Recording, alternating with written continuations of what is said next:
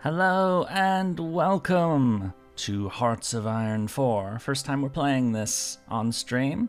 Just getting started here. Every minute late is 30 court stolen. Well, good thing I started on time then. Ta ha ha ha ha ha ha ha. Anyway, so by popular, this is a game I've played before. In fact, I've got quite a lot of playtime in it, more than I should.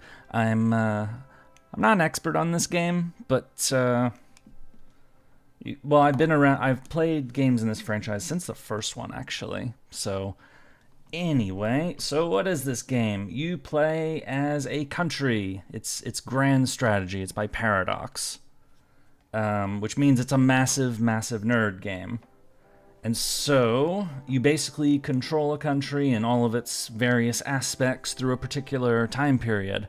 Of course, the time period in question is 1936 to roughly 1948, so though you can continue past that. Which means, yes, the Second World War is the central feature of it, which means there's lots of violence and mayhem. And your goal is to make sure that, you know, your country has the resources, the tactics, and everything necessary to make it so.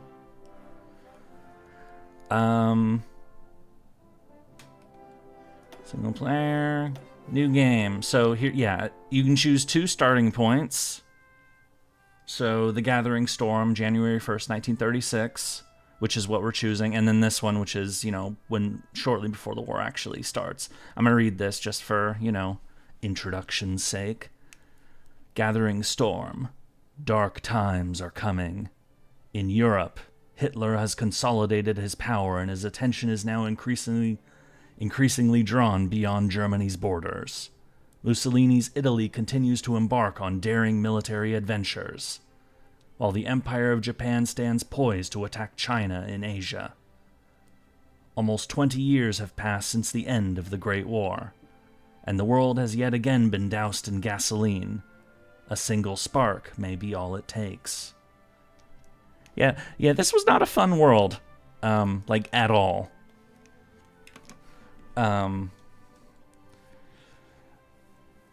To say that World War II is consequential, of course, is a massive understatement. So as I was saying, so you choose the scenario, the starting point, and then you choose a country. And they highlight the big 7 countries that were big powers. So France, the US, the UK, the Germans, Italy, Japan, and the Soviet Union. They also highlight a bunch of other countries that have been emphasized through DLC that have special content. So Canada, that's actually the old Canadian flag. Australia, New Zealand, South Africa, the Raj, so India, Czechoslovakia, Romania, Yugoslavia, the main Chinese government, the communists, Manchukuo, the Guangxi clique, because you'll see this when we get onto the map itself. China's a real mess during this time period. If you know anything about Chinese history, you know that they have a tendency to spontaneously combust every 200 years or so. And this time period is very much during one of those combustion periods where the country's disunited. So a whole bunch of warlord factions here. So Guangxi, Yunnan, Shanxi, Xibei-Shama. I'm probably butchering the pronunciations of all of these. Xinjiang. Of course, Mexico, the Netherlands, Spain, which is about to get into a civil war. Portugal, Bulgaria, Greece, Turkey, Lithuania, Latvia, Estonia, Poland, Ethiopia, Switzerland, Finland, Sweden, Norway, Denmark, Iceland, Austria, Hungary, Belgium, and the Belgian Congo, which is a nice place to be. But of course, for our first playthrough of this, there's only really one country we can choose to play, and that's the main antagonist, and that's Germany. Yes, we are playing as the Baddies. Depending on the interest for this stream, we may do other playthroughs of other countries. The 3 that I was thinking most of for the start was Germany, the US, and the Soviet Union, because they tend to have a lot to do, and they tend to be fairly interesting, at least as far as I'm concerned. The UK and Japan can also be fairly interesting, but they're also harder. Will it go Kaiser Pad? No, this is historical. This is gonna be a historical run. Which also means I'm gonna be doing some stuff that isn't entirely optimal on purpose. Anyway, I'm gonna read the description just so you know what this is. A new Germany has risen. 3 years have passed since the Weimar Republic was dismantled and replaced by Hitler's Third Reich. Economic stability has returned after the trying years of the Great Depression, and mass unemployment has been dealt with. The military restrictions imposed on Germany by the Versailles Treaty are long forgotten, and the Wehrmacht grows stronger by the day. Another Weltkrieg is on the horizon. Weltkrieg, World War. I presume US is easy mode. US is definitely the easiest country to play. But here's the funny thing about this. So Hearts of Iron, obviously, it is set in World War II, but it is still a game. And so actually a number of let me start over. The gist of it is that most countries in the world are actually kind of buffed. They're stronger than they would be historically. The US is massively nerfed. The amount of industry that you can have as the US in this game is way smaller than it was historically. Because actually, by the end of the war, the US economy was over 50% of the world. It was gargantuan. And of course, it helped that everyone else was blown to shit. But anyway, so that's the gist of it. Germany is actually a little stronger than they're supposed to be. And the US is not. The US is still crazy strong in this game. So that's it's kind of like the sheer amount of excuse me, the sheer amount of industrial power that the US had in World War II was absolutely bonkers. It is absolutely crazy. Anyway, I'm going to continue. So start. So this is that last screen, pointed out countries that you can play, that you can highlight. But you can actually play in this game. You can play as anybody. You could play as frickin' Luxembourg if you wanted to. You could play as Liberia. You could play as Brazil. You could play as Guatemala. You could play as literally anybody. Not everybody's necessarily as interesting, but... Which Downfall reference? Did I miss it? Because we have talked about that movie. It's a good movie. It's a dark movie, but it's a good movie. Anyway, so I have it set for... Iron Man and historical AI focuses, so that basically, so what this is it basically forces the AI to do history. If you turn this off like this, crazy shit happens. Because there's a whole bunch. I'll point it out once we're actually in there. Because this first one is also going to be kind of an intro to the game in many ways. But yeah, if you turn this off, the world can go absolutely unhinged. We're doing Iron Man because that's just what I'm used to. Which means we can get achievements, though the achievements in this game are honestly kind of crazy. A lot of them are. Anyway, with no more ado, let's actually jump into the world and see what we're looking at. And... stream. I have a few saves here. Evil US, where I basically did world conquest. I was starting something with Italy, and I did this last night. This was a dry run for today, basically to make sure that, I knew what I was doing. Okay, save and play.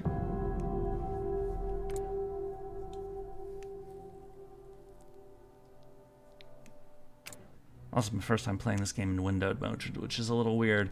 So, what does the world look like in 1936? It's very different from our world. You can see the borders of, this is Europe, obviously. So, Germany's a bit bigger than it is today. Poland is a bit further east than it would be. Yugoslavia obviously still exists. Czechoslovakia, Romania is a bit bigger than usually because it loses that. If you look at Africa, it's basically owned by the Europeans at this point. You've got the British own extensive areas. There's South Africa, which is a British dominion. The Portuguese, the Belgian Congo, the French own all of this. The only countries that are independent in Africa are Liberia, which is like a little outpost of the of freedmen from, you know, the Western Hemisphere, and Ethiopia. But Ethiopia is in trouble right now because they are actually being attacked by Italy. The second Italo-Abyssinian War, it started in 1935, so it's actually it's ongoing at the start of this game. Ethiopia, of course, actually fought the Italians in 1896 through 1898, and they actually won. They beat the Italians famously at the Battle of Adwa, which is where can we find that? It's right there. So they beat the Italians, and so Ethiopia remained one of the few countries that remained independent during the scramble for Africa. But Mussolini's Italy, you know, who wants to build a great empire for Italy, he's kind of wants to fix that, so he's currently gonna invade. He's invading Ethiopia. You can play as Ethiopia and try to hold him off, but since we're on historical, we're not doing that. They're not gonna last very long, to tell you the truth. Of course, the thing with that is that Ethiopia was a member of the League of Nations, which is like the proto-UN, basically. And when how's the sound, by the way? Am I too loud over the game sound, or is this game sound too loud? I thought I lowered it a fair bit, but I figured I'd ask. But when Ethiopia, as a member of the League of Nations, basically said, "Hey, what the hell? Like, we're being invaded by Italy. Can you guys please do something about this?" This organization was made to... Sounds good? Okay, cool. You know, basically, please stop the war. This organization was meant to stop war. Britain, France, and everybody else were like, they couldn't really do anything. Or they didn't want to do anything. And Haile Selassie, who is the emperor of Ethiopia, that's this guy up here, he very famously said in response to this that, okay, you're not going to help us, but it is us today, it will be you tomorrow. Which, of course, was very prophetic. Okay, so that's the situation in Europe, situation in Africa. Asia, of course, has a lot of colonies. There's a lot of independent countries. Saudi Arabia is actually a new country in this time period. But otherwise, you've got the mandates of the Mandatory Palestine and Transjordan. The French have Syria and Lebanon. Iraq has become independent, though it was a British holding. The British have Kuwait, and as well as Bahrain, Qatar. Iran is independent under the Shah. Afghanistan just kind of does whatever the hell it wants. Get to China, and you can see it's a mess. You have the central government in Nanjing, which is the nationalists under Chiang Kai-shek, this guy.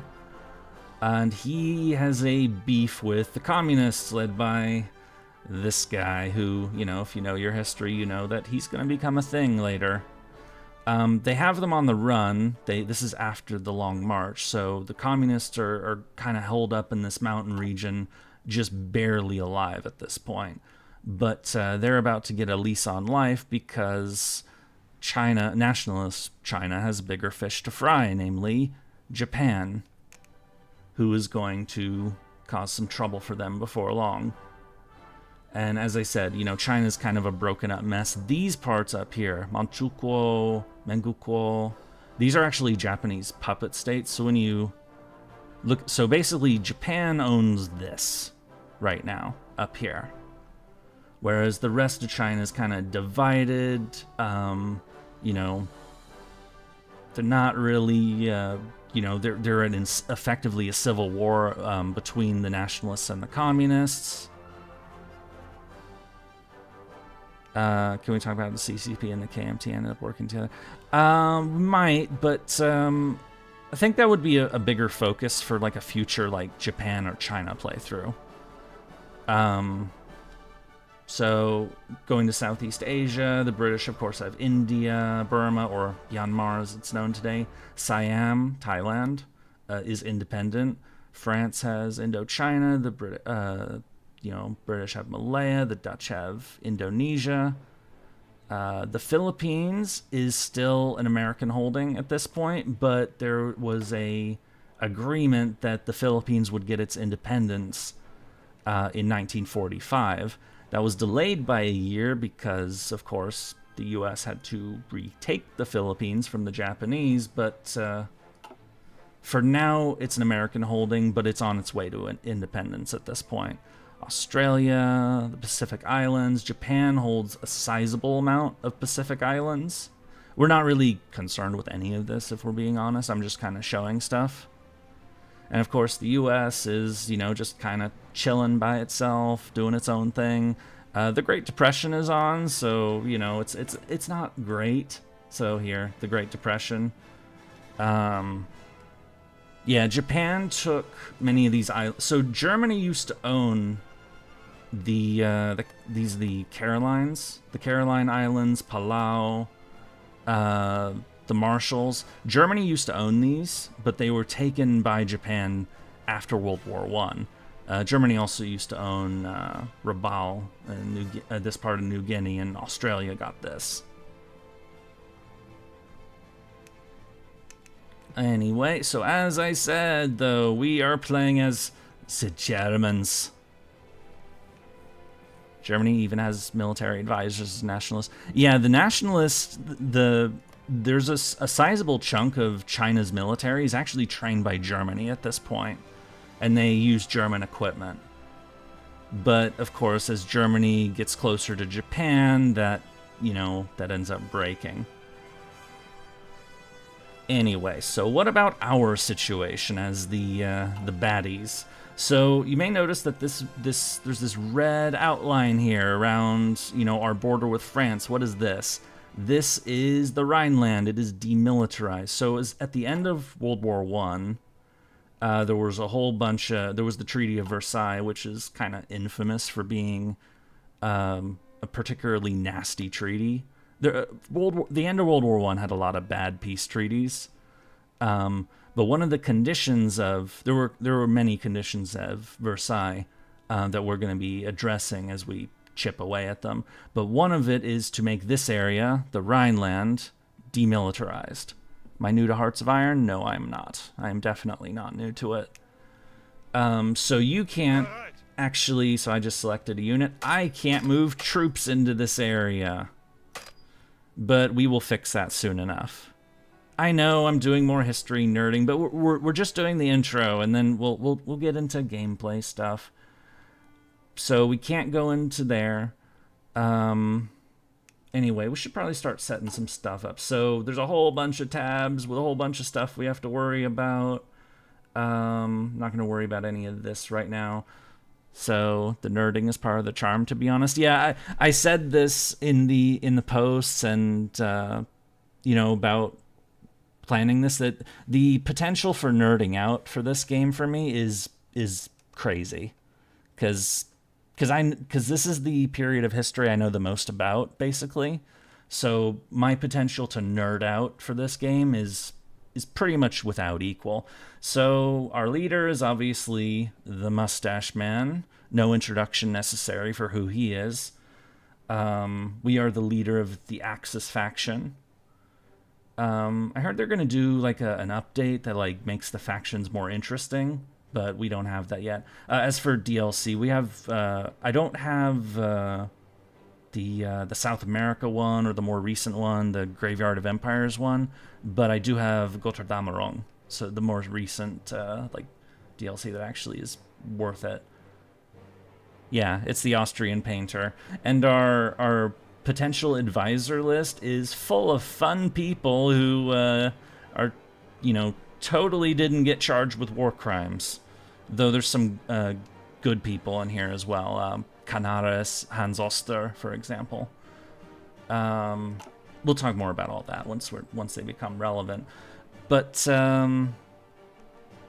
as for our national, so we have national spirits, which is basically traits. So one is bitter loser. Bitterness over the defeat in the Great War, World War I, dominates the politics of this nation, because the way World War I ended was definitely not a pleasant, was not pleasant for Germany. There was the whole idea of the Dostoysa, the stab in the back myth, but that the army wasn't actually beaten, but that it was betrayed by revolution at home. That wasn't true.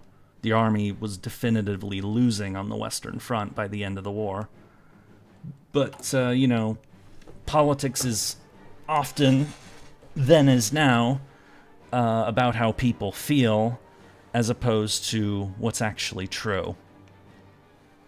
So, it sucks for people like me who prefer facts, but, it is what it is. This is fun. The MIFO bills, or the metallurgische, the metallurgische Forschungsgesellschaft. Hang on a second.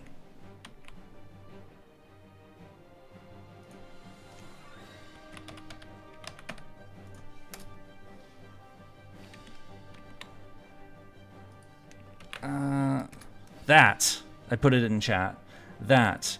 I can't say that word. I hope you don't blame me. It's a really, really long word. So what that is, this is actually something we can talk about a little bit. Basically, it is a shell company that the German finance minister, Hjalmar Schacht, set up. We're going to add him as an advisor. He's going to be our first advisor that we add. Yeah, it's a mouthful. There's a reason why I couldn't say it. But basically, they would create these bills, or these, interest treasury bonds kind of things. And people would invest in them, and they'd get, I think it was about 4% interest, which is a lot better than the interest they would get from government bonds. But the German government had the ability to delay repayment in 6-month intervals. So people would invest lots and lots of money for the interest payments, but then they wouldn't get them.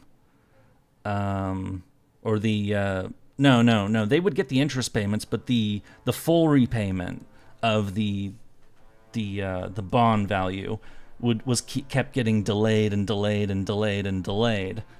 Because the whole point of this was to raise money to invest in arms production.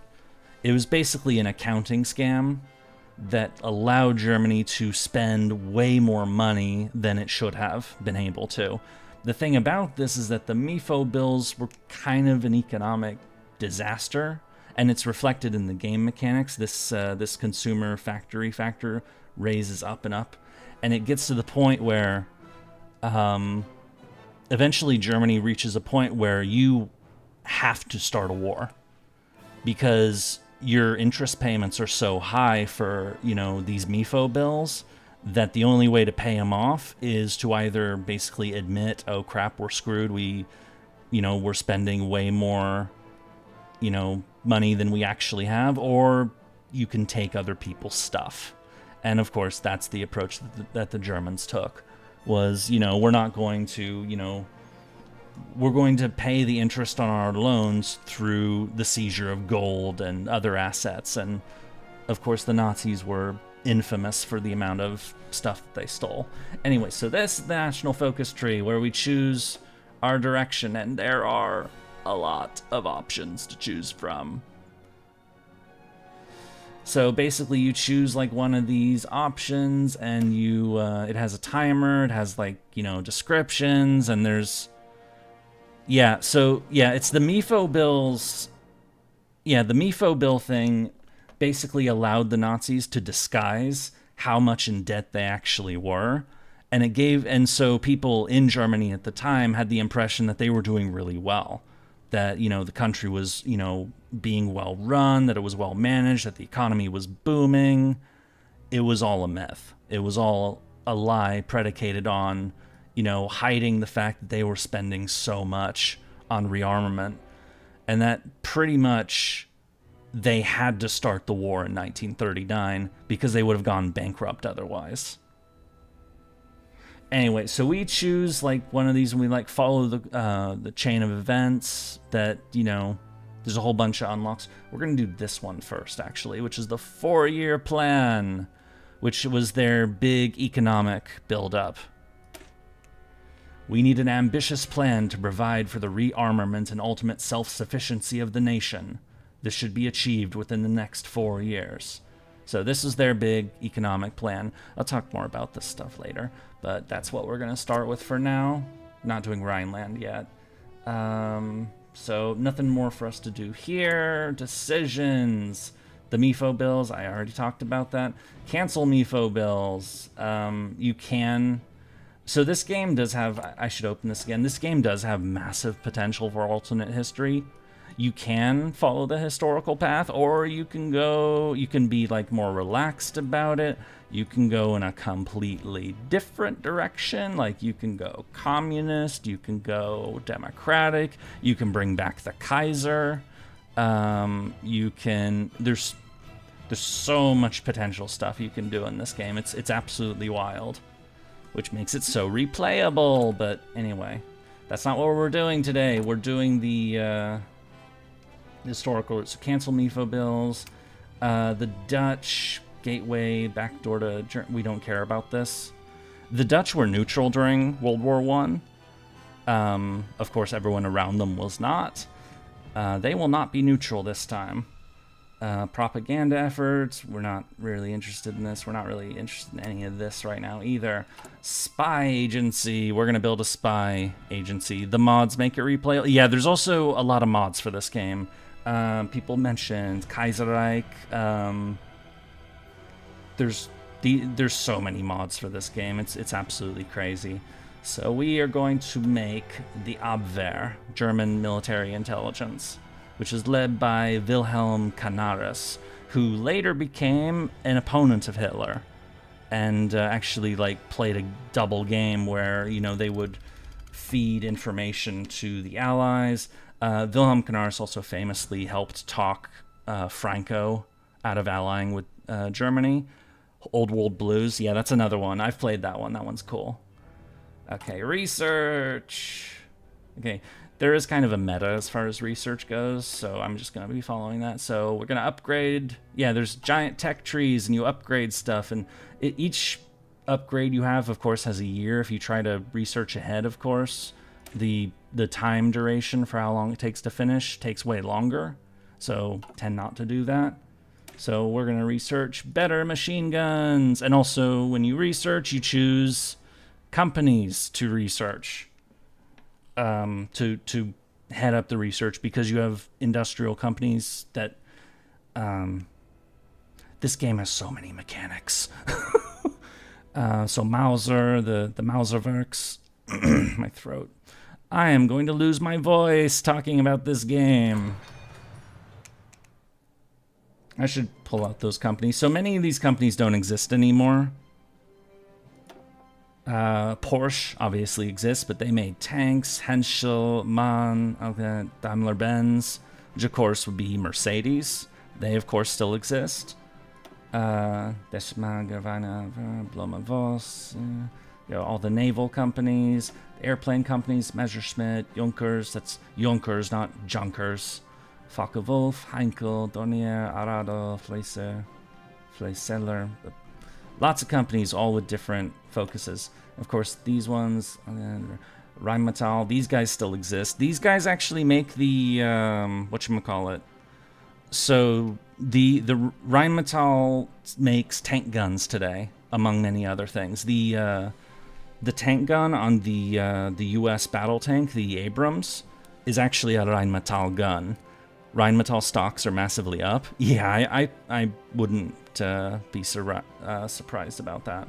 So, Mauser, Opel, Carl, every country has their own companies, many of which, you know, are still exist today. U.S. has like Boeing and Grumman and Douglas. The Japanese have Mitsubishi. You know, it goes on like that.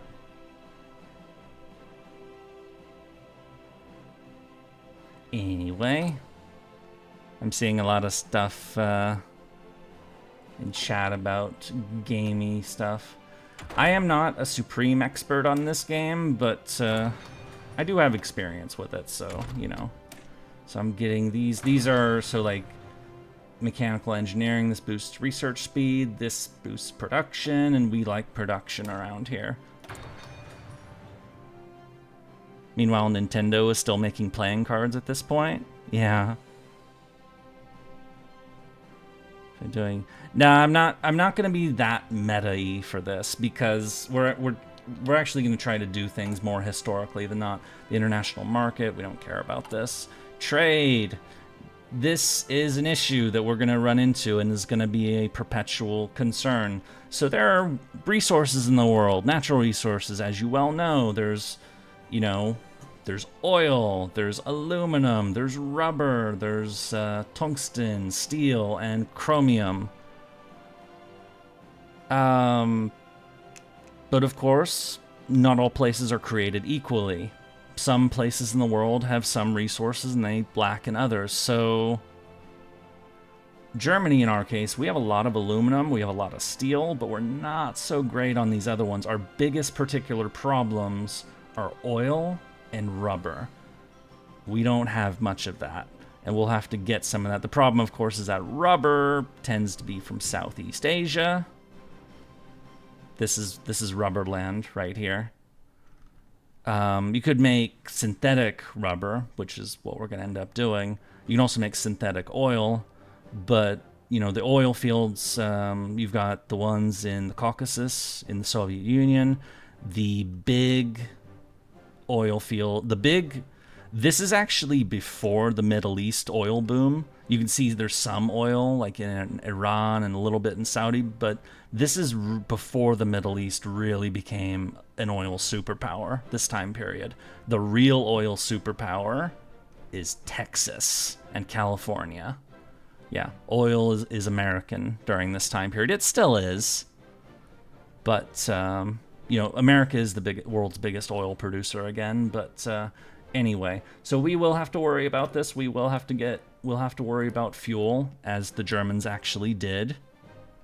And rubber. We're actually going to set up a trade with Siam because they're not likely. We're not upset with them. Construction. We are going to build stuff. So we're going to build roads. I'm going to build around the Rhineland because this is our best area. So boop, boop, boop, boop. We'll do more than that later. But for now, just factories, development. And then industry or production, we get to choose what we make because, you know, we have armies, and armies need equipment, they need guns, they need supplies, they need bigger guns, they need tanks, they need planes, they need all this stuff. And we have to make it. So there's a lot of logistical crap in this game. So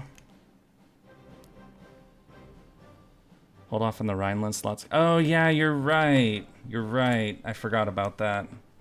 All right, let's boost these up then for now. Okay.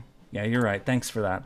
As I said, I'm not, you know, perfect at this game, but you know, I do have experience. Okay, so we're gonna get some infantry equipment. We need, what else can we build? We don't care about these. Do want some anti-air, just in case. Because, you know, let me drag this up. I like nice and neat organization for all my stuff.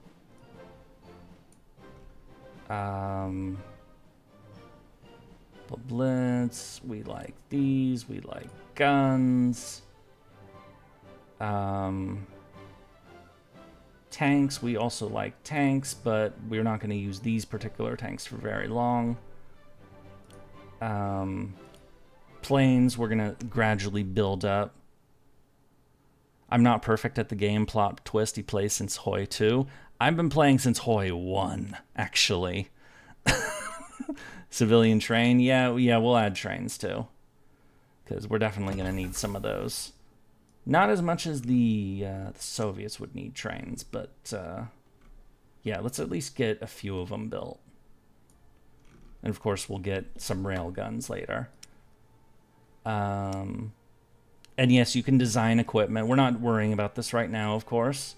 Ships, we are going to do naval stuff, not to a great degree because, you know, the Germans did have ship plans, but let me set this up real quick just so that they boop, boop, boop, boop, boop. And then, so we have some submarines being built. We have some light destroyers, some bigger ships. Germany does not have a very powerful navy. So we're going to send these guys to assign to our submarine fleets. We'll be looking at the armies shortly, so we'll see if wants high seas fleets, Ostseeflotte, or my German pronunciation is not very good, but so bear with me on that. I have read many books about World War II. That does not make me a genius on pronunciation. So if I screw it up, I'm sorry. All right, let's minimize all these. I like to scroll through it faster. Recruitment. We can recruit divisions, which we are going to do a lot of. No, not that many. Or gonna start recruiting many new units. Logistics, these are just showing like what material we need, what we're short of. We're short of a lot of things, but we'll fix this up, or we'll try to at least. Nothing to do here for now.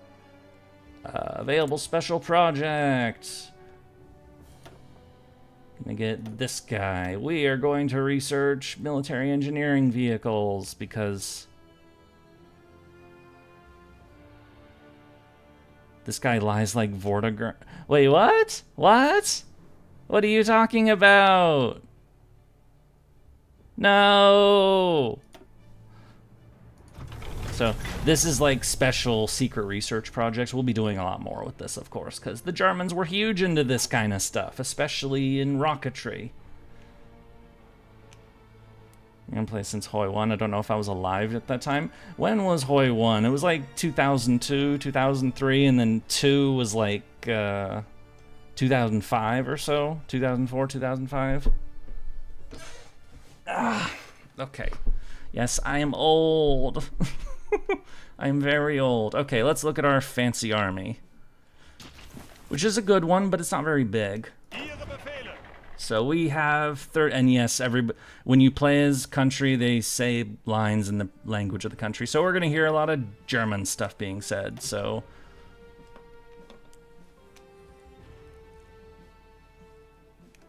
Okay, so we have 24 infantry divisions. We're gonna select half of these. I like to split them in groups of 12 for now.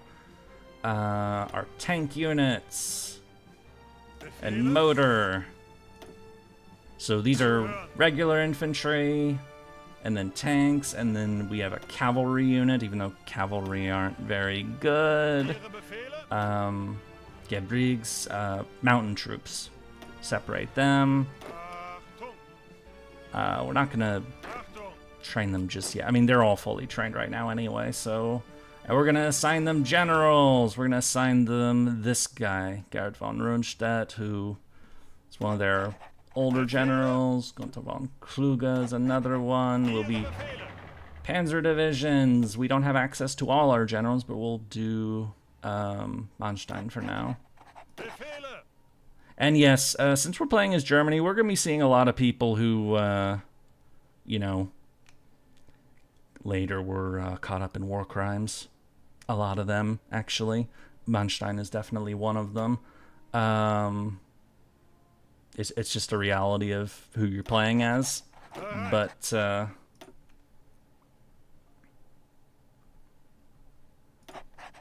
we'll talk about that guy later. Yeah, a lot of people who are very wholesome. So that's the army. We're not worrying about its organization right now, just yet. As for the Navy, we have two big units. We have the Surface Fleet, should be under Eric Rader, who he was actually in World War I. I mean, well, many of these people were in World War I. And then the U-boats, the submarines, under Dönitz. It's not a disarmed nation after all. Yeah, at this point, Germany had been starting to build up its military quite a bit. It's not the juggernaut that it would later become, but and then we have airplanes. We have lots of well, we could always use more. I'm just gonna set these here, and we're gonna have them exercise. I'm gonna do it so they only do it in daytime. I heard that was better to do it that way. I'm turning my AC on. It's getting hot in here.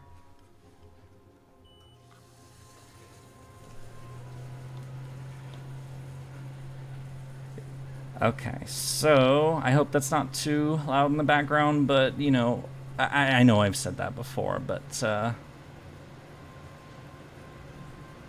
no templates, outdated equipment.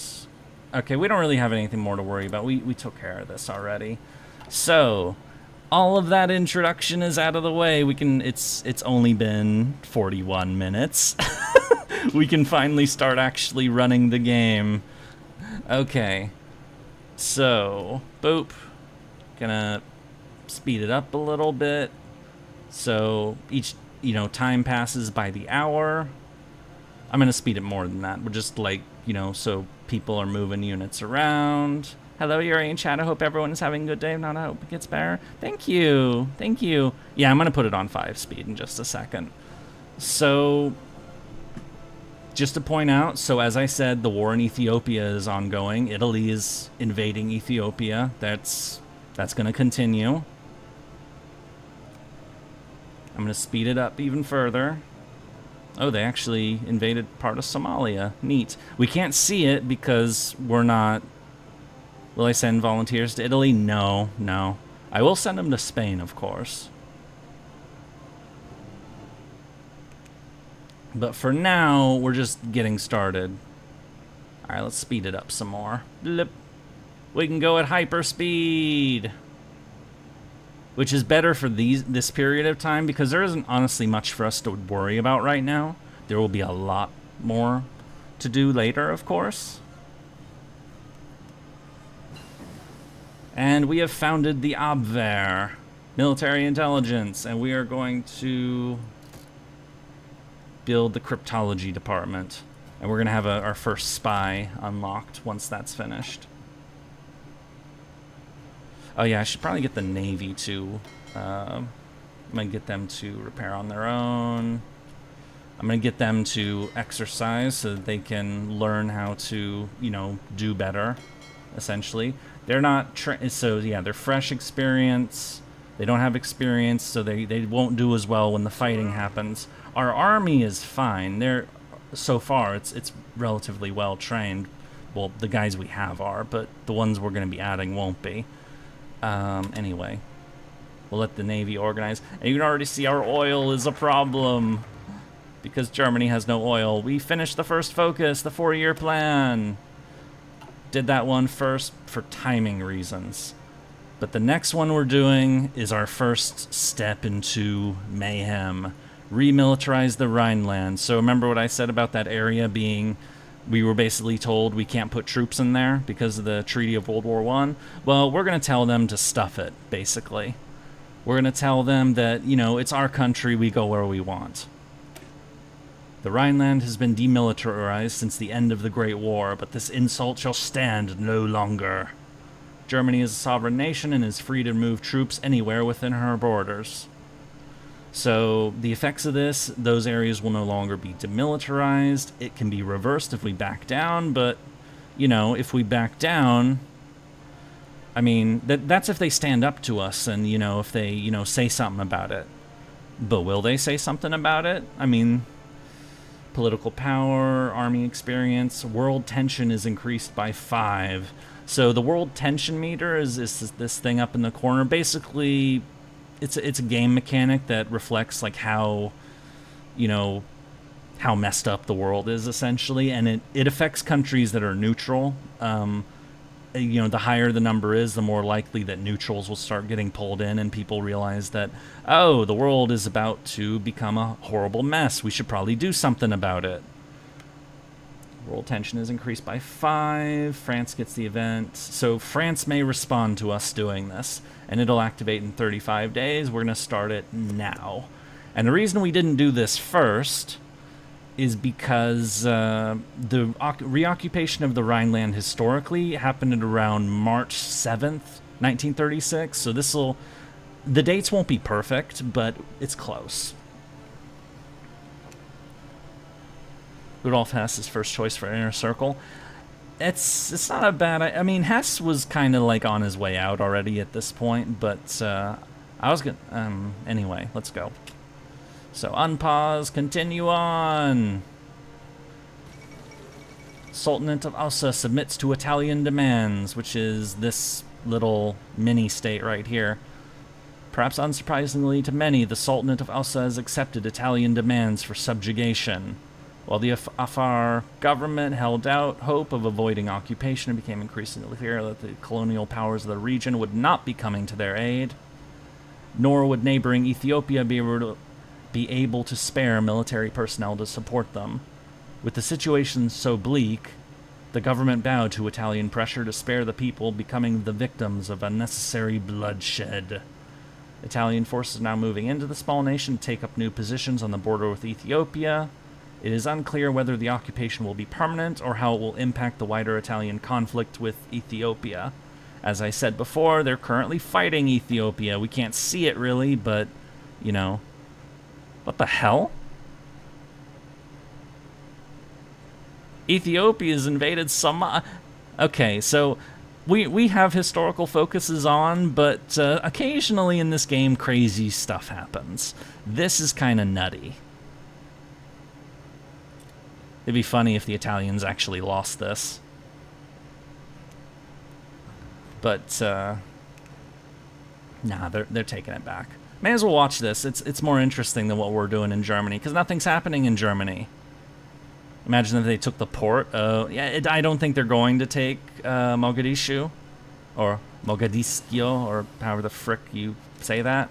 We finished the cryptology department. Yay! We're gonna boost it a little more because, and we can recruit our first operative. We're gonna recruit this guy. And also, we're going to need our first country to decrypt, basically to get into their codes and read all their secret messages. We're going to do Poland, because we don't like Poland. We will be visiting them again later, of course. Alright, unpause. Modify government. We can select a political advisor. We are going to do that. We are choosing Hjalmar Schacht, who, as I mentioned, the MIFO bill thing, he is the guy who ran that. So putting him in a position allows the MIFO bills to run easier, basically. So we need him. So we're choosing him. Gonna continue to watch as Italy fights. Oh, and there we go. Remilitarize the Rhineland. So this zone we can now move into. It's ours. Muahahahaha. So we can just move dudes into it. I mean, we don't actually have to move them, literally, but... Anyway, so the real question is, we just defied, you know, the International Treaty of Versailles. Are they going to do anything to stop us, is the real question. They're not going to, but, you know, I'm doing a bit. Next choice is this one, the Führerprinzip, or the leader principle. Basically, this is the inner circle, the Fuhrer expects full loyalty from those closest to him. Yet those who are among his trusted few must remember that none of them counts more than the stones that they are standing on. A single step out of line or failure to act in accordance with the Fuhrer's wishes might have dire consequences. The Fuhrer alone will set our course. So this is a mechanic that likes to highlight the degree of factional infighting that happened within the Nazi state. So everybody had their own like Hitler was the guy in charge, but he had all of these other people who were like vying for control and, you know, vying for influence, having their department, you know, have more power. It led to a lot of redundancies and inefficiencies, like the Air Force building its own army at a point. The SS, of course, would build their own expanded force. It's that kind of thing. So, anyway, we're gonna continue on from here. The remilitarization of the Rhineland. Germany has stationed troops in the Rhineland territory, close to the French border, in clear violation of the Treaty of Versailles. The local population cheered the German soldiers on, while the diplomatic reactions from France and Britain have so far been muted. It is no more than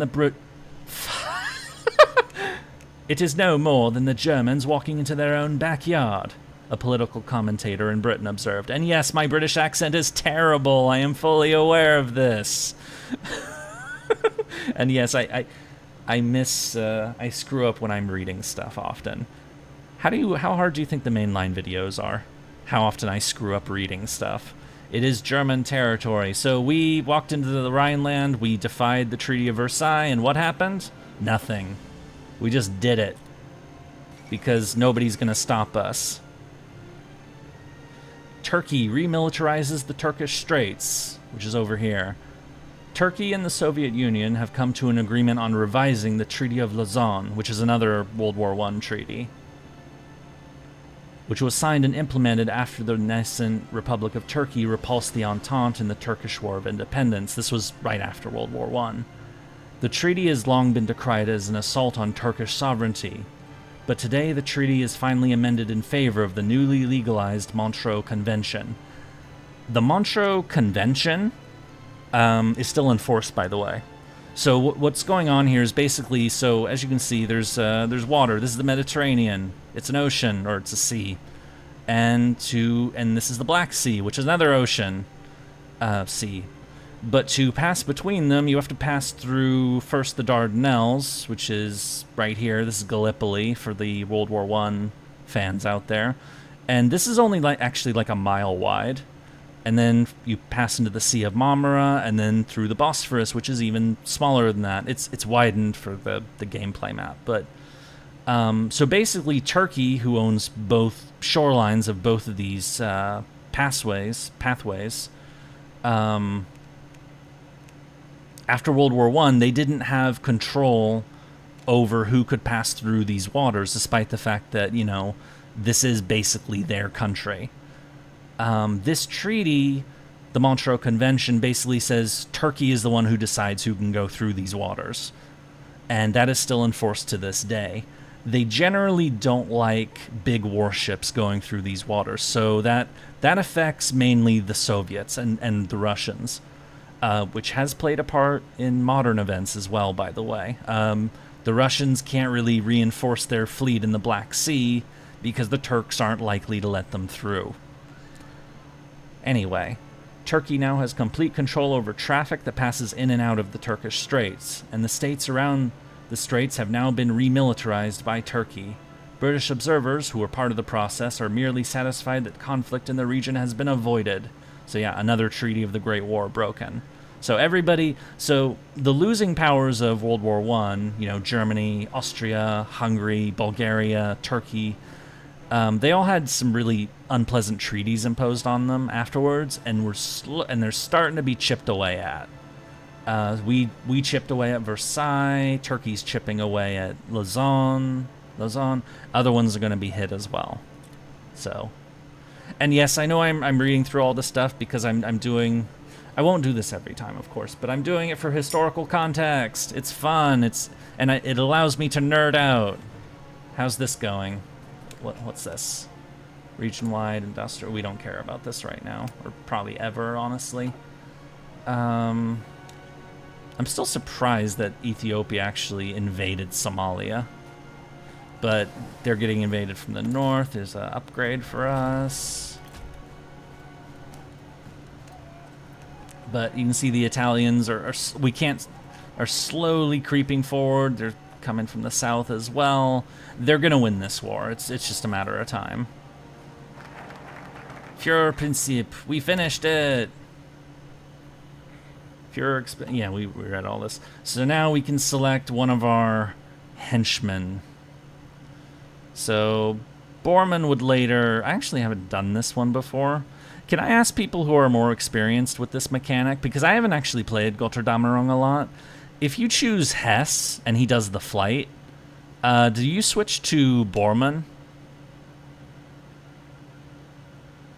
Because I don't. Because I know that when you choose here, so this icon right here, these branches are mutually exclusive. So you choose one, you can't choose the other. So if I was to choose Hess right now, does that mean Bormann is permanently locked and the flight that he does later on doesn't happen? Or oh, it's right there. Prevents him from undertaking his... Okay, I'm not picking that then. Yeah, we're not doing that then. We're going to pick...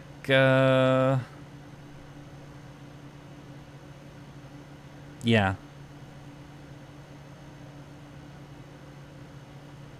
Yeah, we're going to pick Bormann for now. Martin Bormann. He's not a good guy. He was tried in absentia at Nuremberg because he was killed during the battle for Berlin. Modify government, industrial concern, political advisor. Choose Bormann and make Hess fly. Alright, so we have more political power. We're going to choose this guy, the Reich Minister for Labor, who's also not a nice guy, but we get factory production boost, which I like. Boop. Okay.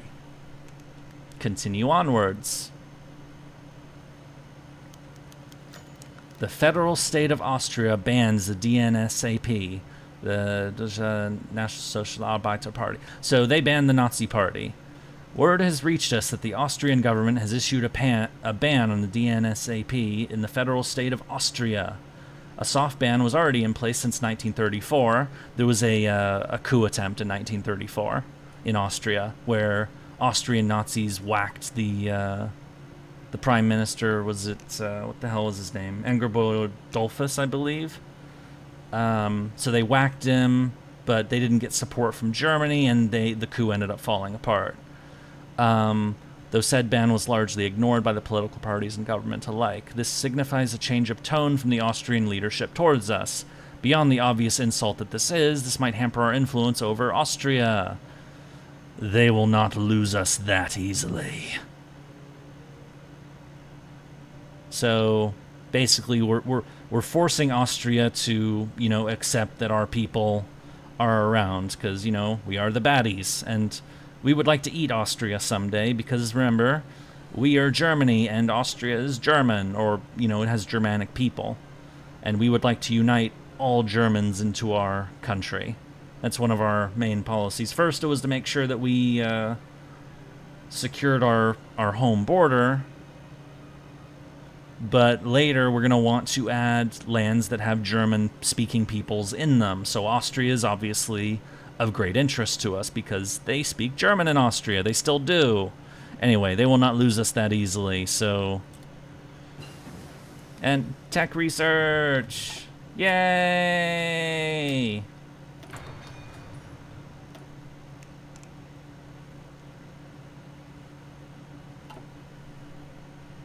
Yeah, Italy had a treaty that actually defends Austria from Germany, but over time Italy would become less and less interested in that.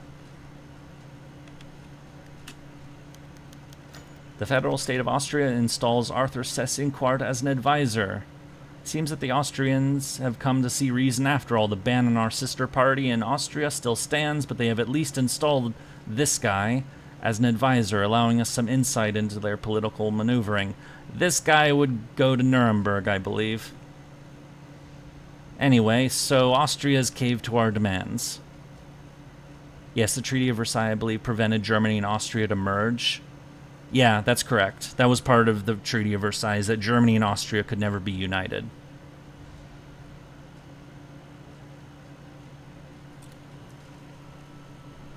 Speeding along. How's this going?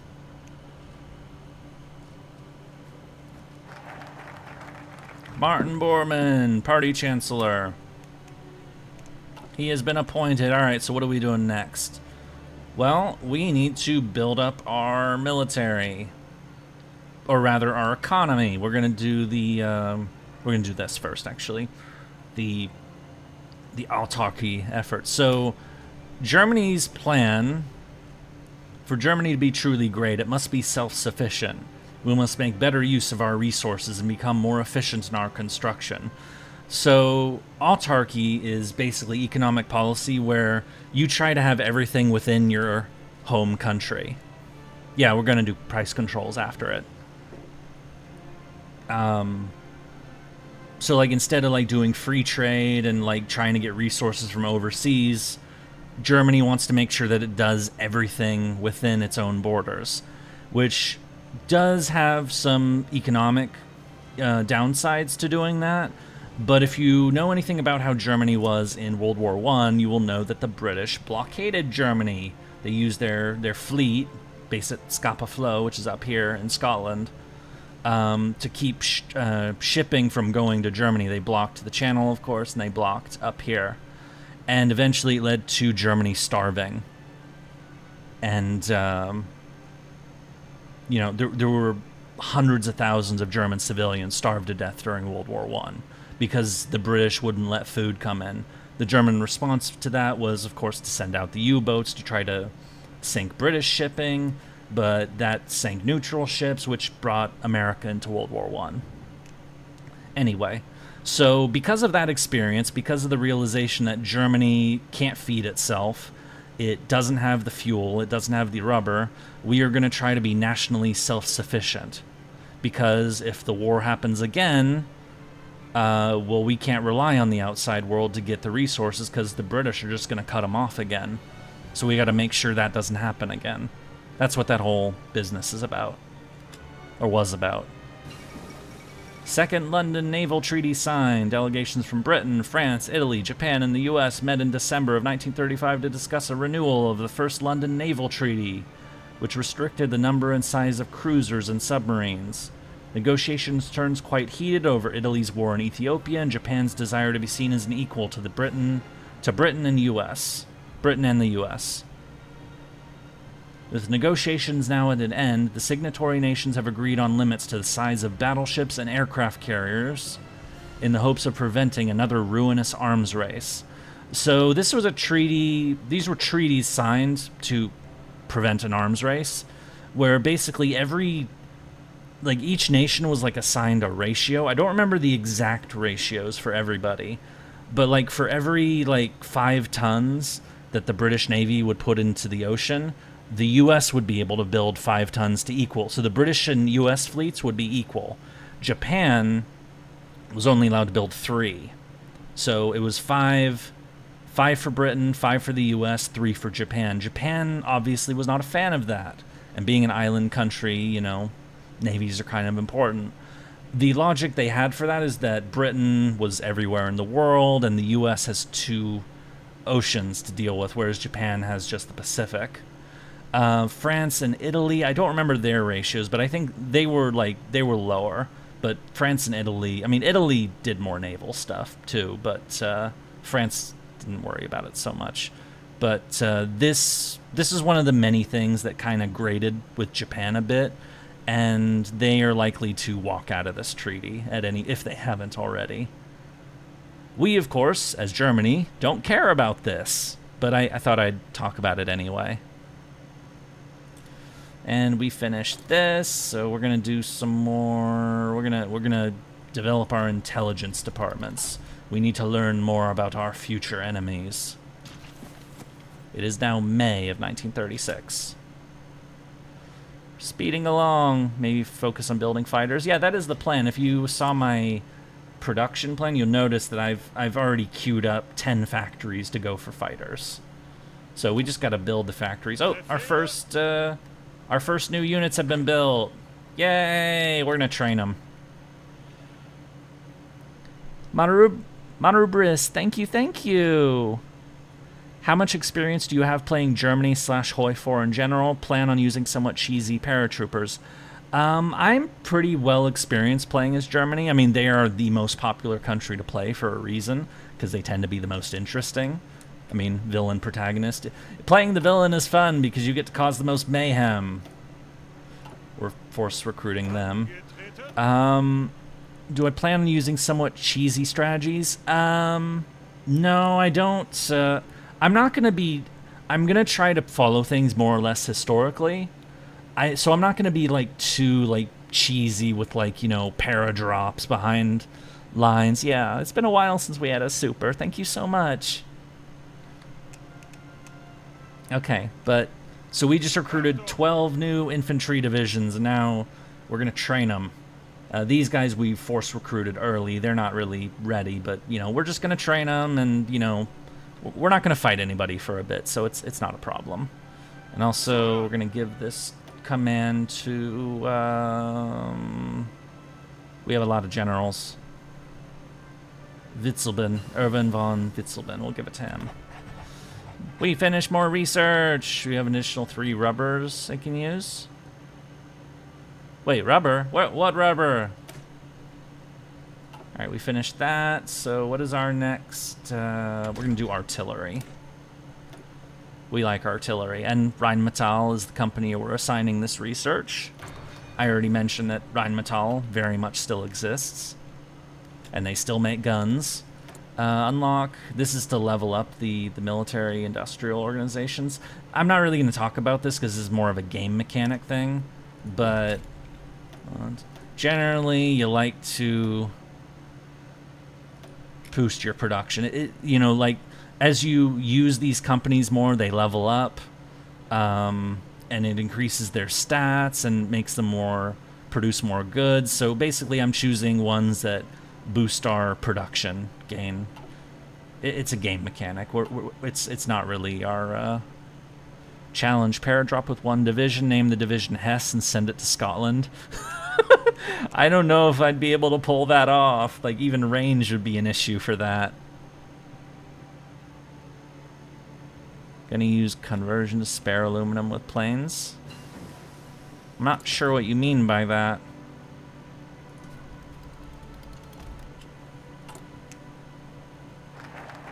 Autarky efforts have finished. Okay, institute price controls is the next one, because so you saw that our MIFO bill thing, this started at 10%. It goes up by 3% each month. If it hits 100%, our economy crashes. This is what I was talking about. It's a simulation of the fact that Germany was building up these interest payments, and it ended up reaching a point where Germany basically had to start the war in 1939 or they'd go bankrupt. So the price control thing will reduce that. Instead of it being 3% a month, it'll make it 2.5%. So we're staving off our inevitable collapse. So we're doing this now, you know, to help with that. Steven shows, thank you. Steiner's attack will turn things around. Yeah, downfall references. Steiner's a general in here, isn't he? We don't have him yet, but I think you can get him. I don't remember how exactly, but I know there's Texan in here where you can recruit. There's Monteifel, Naring. He's somewhere around here, I think. Or maybe he's not, I don't know. But yes, once we recruit him, he's clearly going to be the best general ever.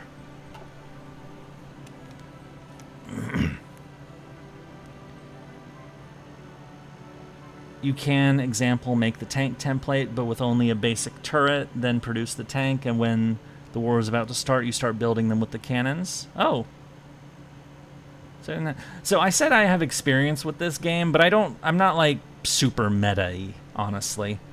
I am very certain that there are people way better at this game than I am. Yep, the growing expenses of rearmament. So this is about the MIFO bills reaching 25%. Paulus is here too. I recommend him for the Volga. Yeah, we're totally doing that. I'm sure nothing bad will happen to him there. Yeah, so this is just a warning that, hey, you know, our spending is getting a little crazy.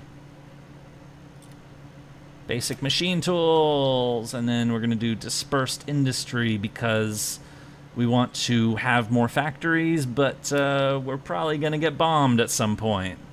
We're totally going to get bombed at some point.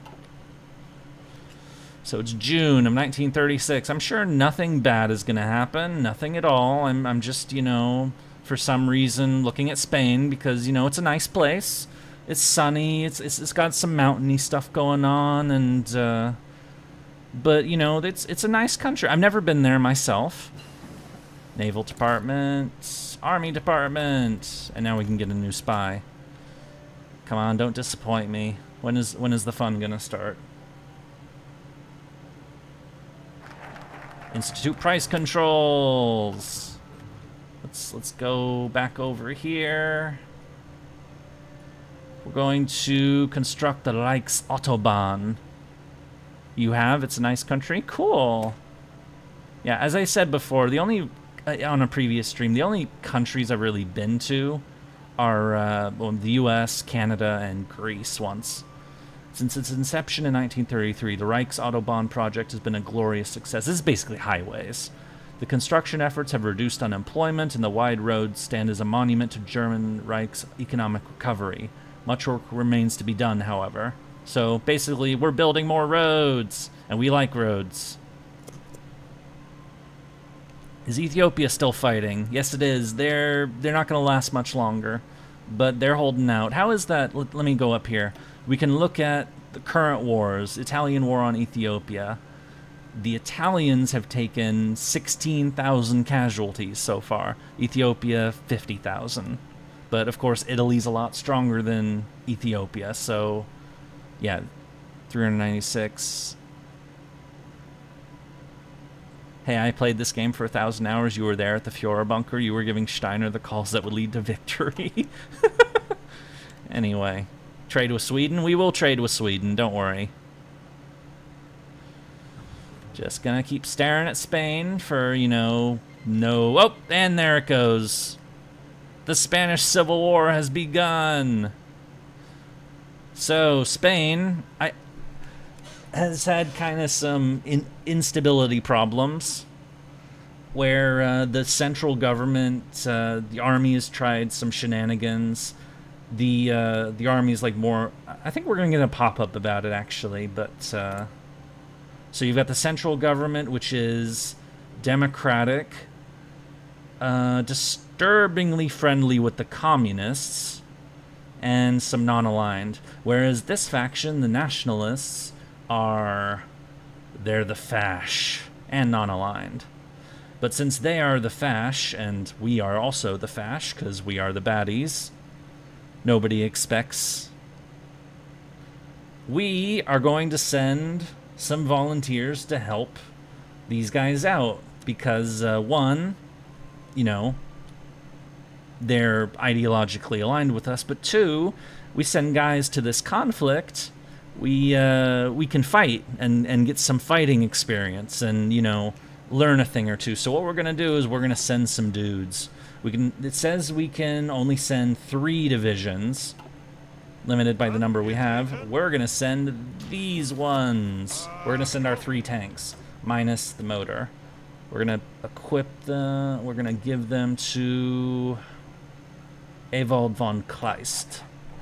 We're gonna send him to Nationalist Spain, send volunteers, send air volunteers too. So we can send up to 2 wings of our Air Force. Condor, yeah, we're gonna do the Condor. Legion Condor. Send. We're gonna slow it down a little bit. Nationalist Spain. Are we gonna get the pop-up for the Spanish Civil War? There was a pop-up for it, right? I forgot already.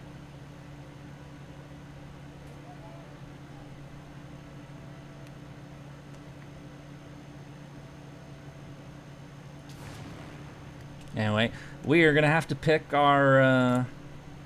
This guy they already lost their leader because he was. So the initial leader of the nationalist side of the Spanish Civil War, I think he was like down here somewhere, but he was flying back to Spain to command during the Civil War. He was caught, or I think he landed in Portugal. Or the point is, he wasn't the leader anymore. And so they have a council for now, and eventually Franco will take over. Francisco Franco. Can we get another advisor? Chief of the Abwehr, Wilhelm Canaris, or this fucking guy? Primo de Rivera? Gonna equip, I might give it to Goering, actually, because he discounts our production costs for aircraft. And because he's the guy that, you know, is the head of the German Air Force. Also, we're going to do some of these, we're going to do one of these decisions. We're going to reduce, we're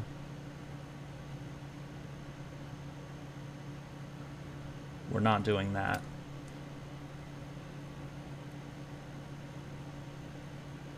We're going to launch the Arbeit und Brot command, which I believe is work and bread campaign.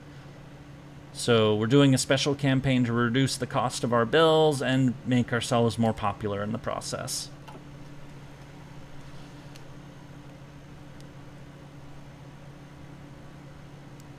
Okay, so also we have to choose 2 volunteer units for the Spanish Civil War. We're going to use... I want to use some fighters. What's our best fighter wing? This one. And this one for close air support. We're going to use those 2, and those are our air volunteers for the... We're going to get rid of one of those fighter. Actually, get rid of this one, so that one can fill up, hopefully. Actually, we're going to get rid of... We'll get them back. We'll build them back later. But I want reinforcements. I want this to be full.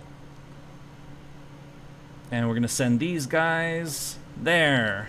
We'll get back to them in a bit.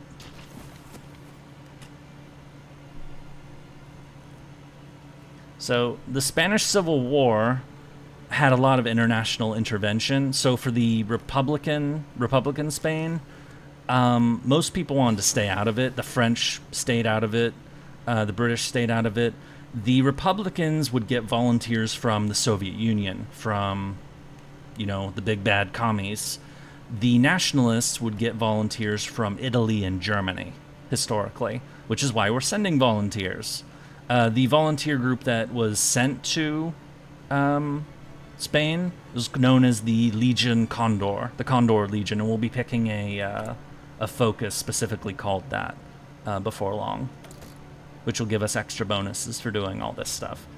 So what do we do now? Probably that, just for Enigma. Oh, and we can recruit a new operative. There were also lots of individual volunteers. A few thousand Americans volunteered to fight for the Republican faction.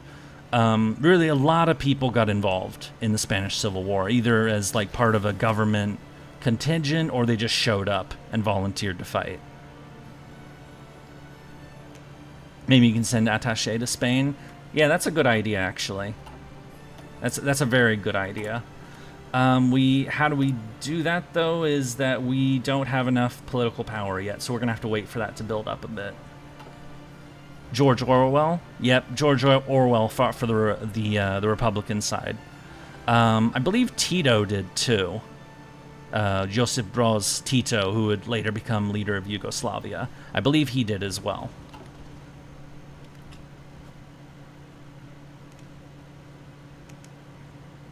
we're going to ignore the rest of these for now. Construction 1 is finished. We're going to jump right into construction 2 because we have a 100% bonus. Tito didn't, I don't think. I thought he did. Ernest Hemingway was there, I think. Well, Hemingway was everywhere. Hemingway was in, he was in World War I. He was in World War II, I know. Yeah, that guy was everywhere.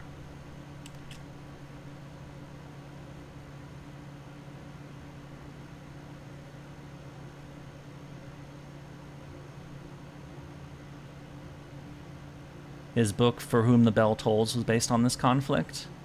I don't think I've read that. No, Steinbeck is Grapes of Wrath. What's the Hemingway books I've read? I know I had to read at least one of them when I was in high school.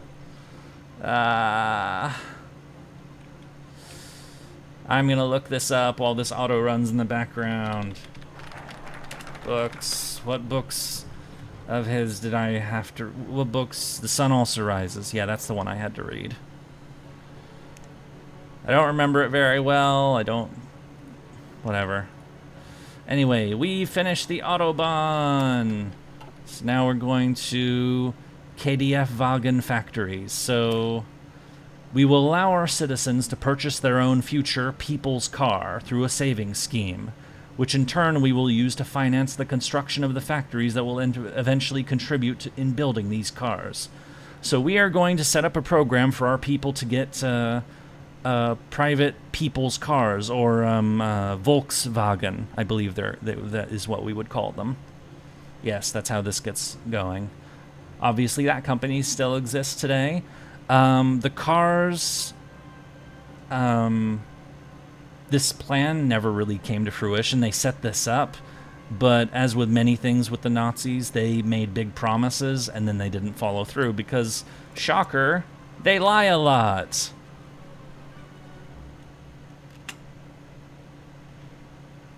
Waiting for our volunteers to show up in Spain. Okay, this is still ongoing, but once Italy's done with this, they're probably gonna... And here we go, the games of the 11th Olympiad, the 11th Olympic Games. And where were they held? Contrary to the flag showing off, they were not held in Japan. They were held in Berlin, the Berlin Olympics of 1936, which were... Because it was, in Berlin, the Nazis made a huge show of showing off how awesome they were. I'm going to read this. The 11th Olympic Games were recently held in Berlin, Germany.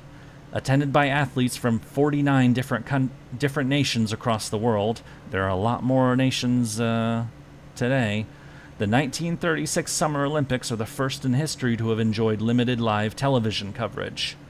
The Games were a significant propaganda victory for the German regime, which spent lavishly on the event.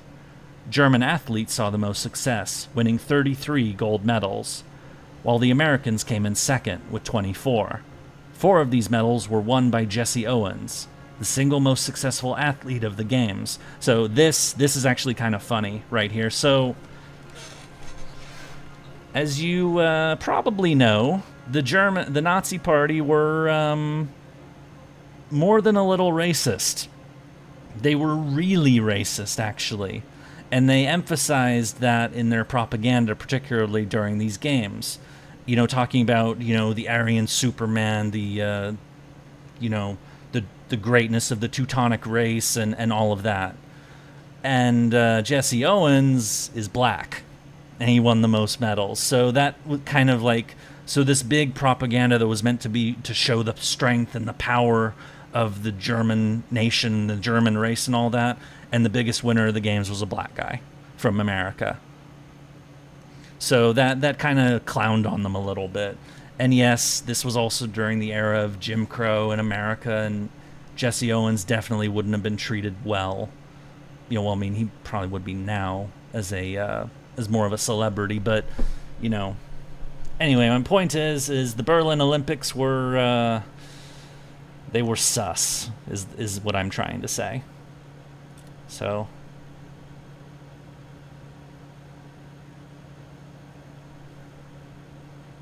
Is that the Portuguese? Oh, no, they didn't send. Yeah, Germany got the most medals. The host country of the Olympics tend to get the most medals, or at least that's how it used to be. The number of countries that Olympic Games were hosted in has expanded widely. Did we send our Where are our volunteers? Okay, our planes have been reinforced. That's good. We're gonna air superiority, close air support. We're just gonna have them start doing shit over here. But we're gonna use them to government cipher school. We are learning how to do, yeah, guy was done dirty by his own countrymen back home too, yeah. Obviously, so I know we talked about this yesterday during the Armored Core stream, but there were definitely unpleasant things on both sides of World War II. You just also need to keep in perspective that one side was definitely worse than the other one. But the Allies certainly were not angels, by any means. And the treatment of black Americans is definitely an ugly spot. As well as, you know, firebombing cities. Where are our volunteers? Didn't I send them? Did I not send them? Oh my god, I didn't send them. No wonder they didn't show up. Oh my god. I am dumb. I am very dumb. I sent the air volunteers, but not the actual land. Oh my god, I'm stupid.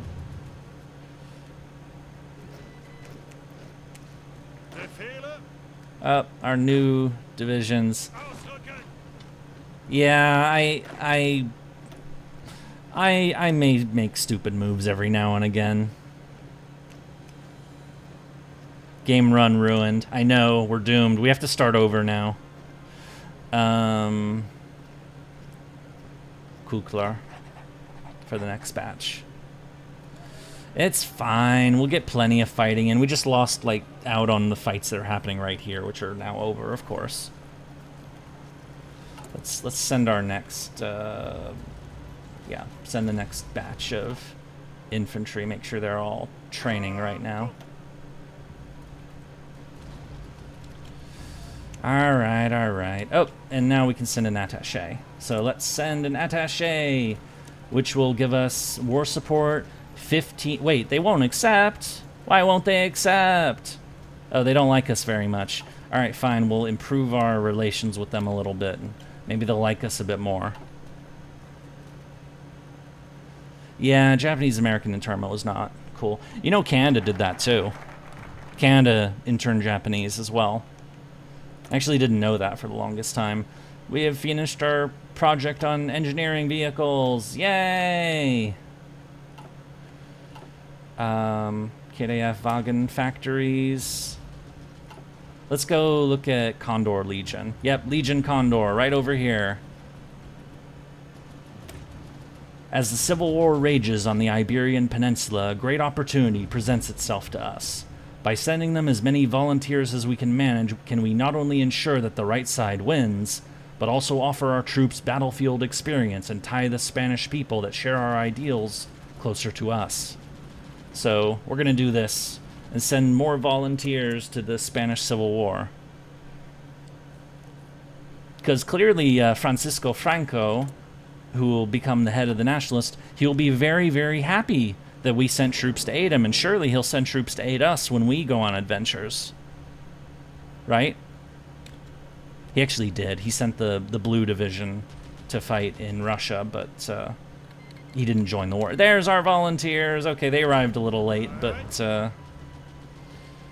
anyway, we're going to send them to Bilbao to help reduce these pockets. We're sending our dudes. We're sending our dudes. Yeah, the Blue Division is all he sent. To be fair to Franco, you know, Spain was devastated by the Civil War. I mean, you see this. This is a civil war. It's messy. There's violence everywhere. But also, his country was dependent upon trade with the British and the Americans. So if he joined Hitler, he would hurt his own country. Yeah, he did send volunteers to Germany. He sent the Blue Division. He sent some aid here and there, but he didn't join the Axis. He didn't join their war effort. He didn't let Hitler attack Gibraltar, the gateway to the Mediterranean, which is owned by the British, has been owned by the British since 1703, I believe. Yeah, Spain would starve if he joined the Axis. That's why he didn't do it. And also Wilhelm Canaris showed up and, basically told him, do not do it. Hitler's going to lose this war, It's not worth it. Because by then, Wilhelm Canaris was very much anti-Nazi. Wilhelm Canaris was the chief of the Abwehr, the head of our military intelligence. Yeah, the head of our military intelligence works against his own country because he opposed Hitler. He's a good guy for that. But he would eventually get caught and executed for doing that. So, but anyway, can we send it yet? Yes, good. Send the attaché and stop improving relations. We don't care about that anymore. All right. We have sent an attaché. We will learn experience from Spain in their civil war. Yeah, Wilhelm Canaris is one of the... There's a lot of famous names of people who resisted the Nazis during World War II. Wilhelm Canaris is one of the big ones. Hans Oster is another, but I think he's dropped off the list. Of course, there was Klaus von Stauffenberg, who set up the bomb that in 1944 that almost killed Hitler. They were ultimately caught and executed, though. So, and of course, Rommel was later implicated in that plot too. But yeah, at this point, yeah, Gibraltar's been British for so long that its population is pretty much entirely British at this point. Like it's Spain is still sore about it because it's borders Spain. They kind of want it back, but at this point, the population of there is entirely British, and they want to stay with Britain. It's much the same story in the Falkland Islands, which are way... Oh, no, I'm scrolling too far! Way down here, these islands, which are... The population of the Falklands is pretty much exclusively British, but it was briefly held by Argentina, and Argentina has wanted them back. They actually invaded the Falklands in 1982 to try to get them. They lost. They were defeated by the British, but they're still sore about that. They call them the Las Malvinas or something like that. It's still a sore point between Britain and Argentina that Britain has held those islands. But the population that lives there is entirely British, so, they don't want to be part of Argentina. When did Argentina hold the Falklands? I think they held it for just a few years, in the 1820s. It was during the whole breakup of the Spanish Empire in the Americas. And then the British grabbed the islands as a naval base in the South Atlantic, and they've held on to it ever since. So Argentina had control of it, sort of, but they didn't really have control over it for very long, and they didn't really exercise... As I said, it's still a sore point in Argentina. So it's definitely a contentious issue. They're not going to invade again. That would be kind of stupid. They already tried that and it didn't work. But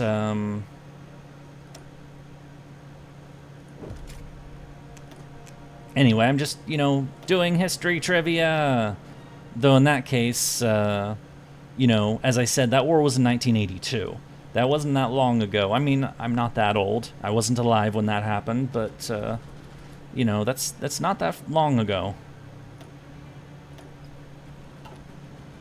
Rheinmetall is ready for us. We're going to learn how to produce gun better. I was not. I'm not 100 years old like you claim.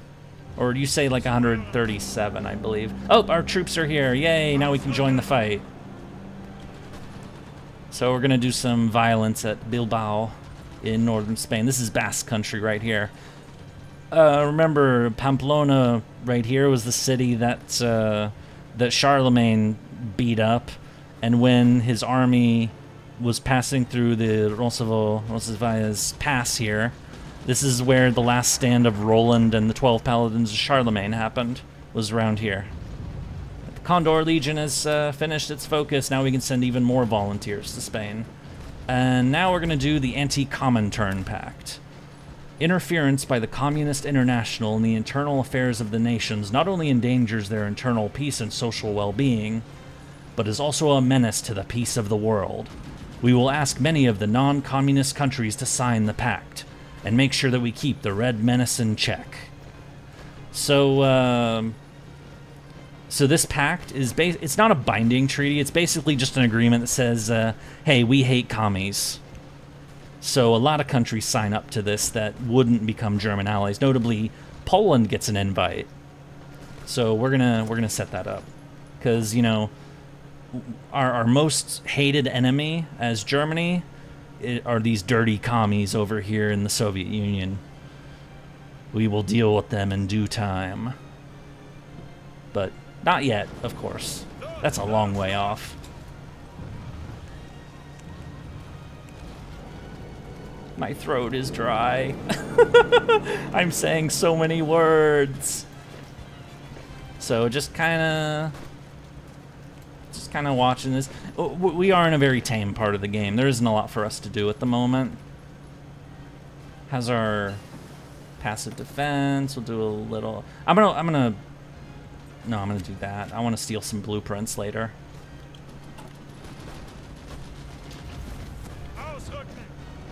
Oh, right, we can send more volunteers to Spain. What the hell am I doing? Send volunteers. We can now send 5 divisions, so we can send 2 more. We're gonna send this division and this division. Go. And also, we can send more air volunteers, I believe. Yep, 2 more. So we're gonna send our other plane. And we're going to send one of our tactical bomber squadrons. We're going to disband a bunch of these too, because we want them to refill. We want them at max strength. We're going to send this one.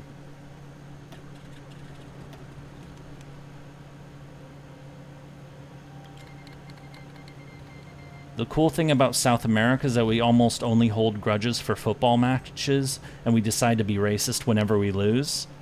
Yeah, I've heard that soccer matches can be pretty hardcore in South America. I've never seen one myself, of course, because I've never been to South America, but, that's definitely a healthier way to deal with things than, murder. So, I approve. Okay, so we're going to attach these planes to this unit so that they give air support directly to our unit no matter where they go, and they'll switch airfields to get closer to the action as needed. I like to do that when we have enough planes. They do have a lot of murder. Yeah, I've heard the crime is definitely an issue in places.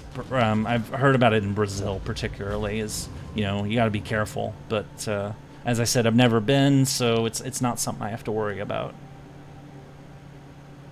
Bilbao is taken. Now we can go deal with these guys, or help them.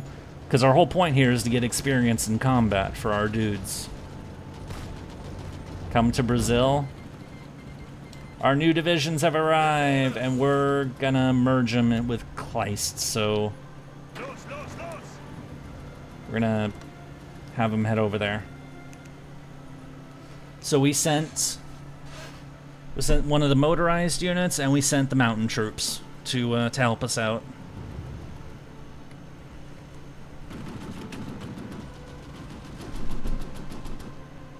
A lot of that crime has to do with the FIFA organization. If you ever feel like a bad person, just look into FIFA.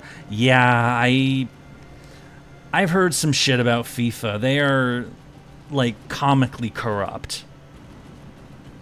And really screwed up.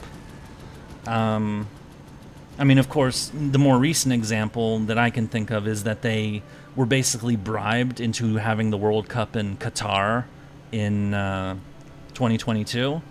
And not only was that, they were bribed into it, The stadiums built in Qatar were basically built with slave laborers, and thousands of people died to build those arenas.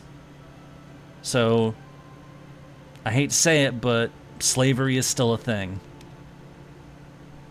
It's not slavery as like we might like picture it as like chattel slavery with like, you know, whips and stuff. It's more like, you know, skirting the edges. It's like, you know, recruiting people to work in Qatar, and then they take your passport, and you know, they don't like let you leave, like stuff like that. So they basically entrap you. It's basically human trafficking when you boil down to it. But let's move past that. Yeah. So I hate to say it, but that kind of shit still happens in our world today. You don't hear as much about it. I wonder why. But that kind of shit, unfortunately, definitely happens in parts of the world. Particularly that part of the world. I think, actually, Qatar, like, I think like 80% of its population is like foreign-born or something. Because they just keep bringing in guest workers from India and Pakistan and places like that. 80% male, too? Yeah, because they're all guest workers being brought in.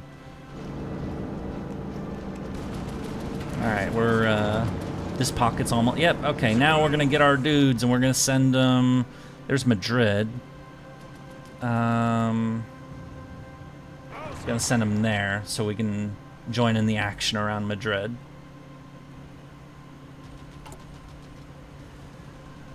And what do we got here? Oh, armored support vehicle. We should add that to the list. And of course, this will keep flashing until I select it, so go away.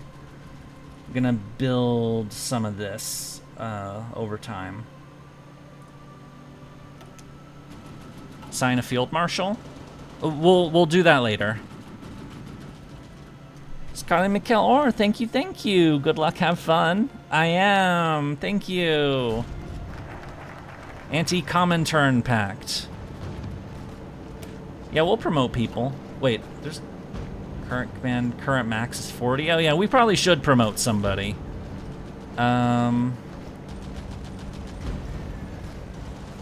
But our main concern now, we don't have enough civilian factories for this. We're gonna build the Ruhr Dam. Constructing the Ruhr Dam is more than simply a feat of engineering. It's an investment for the future. The dam would not only bolster the economic development in the region, it would also help fuel our industrial efforts and production output. So we're gonna do that. Oh wait, we should do one of these first actually, because these are now activated. Goebbels, most likely. Ugh, Mr. Propaganda. So, Joseph Goebbels, of course, you know, the infamous propagandist. Not a good guy. I mean, a lot of these people are... I mean, we're literally playing the villains, so... Du Tod or Speer, we'll do them afterwards. You can get bribe officers and make Kesselring a field marshal. We will promote Smiling Albert at some point. Just finished rewatching Heaven's Feel. Man, that is a journey that always hits deep. Yeah, Heaven's Feel is great. Do you have any tips? I need some. I lost to Belgium while being Germany. How did you do that? Seriously, how did you do that?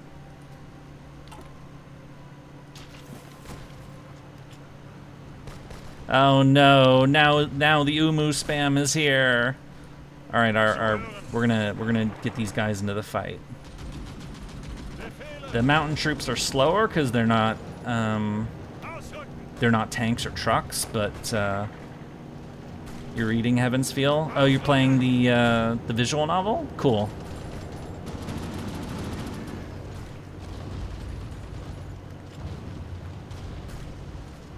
You can pretty easily lose to Belgium because they only have one tile to defend if you don't also attack the Netherlands. Yeah, that's true. That's why you also attack the Netherlands. Yeah, you know what? Let's just do a battle. Oh my god. Floop, thank you, but... Okay, how many Umus is this?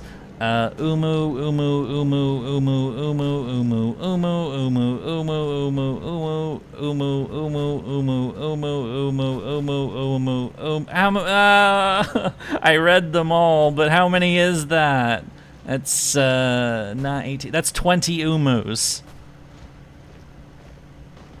Why? No, I'm not gonna ban him. Scarlet McKellar. Oh no! Umu, umu, umu, umu, umu, umu, umu. Oh god. Damn it. I will never escape this umu shit. We're gonna prepare a plan for Kleist to follow. May as well. Get him experience that way. Yeah, I'm not banning them. It's just they're doing a comedy bit. They do this sometimes because they know that you know, I'm not the biggest Nero fan. Fate's Nero, so they know that they can bug me saying shit like that.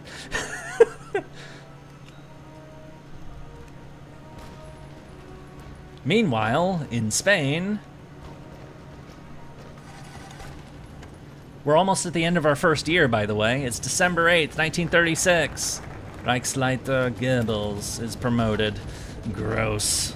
All right, now we're gonna do the Rotterdam thing. Why don't you stream the VN? You could be one of the rare bad. You could get one of the rare bad endings. Could be what, like the Fate visual novel? I've mentioned before that like streaming visual novels. I mean, like, would people actually want to do that? Because I mean, it's just a lot of reading, and wouldn't I get in trouble for that? Because I'd basically be showing the entire game. Like, because you could. I'd have to look into that, but.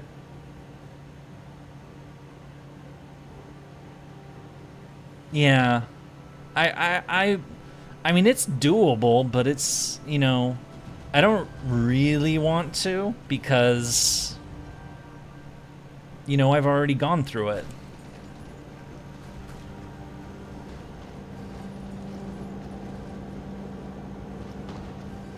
War economy? Yeah, that's a good idea, actually. Thanks for reminding me. We're changing our mobilization. We're going to the war economy. So we're gonna spend a little less on consumer goods, and we're gonna spend a little more on war stuff.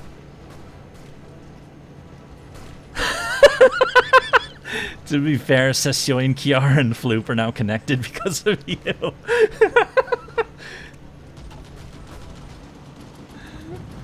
Well, maybe I'll put it to a poll at some point, but remember, we have a lot of other games to mess with. We have so many games to mess with that, oh, import tariffs. We don't want to do these if we can help it. Ethiopia has capitulated. Wow, it took them a while. Ethiopia has finally been defeated by Italy. So, poor Ethiopia. Haile Selassie, the emperor of Ethiopia, has fled to Britain, and he will remain there in exile. Historically, he would come back, and when Italy got into World War II, the British and the Allies would retake Ethiopia.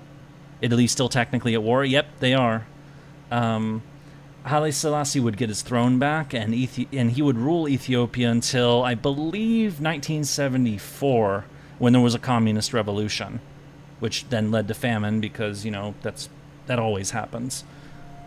Yeah, communists and famine go together, like, you know, bread and butter, so...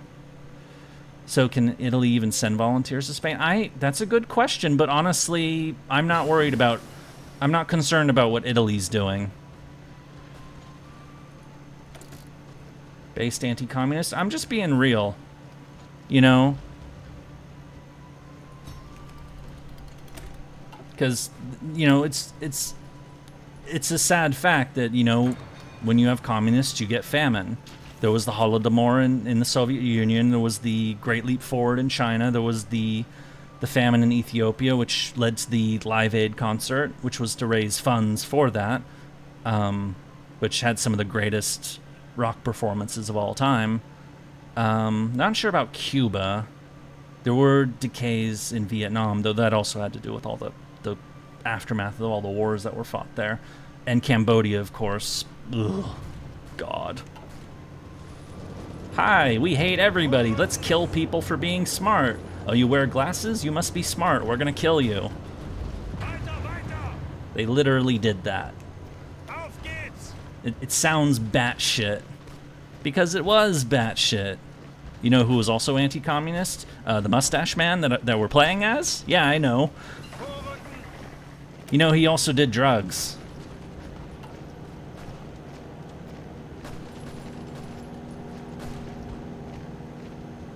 Not gonna do that.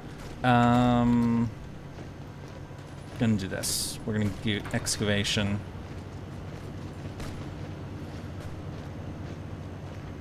I don't do drugs. No. I was talking about this guy. Hitler. Mustache man. He does drugs. At this point in his life, he's met the Dr. Theodore Morel, who is kind of like a shady doctor who prescribes Hitler some medicines to make him feel better. And those medicines are, among other things, methamphetamine. So yeah, Hitler's on meth at this point in his life, and he's starting to lose it. And speaking of meth, we will later do some research. We will build a nuclear research agency at one point, and we will have a scientist leading that named Werner Heisenberg. Will be the head of our nuclear research. That's how Walter White, who he named himself after, was the German physicist, who was a real person. Yeah, it's time to cook. Jesse, we need to cook. Okay, we're gonna do the battle plan now. Yeah, Germany actually was making a lot of drugs during this time period. Very famously, during the invasions of Poland and France, they would give methamphetamine to the panzer troops, some of the pilots and stuff like that to keep them going. They would later discover, of course, that getting your troops hooked up on meth is not a very good idea, so they stopped doing it officially. But of course, they still would get it privately.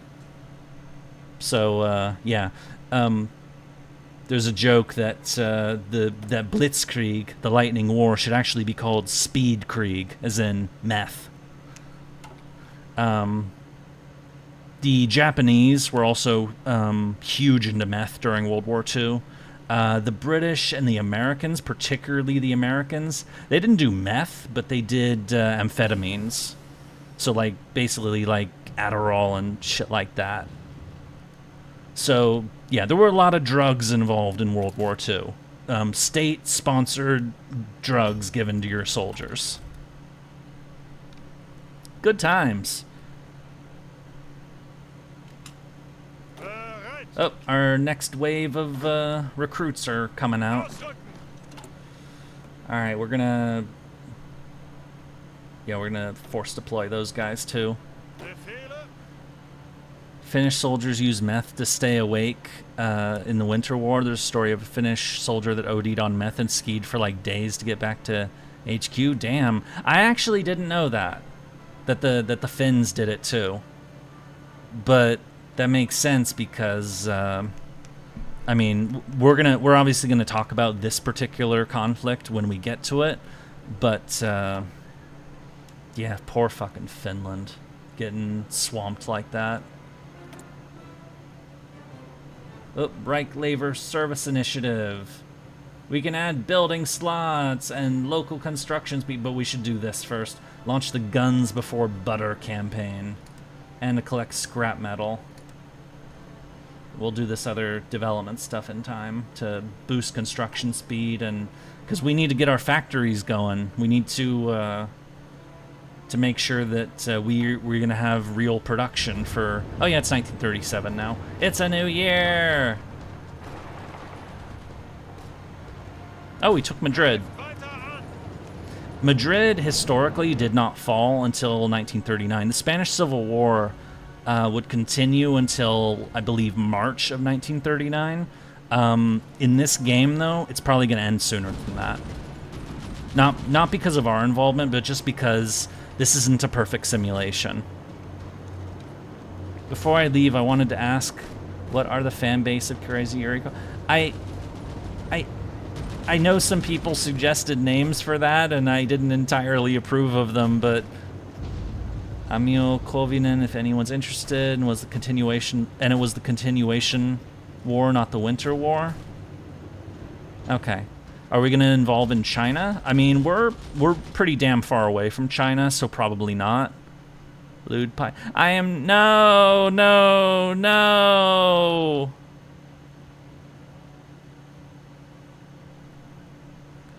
Yeah, we're not really concerned with China. If we play as Japan or China or America, for example, we will be much more... We'll talk much more about this front, but we're focused on Europe because we're playing as Germany. All right, we build the Ruhr Dam.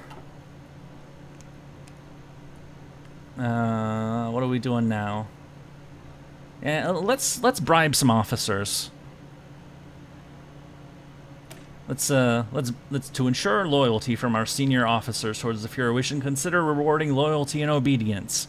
By offering money, land, and tax exemptions, we ensure that not only will they remain loyal, but also that they will stay in their lane and not question their Fuhrer. Yeah, they totally did shit like this. They paid off lots of people. Can get a bit of army XP by sending volunteers to China or Japan. That's true, but Germany didn't do that. So I don't really want to do. I know mills are the meta, but I want to at least get the 50 built so that we can get the extra research slot. That's what I'm going for. I'm building civs until we get 50 of them for the extra research slot, and then we'll convert to mills and start building more mill factories. Send volunteers to China, that would be hilarious. Sabotaging Japan, it would. I've heard people do that, actually. It does sound pretty funny. Our oil is starting to run thin. We're gonna have to trade some oil. Who are we gonna buy oil from? Where's Romania? Romania. Just gonna get a little bit of oil. See if we can get that, okay, that only helps stop the bleeding a bit. We're gonna have to do another one. Let's get it from Iran. Because we don't want to trade with those dirty commies for now. Passive defense. We're still gonna need more. We need our fuel to go up. We're gonna need a lot of fuel for the big wars after all.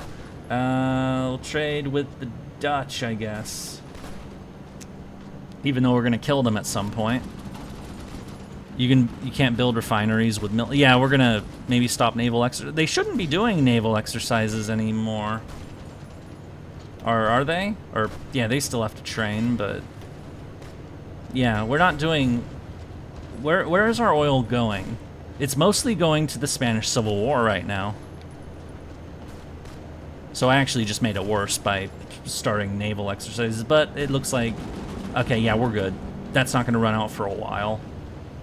And it'll build up once the Civil War ends, so we'll be fine. We just need to make sure it doesn't run empty. Gonna build up Western Germany. Boop. Local construction speed for 545 days.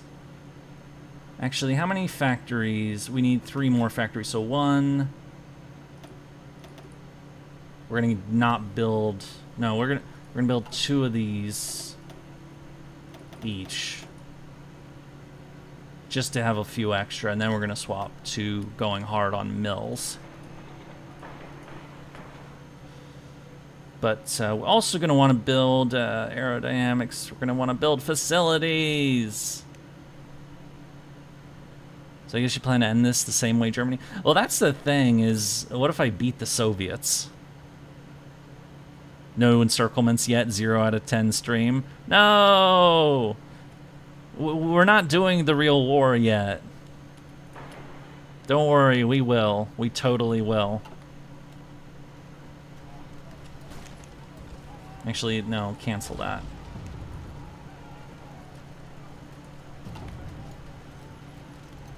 Just kidding, it's a great stream. Thank you. Alright, so just moving this along, improved machine tools. We're gonna research. No, not yet. We want to get. What are we looking at here? Gonna research armored trains because we're gonna want some artillery guns for ourselves in a bit, or at some point. So may as well get that going. Railway guns, like the Schwer Gustav or the Dora, and those two big ass railway guns. Oh, what the hell is this? A revolt? The Regional Defense Council of Aragon. We'll get a pop-up about this in a second, so I'm just gonna... Here it is. Anarchist uprising in Spanish Civil War. Continued government attempts at reasserting centralized control over mostly independent acting anarchist communes in northeastern Spain, as well as Stalinist repression of dissident communist viewpoints, has now led to full-blown infighting in the Republican front. So the Republican, the people we're fighting against, have now split. Initially limited to street fighting and low-scale clashes between militias and governments or Stalinist forces, the unwillingness for either side to compromise has meant the conflict has rapidly escalated in just a few days. The reallocation of military resources to deal with this internal threat means the front lines against the nationalists have been noticeably weakened. So yeah, this is now a three-way civil war, not just a two-way civil war. There is possibly a fourth faction that can come up, but we're probably not going to have them happen historically. Senior officers have been bribed! Yay! Okay, accelerate the rearmament program.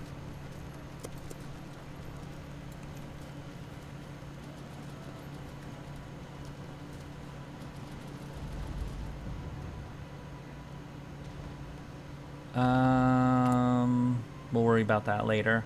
I'll worry about this later. What about all this funny business over here? I'm just checking if there's something I should do. Because I feel like there's something I should be doing right now, but I'm not doing it. Which makes me feel dumb. That's exactly... Thank you. That's what I should do. Level up some field marshals. We're going to level up Smiling Albert Kesslering. Because he's cool. Oh, promotion 0 cost. Even better. We're gonna promote him. We're gonna promote. Who was given the bonus? Who did we just bribe? Yeah, we'll do the army tree soon. Yeah, who did we just bribe? Oh, it doesn't say anymore.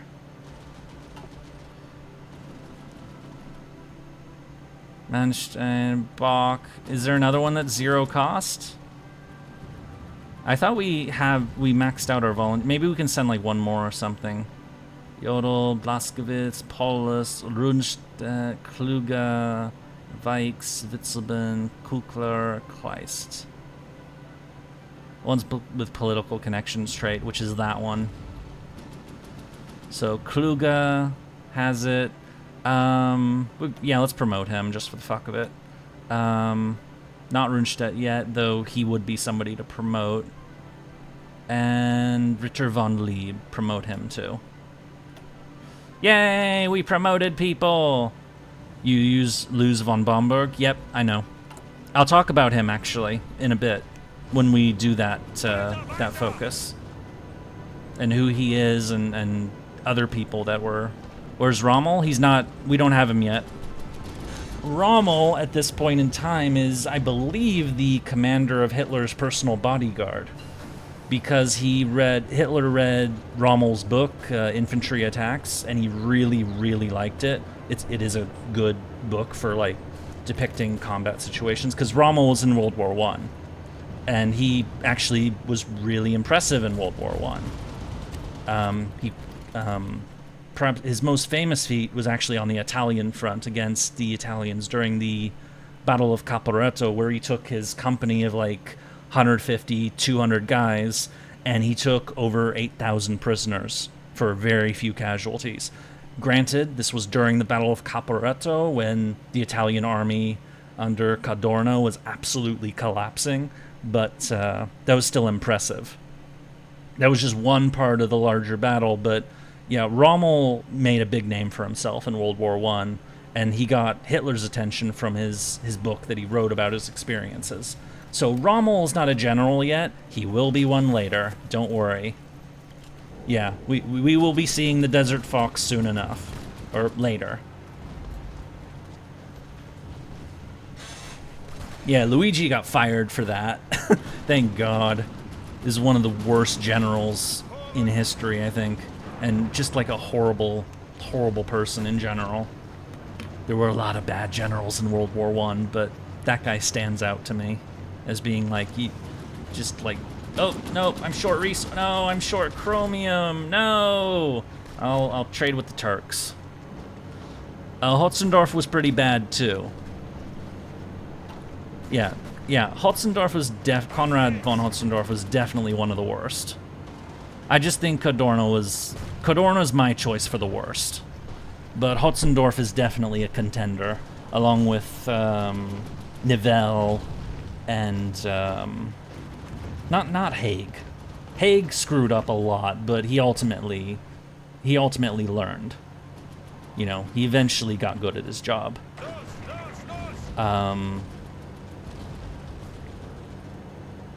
Yeah.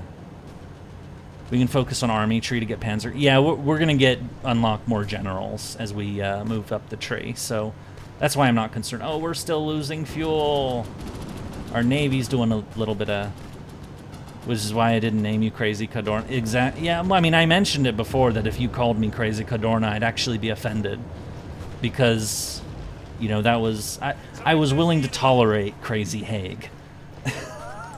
Because, you know, it was like, yeah, Haig was a fuck-up of epic proportions, most famously on the Somme and Passchendaele. But, you know, later on in 1918, he kind of redeemed himself. Not completely, but I guess I'm more forgiving of somebody who fucks up and then gets better than I am of somebody who fucks up and doesn't get better, which is what Cadorna was. Marubis, thank you. I sleep now, be kind to my home UK if able. Well, we are going to go to war with Britain later, so I can't guarantee that. But I won't be especially mean to them. I mean, Hitler didn't want to really go to war with Britain, so, you know, there is that. But thank you so much. Unrestricted rating? Oh, yeah, we're definitely doing that, but I mean, like, I was talking about, like, occupation policies and stuff. Alright, accelerate. We're getting, we're accelerating our arms production now, so we're building arms factories. We're doing this, and then we're gonna start, like, actually, like, doing the army focuses that we need to do. We finished breaking the codes for Poland. All right, so now we're gonna break French codes because we need to learn all about them.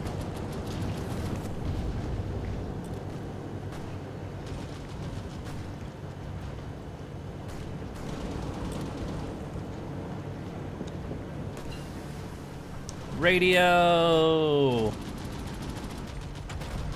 Maybe set up a collab in either France or Poland.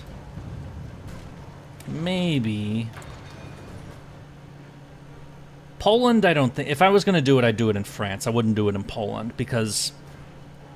Well, I am going to... This game does not have, like, explicit war crimes. You can't do the Holocaust, for example. But you can set occupation policies that are... These ones get really sketchy, and we are going to do some of those in Poland and other places that the Germans actually did that shit.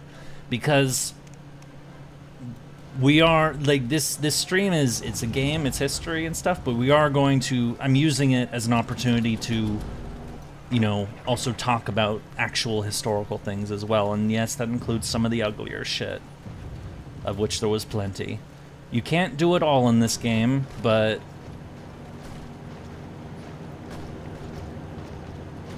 civilian administration for everyone, harsh quota. Denmark offers a trade proposal. Denmark produces lots of food, which we import quite a bit. They recently devalued their currency, the krone, making their agricultural goods far more competitive. This trade agreement could prove quite a boon for us, as it would secure food for our population and strengthen our supply lines. There's a problem here. This boosts our consumer goods. The fact we have to pay them for this, and we can't afford that. So I'm not doing it. Oop, the Chinese United Front forms. Chiang Kai-shek and Mao Zedong have issued a joint announcement declaring that they have set aside their differences in the face of Japanese attack. Both sides will observe a strict policy of non-aggression against each other for as long as the war against Japan lasts, and have vowed to do everything in their power to throw back the invader. A number of smaller warlords have also declared their support, putting their forces under the command of Chiang Kai-shek. Whether the longtime enemies of the Chinese Civil War will actually work together remains to be seen, and many experts believe that this will do little more than delay the inevitable defeat of China, an unstable alliance, for sure.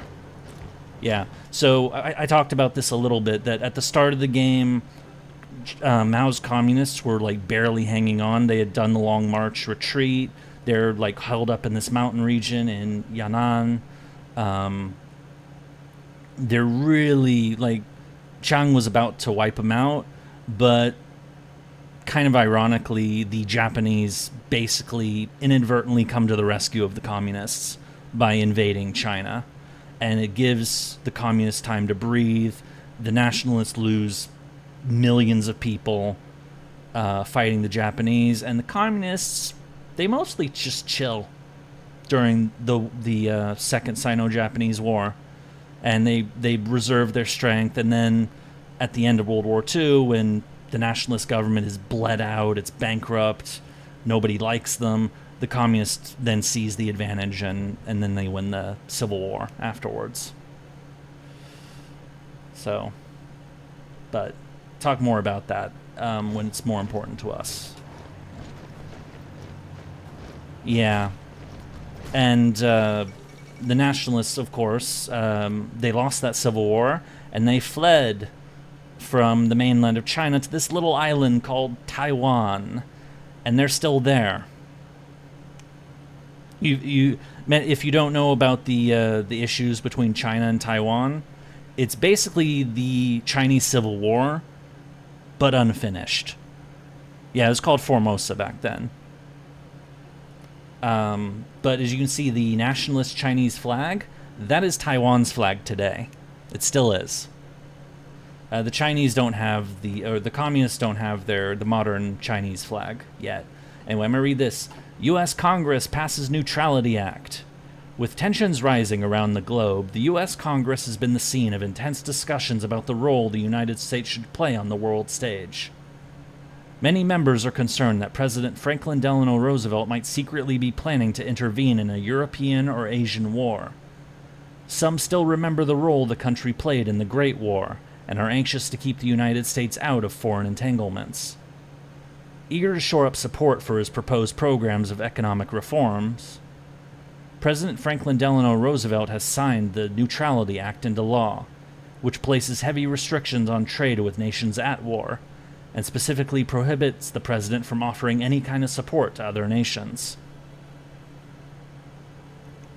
So, yeah, this is a very different America. This is isolationist America during this time period. Of course, they're still dealing with the after effects of the Great Depression. Roosevelt's doing the New Deal, and, you know, is trying to... But there was a big isolationist movement in the United States during this time that was... They very much, you know, because they had gotten into World War I, and they didn't really like it. And they see that Europe is slowly descending into mayhem.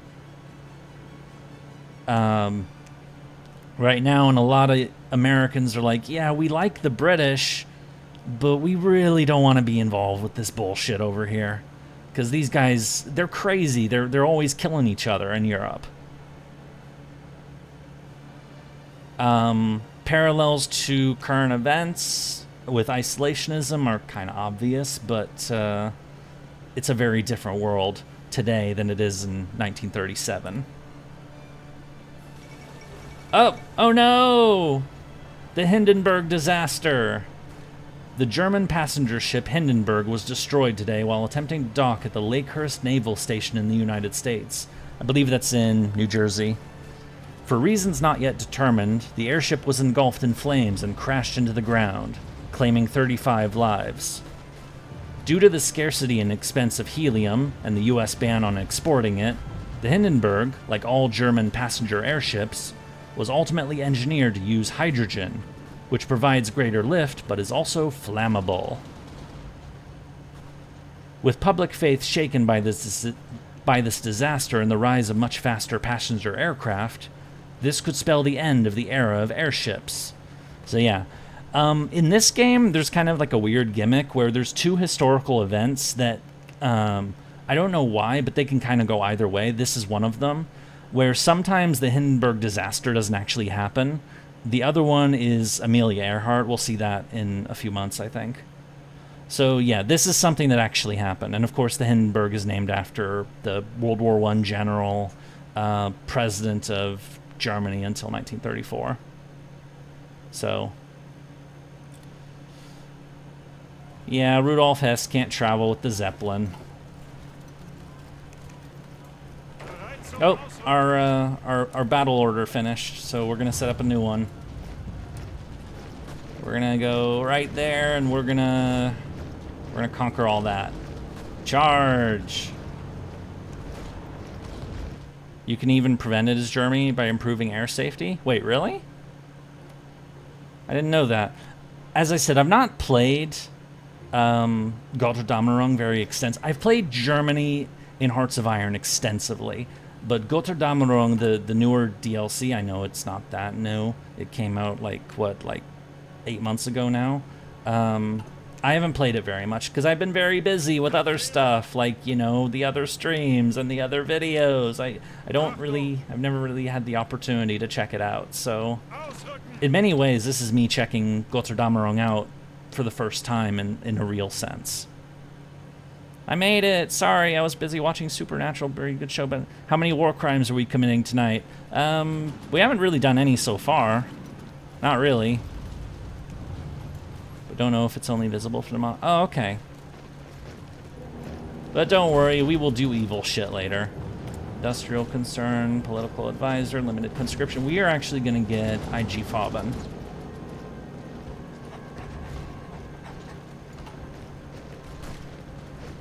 Because there's sort of hidden leader, the daughter of Wilhelm III. That's right, there is an achievement about that. There's so many damn achievements in this game. Anyways, have to go for a bit. We'll be back around 10 p.m. Until then, okie dokie. See you later. It's 2 hours from now, roughly, for you, because you're East Coast.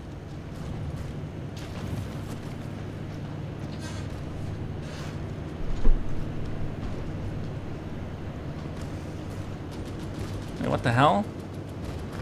Romania, give me my oil. Concentrated armament program. Establish production targets. Yeah, if you get Eva Braun, a Kaiser, and Victoria, you can get an achievement when you cap the... Yeah, that's the achievement I was thinking about. I don't know. I mean, I'd have to do that, like, at some point, maybe, but I'm never going to 100% this game. The Paradox games have some wild achievements. And some of them are, like, I just know I can't pull that shit off. You establish Reichswerk and appoint Gering for infantry equipment bonus.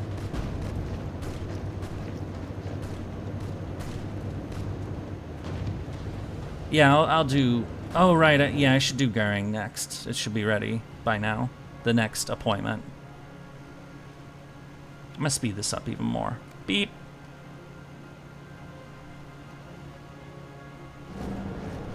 So, we're definitely on the winning side of the Spanish Civil War. It's still going to continue for a bit more, but we're definitely going to have to get all the experience we can. How's our planes doing? They're still attached. So, yeah. They're still doing stuff that we want them to do. As long as they're doing something, I don't care.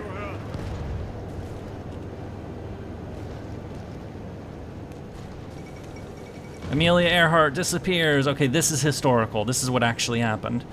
The famous aviator Amelia Earhart, the first woman to complete a solo flight across the Atlantic, has disappeared along with her navigator, Fred Noonan, near Howland Island in the middle of the Pacific Ocean. The two were attempting a flight around the entire world in their twin-engined Lockheed Electroplane when they vanished.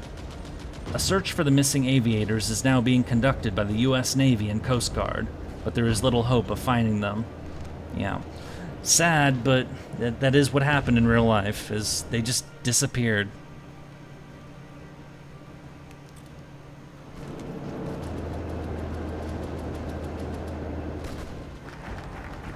Status production targets. Oh, we can get this. We need this. We need our extra research slot. We need it right now. I'll get the other thing later. There's so many things to choose. And she's never been found. I've never heard of her being found, ever. Alright, we got dispersed industry. We're going to, we're gonna get, no, we're gonna get synthetic oil. Or synthetic rubber research. How's our production going? So, not quite at the mills yet, but yeah, she probably crashed in the ocean, most likely.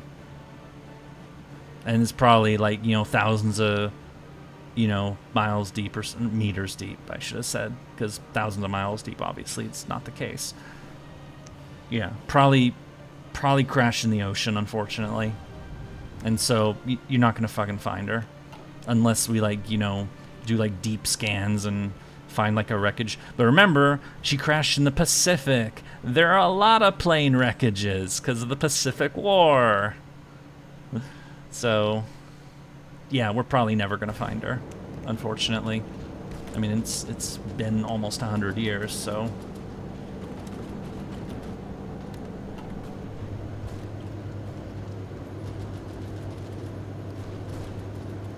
When we point Goering, sadly, Air Force tree locks out. Wait, what are you talking about? Which Air Force tree?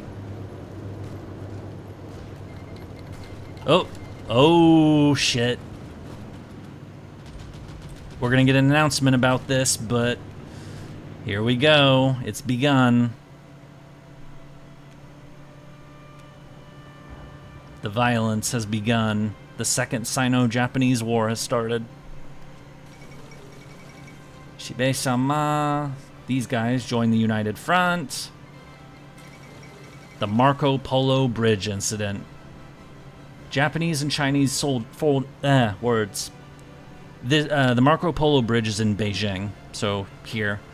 Japanese and Chinese forces have skirmished inconclusively over the strategic Marco Polo Bridge located just southwest of Beijing. China has rejected Japan's demands for an apology and territorial concessions, claiming instead that the breaking point of Japanese aggression has been reached. Diplomats fear that the volatile situation could result in war at any time. So yeah, this is the outbreak of the Second Sino-Japanese War, which is the beginning of World War II in Asia. So, World War II in Europe lasted about 5.5 years. World War II in Asia lasted 8. And this is when it began.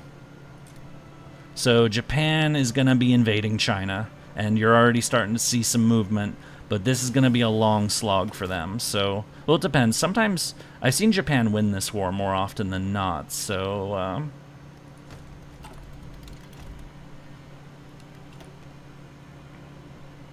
let's start getting some of this going, actually.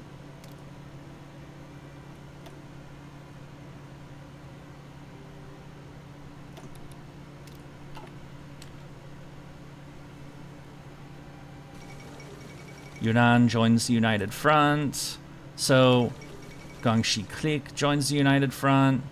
Yeah, so opening to the faction window. So the whites, this is Japan's alliance, the Greater East Asia Co-Prosperity Sphere. Technically it doesn't exist yet, but it's, you know, they make it in game. So, and they are up against the Chinese United Front. So all these yellow, because they're led by the nationalists. So it's basically white versus yellow here are the alliances. So that's who's up against each other. And yes, I know there's clouds in the way.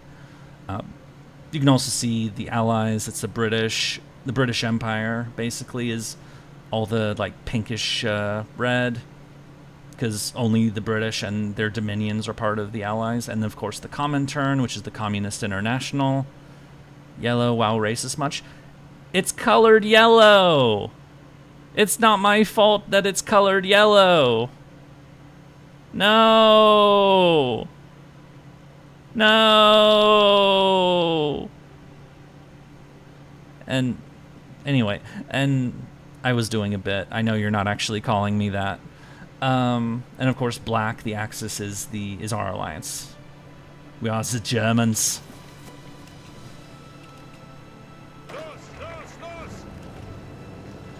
Yeah, I had somebody mention that when they saw that for the first time. There's like, isn't that a little on the nose that the nationalists have the color yellow? And yeah, it is a little sus. But as I said, I'm not the designer of this game. I don't have any input over that. So.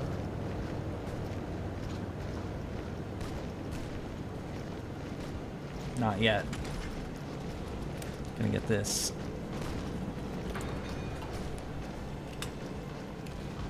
I know, it is definitely a little sus, but, you know, I can't... wait, I should check if I can mention this before and I forgot about it. Can I actually send more volunteers? Oh, I can send one more volunteer.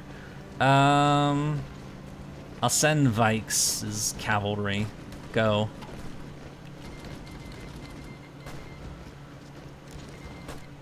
Just for the record, Paradox, the developers for this game, are Swedish.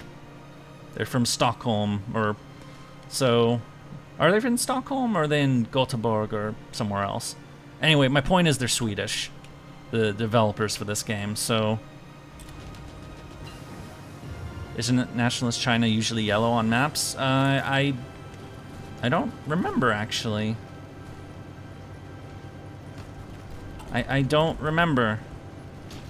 The maps I usually look at are like topographical or don't color countries anymore. So my one division has already arrived in Seville. Send them to Kleist. How experienced is he getting anyway? Is he have yeah, he has Panzer Leader. So you know, we're actually gonna replace his ass. We're gonna replace him with Hermann Hoth. Get Hermann Hoth some experience.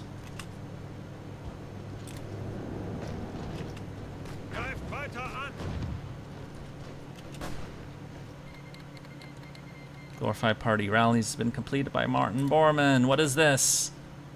Oh, right, we upgraded our train. We're gonna get armored trains! No, not yet. We'll lose okay, what is it? 13 days. September 23rd. Okay.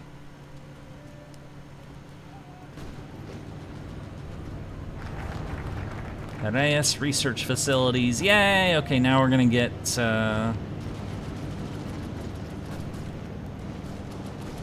yeah, I want to get that to make cheaper weapons, but we're not doing this. We're going over here.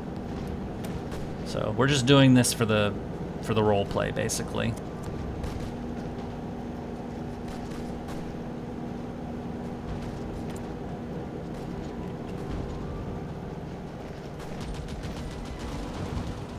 I guess this guy is Kaiser Willy II. He's hiding after having forged his death. He recalls the events and he hated Gels.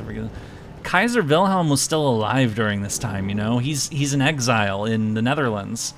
Kaiser Wilhelm doesn't die until 1941. He actually, he's there long enough that, you know, the Nazis send him an honor guard to his residence when the Nazis take over the Netherlands. Ihre Befehle? Ausrücken! But yeah, he lives for quite a while after his defeat in World War I. Bereit zum Ausrücken. We're gonna train these guys.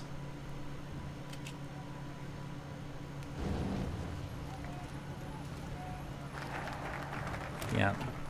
Okay, what was the next one we were gonna do? Oh, we should probably actually start thinking about the Anschluss soon, but establish the Reichswerk. Yeah, let's do this.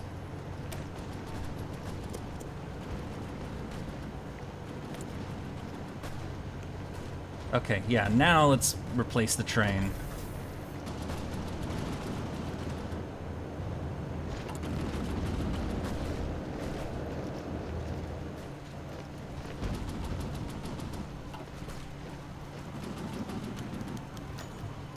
Growing concerns, we've reached 50%.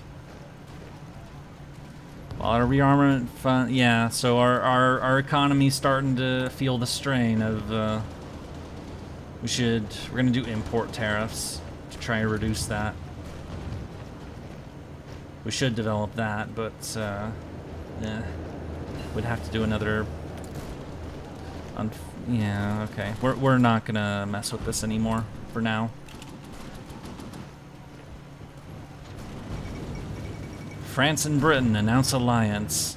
Calling upon the bonds forged during the Great War, France has requested a formal alliance with Britain, citing unspecified threats against the stability of Europe.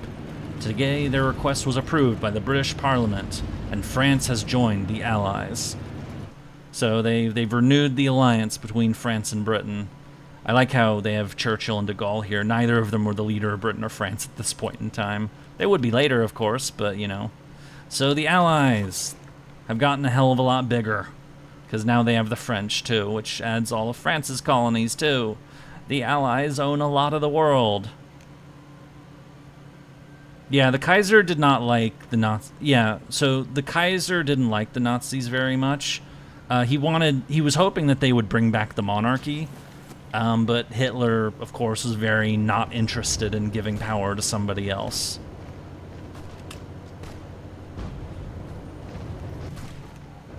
So they kind of had a falling out.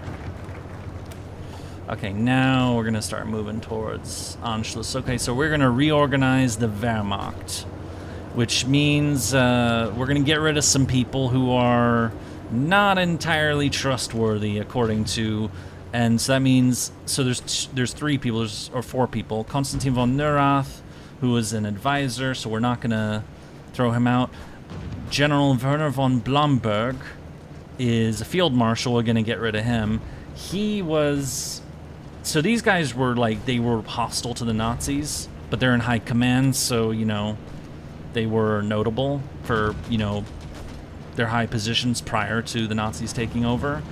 Werner von Blomberg was demoted, or, you know, forced to retire, I believe because his wife was accused of having been a prostitute at some point, and so they went after him for that. Werner von Fritsch, the 3rd name on that list, he was accused of being gay, and the Nazis were not big fans of that. The British weren't either. We'll talk about Alan Turing at some point. He was acquitted of that, of being gay, or engaging in homosexual activity, but he was still demoted anyway. And later on, during the German invasion of Poland, he volunteered for the front line and basically got himself killed on purpose. So, kind of a... Anyway, so that's what we're doing. We're ruining some people's lives. Alan Turing is based, period. I agree. Which is why what happened to him is so fucked up. Yeah, Alan Turing's British. Well, so if we play as Britain, I'll definitely be talking about him. Alright, getting this set up. Let's do this. Oh, no, I forgot about the...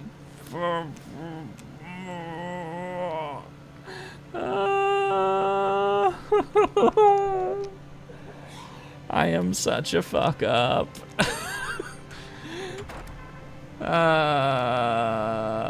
God fucking damn.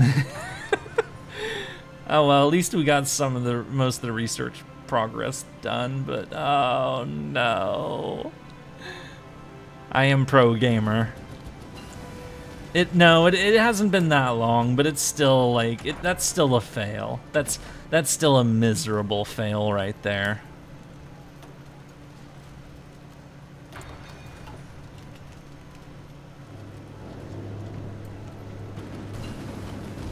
Oil processing.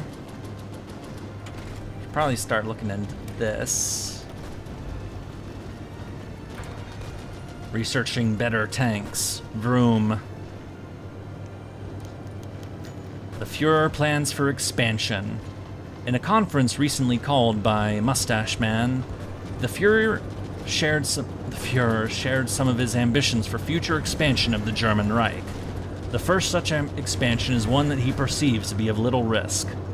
The Austrian people is of no difference to ours, and they mostly hold similar views, as proven by the political climate in the country. The Fuhrer believes such an expansion will be possible to achieve diplomatically, given sufficient time for the German-friendly sentiments to grow within the federal state of Austria. Yes, we've built up our forces a decent bit. We've still got a ways to go, but now we're going to start thinking about what I talked about earlier, which is incorporating the Germanic peoples into our state, which was one of Hitler's supposedly big plans, and his pretext for a lot of expansion was he wants all Germans to live under the same nation. And so naturally, Austria, being a German-speaking country, was the first one we're interested in. So, the anarchists have been defeated.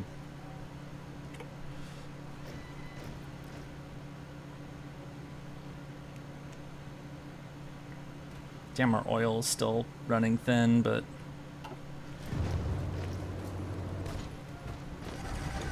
Yep, we're slowly... Spanish Civil War won't continue too much longer. It's going to finish like a year early at this rate. But, available special project. Yeah, we'll do that later. But, Flammpanzer, flamethrower tanks. Muahahaha. I need to build more of these soon. Reorganize the Wehrmacht. Okay, so it's December 70. We can do one more 35-day focus before we do that. Let's start getting the army going. Develop modern maneuver warfare.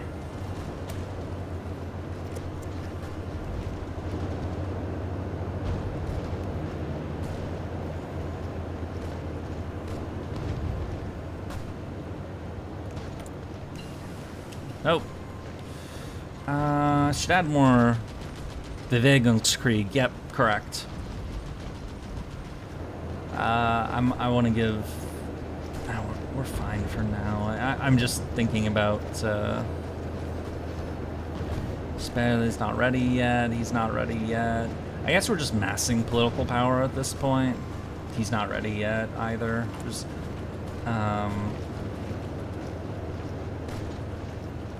Anyway, more attack!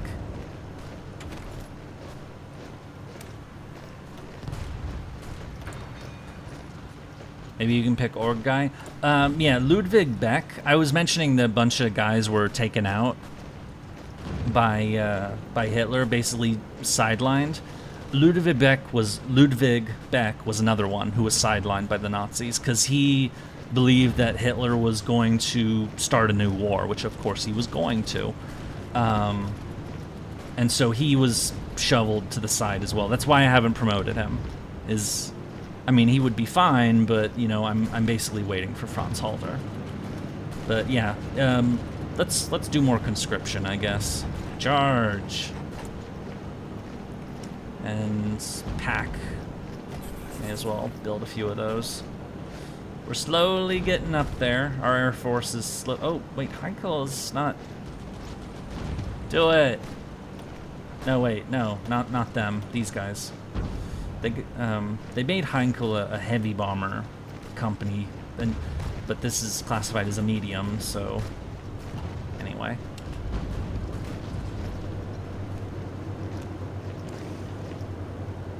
What? No, we're short. Oh, we don't need chromium anymore. Goodbye, chromium. But we need rubber. Please, we must have the rubber.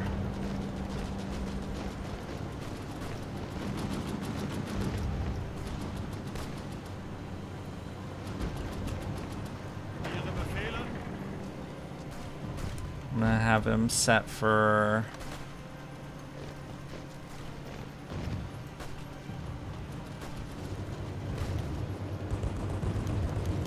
Watching this game is always kind of confusing to me. I'd have to play it myself to get a better understanding, but still. Approved. So we can sell planes to the Yugoslavs, which will get us will get us money, which I do like, even though the Yugoslavs are not our friends. Let's initiate a crash program to modernize and expand its air force. Yeah, that's what I'm gonna do.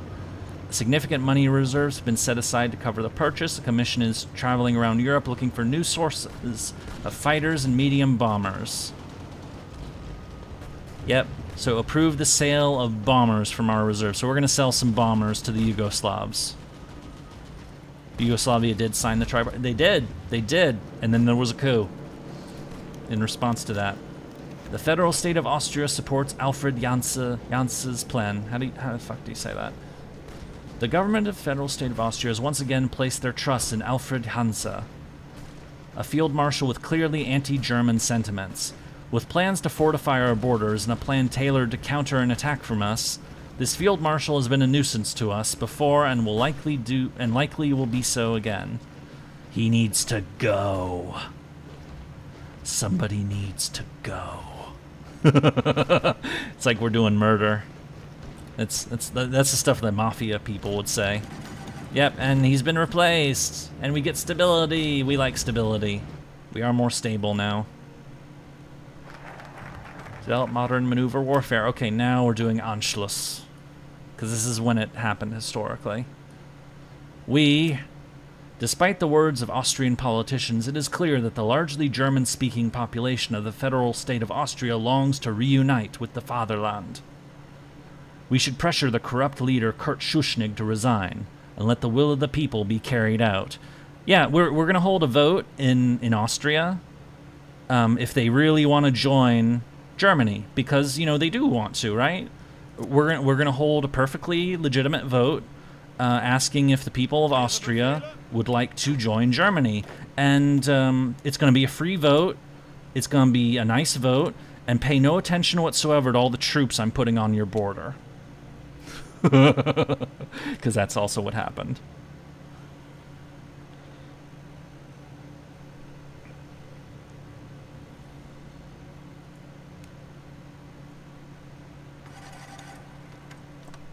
And we're gonna invade. Oh, it's title Operation Siegfried. That's cute.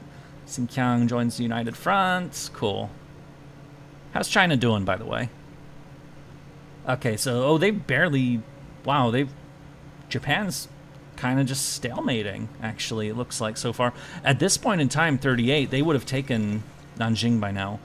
Indian National Congress triumphs in provincial elections. Recent local elections, the Indian National Congress has achieved an overwhelming majority for their platform of slow and ordered transition to local government and dominion status in the future. It appears that Indians have rejected the more radical policies advocated by Gandhi, who had argued for a total break with Britain and absolute home rule as soon as possible. So the Raj is having some internal stuff going on. It's not really relevant to us, but oh,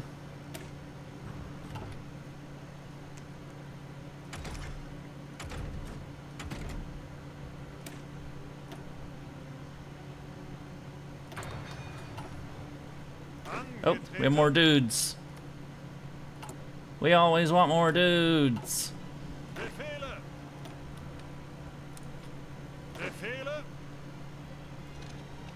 We should probably get more dudes, actually. Let's, no, we should expand the Panzer divisions. It's relevant because Aryans come from India. Yeah.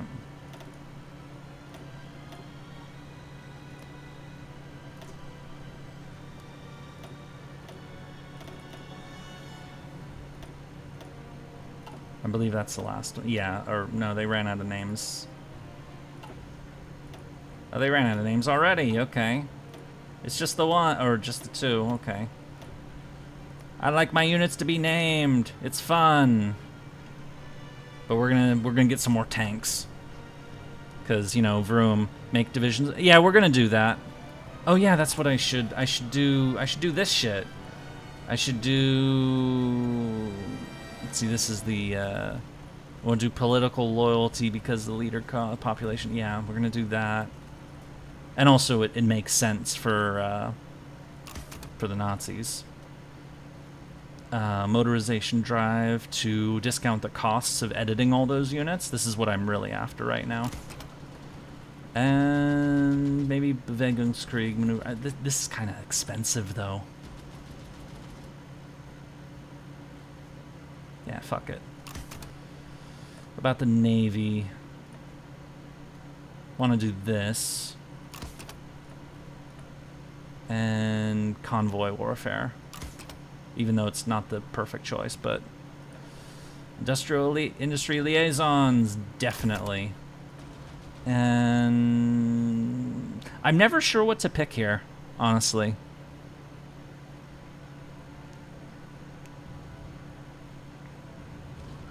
Is it battlefield air interdiction or is it continuous strike? I'm never entirely sure what the best choice is. If somebody can tip me off for that one, or centralized control, fighter detection, air mission efficiency.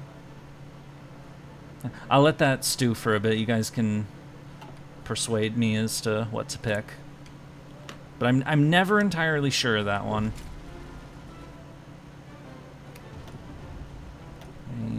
For this is Henschel. These are. But we're not really doing light tanks, so. And then Karl Vather, we're gonna do this, and this, and this, and this, and that.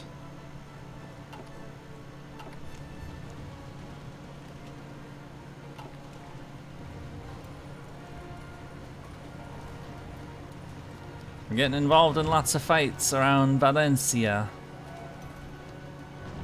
Just letting it do the auto thing because, you know. Guess when you have more fighters, you give more bonuses to the cast. When you don't have enough fighters, you want to boost the air superiority more. That does make sense. Oh, more. No, Siam's not giving us. All right, fuck you, Siam. You're not gonna give us what we need. I guess we'll trade with the Dutch then, because, you know. Is that more than we needed? Or we also have spare factories now. Yay! Gonna get some of that. Add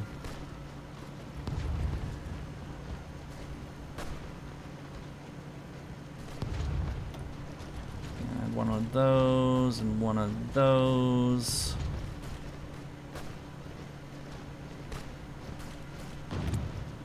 Decisions available. Develop. We're not worried about that just yet.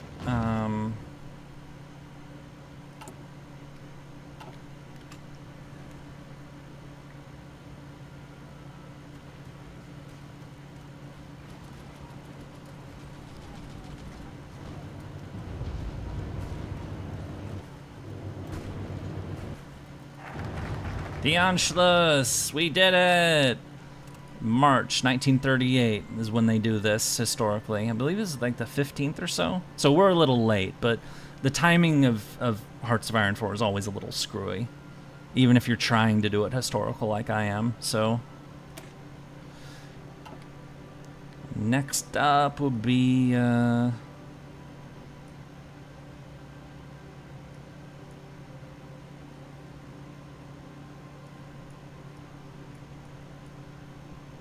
adopt new Panzer doctrine. Heinz Guderian becomes general. Yep. So this kind of started getting going a bit earlier than this, but the Germans, Hitler, you know, saw Guderian was not very well regarded in the German army. He was seen as kind of a crazy guy who you know, was too like outspoken and bold and always talking about tanks and all this like these new ideas and stuff. He wrote Achtung Panzer, the book. I actually have that book in my closet. I found it in a gift shop when I went to a museum, and so I was like, screw it. That was a while ago. Anyway, so he developed these doctrines, and Hitler basically stepped in and said, you know, these tanks are actually pretty cool, so, you know, maybe we should, you know, emphasize that a bit more.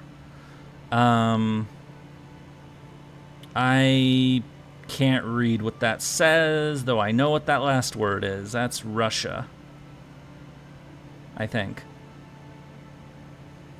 I'm gonna have to ask that you... I don't know if you're saying shady stuff in my chat, so...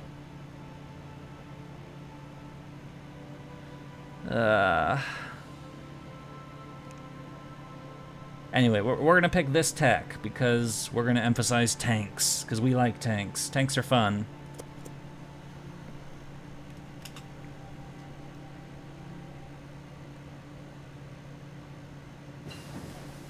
Computing machine! Yay!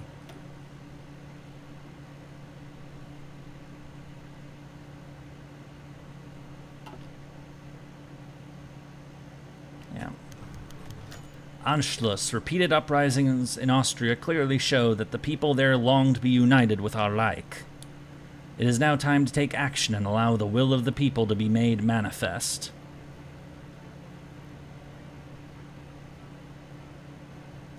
Yeah, normal alphabet is a little on the nose. It's technically the Latin alphabet. So now we are taking Austria, which means we get a bunch of bonuses. We get a bunch of new generals too, and the gold, Austria's gold, reduces the cost of our MIFO bills. Beep, Austria is ours without a fight, and nobody can do anything to stop us. We also got their army, which is 9 divisions. It's gonna need some adjustments though, so we're gonna turn their infantry into our style of infantry. There's 5 divisions, so we're gonna make 7, because I want to make that a nice even 12, and then, you know, they become the stacks of 24 later on. I'm just doing it in 12 for now because I'm weird. I'm a weirdo, it is known. We have the Schnell division, which is horses. I guess we'll make it our cavalry brigade, but we don't really care very much. We'll make that separate. And then these 3, the Gebirgs, the Alpen mountain troops. We're gonna turn those over as well, and those will be independent. Gonna train these up. Probably should rename these units, but honestly, I don't care. Our other, I think Austrian Mountaineer is better than the German one. Wait, really? Let me look. 3 and those 2 versus 6, and this, fixing this would cost 20. Huh.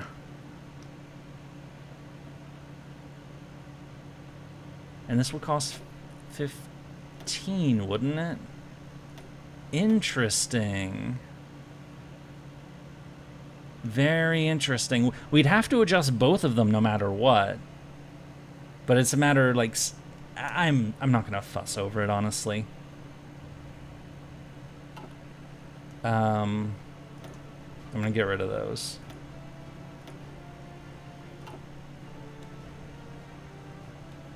And also, we have more factories! Yay! Which we're gonna need, because we need more guns. We need more kabooms.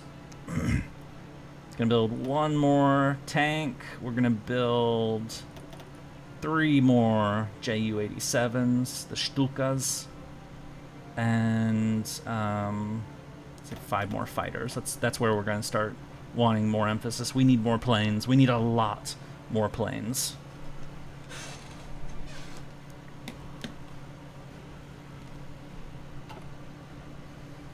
Okie dokie, let us continue. We have the Anschluss of Austria. After a successful coup d'etat by the local Nazi party in Vienna, German troops have crossed the Austrian border and taken control of the country. No fighting has been reported, and the German soldiers were greeted by cheering crowds in the cities. In a speech before a massive crowd at the Heldenplatz in Vienna, Hitler announced the Anschluss, annexation of Austria, annexing the country into Germany. The oldest eastern province of the German people shall be, from this point on, the newest bastion of the German Reich. Yay! We have Austria, and our country's much bigger. So now that we have Austria, we have to think about who the next German citizens are that we need to add to our country. And the next one we're really looking at is, well, we now have a pretty sizable flank around here, around Czechoslovakia. And this area of Czechoslovakia, known as the Sudetenland, is noticeably heavily populated by German-speaking people, because remember, Czechs used to be part of the Austro-Hungarian Empire. There was a lot of Germanization in Czech lands.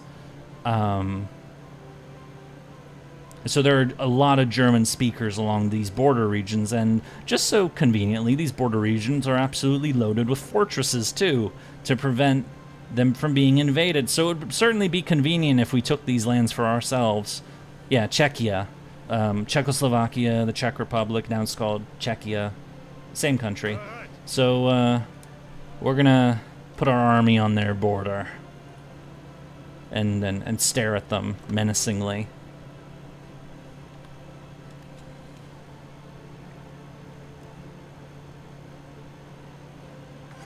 And yeah, I'll assign all the other generals later. I'm just not doing it yet because we don't really need to. Army's not being used right now, so not seriously. So we have one tank up here, finishing off this last pocket of question the Kingdom of Yugoslavia. Following the return of Austria to the Reich, we now share a border with the Kingdom of Yugoslavia, which is right here. It's the blue people. The government of Prince Paul has been fairly quiet about their stance on our proposed reordering of Europe. Perhaps we should remind them that the time will come when they must make a choice. Yes, you must make a choice. We shall squeeze them. Muahahahaha.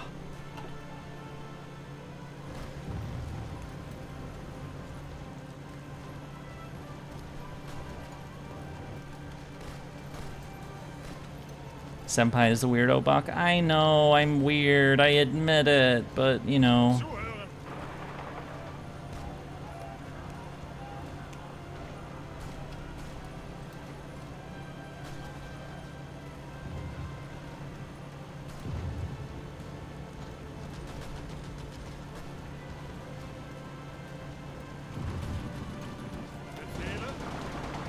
Yeah, we should speed this back up again, but our volunteers are definitely, they've gotten really good at this stuff.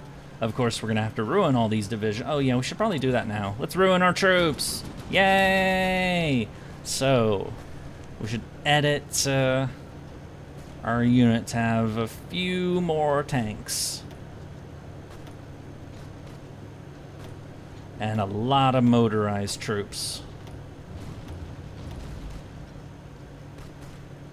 Didn't the Italians make their first move on Yugoslavia followed by the Germans, or am I wrong on? No, they attacked at the same time.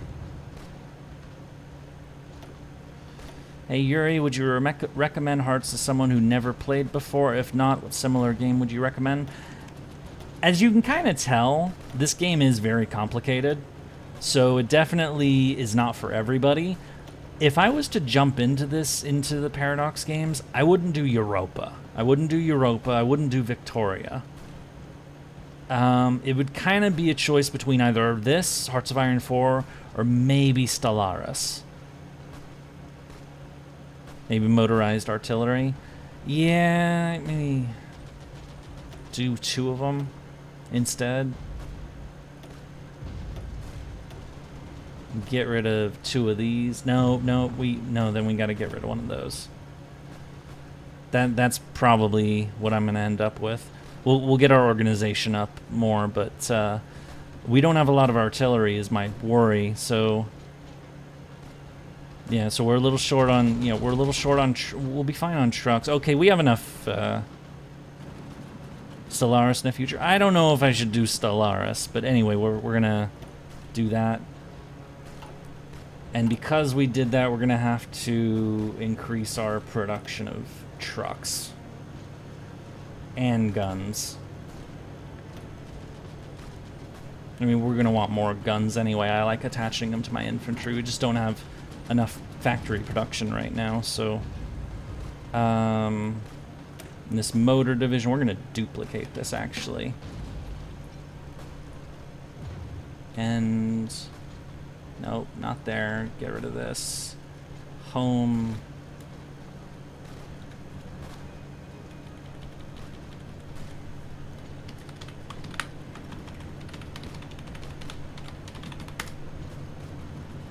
Update. So new type of division, because the other ones aren't. It's basically just the motor division again, but you know. All right, so we're slowly getting experience here. It's fine. How's China doing? Wow, it is still a stalemate. That's actually kind of impressive. How's China doing that? How's the conflict though? How's the body counts going? Oh my! Oh wow! Japan is losing twice as many people as China. How does this happen? How? Okay, so this is definitely different. Are they just like Zerg rushing the Chinese or something? Aren't the Chinese are the ones who do the Zerg rushes? Because they literally will not run out of manpower. Like I've never seen the Chinese run out of manpower. Hi, how's the game going? It's going well. Yes, let the people vote. We just started this. We'll think about, you know, future stuff later. Am I winning? I mean, we haven't really started the serious conflicts yet, but we're doing. Oh, we just. Okay, so Condor Legion just finished, but we now. Our factory building over here is finishing up. So something I'd like to do first though is we're gonna build a aerodynamics there in Nuremberg. We already have a ground one. I want to get a naval one. Where we already, oops, where do we already have 5 infrastructure? Hanover. So we'll put it in Bremen. So get those built. And then where are the rest of our Thuringe? We'll put it in Erfurt, I guess. We'll put the nuke one, though we don't really want this, but we're gonna do it anyway. Mainly just so I can recruit Heisenberg and laugh. We still have a buff for local construction speed in this area, so it'll probably actually wear off by the time we do this, but I'm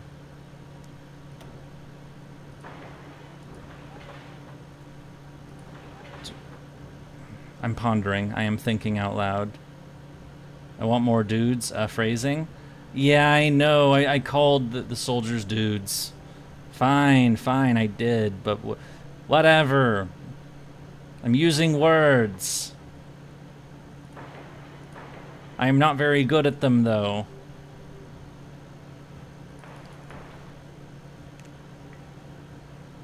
Oh, shut up.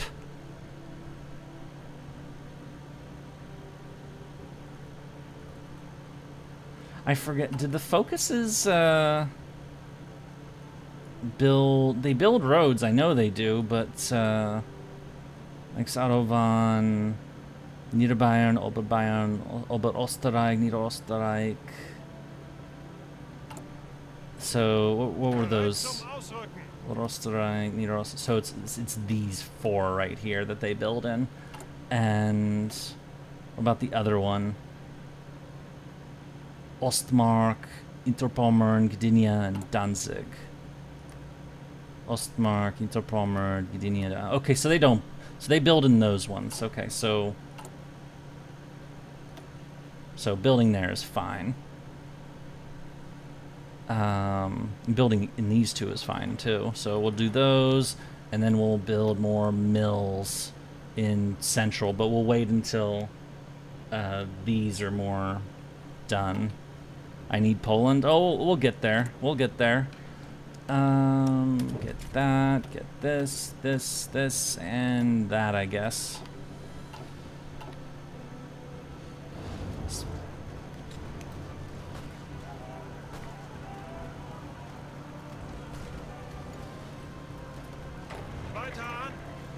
I know, sometimes I have weird word choices. That's why you people sometimes called me lewd pies, because some of the stuff I say can be taken out of context and mean like absolutely crazy shit. Or we should probably prepare collaboration government. Yeah, let's do that in France. Increase collaboration in France. If you use left shift, front lines will look better. Yeah, I know about that. I plan to do that for when we actually are gonna do the real, like, because right now I'm just setting up front lines that we're not actually really gonna use. But you'll see a very different organization when it's time for Poland.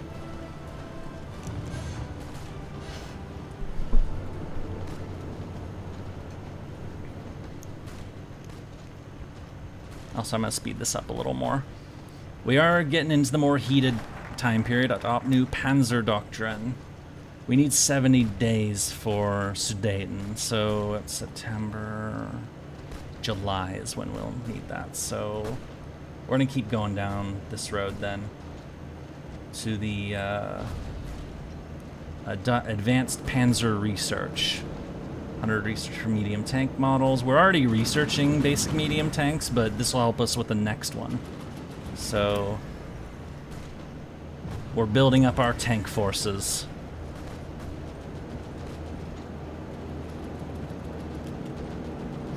Yeah, early resource grind, very important. Rushing war usually gets you stabbed. No! No! Improved infantry equipment. We're gonna need more of this. Oh my god. What have I done? Wait, our guy's retreating? Oh, I guess he was pushed away. Prioritize the 4-year plan. Improved radio! And basic medium tanks. We're gonna get this going too. 6.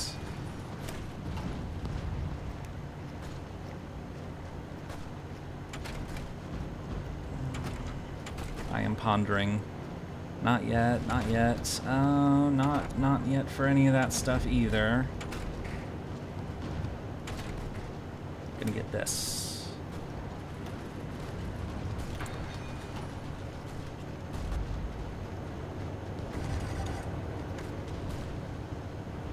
Because yes, I'm gonna build the Bismarck.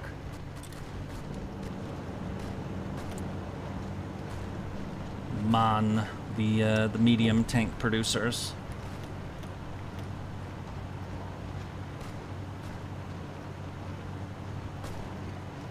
Heart attack, piercing. I like piercing, but we'll get them all anyway. But it would be very ironic if it didn't play historical because I lost to France. If I lose to France, that would be sad. That would be really sad. Okay, we don't have a battle plan anymore because I think it's gone, but we're gonna just do that, I guess. So charge. Basic armor protection. I always get kind of funky on text at this point. It's like, because you start, there's so many texts to research that it gets kind of nutty.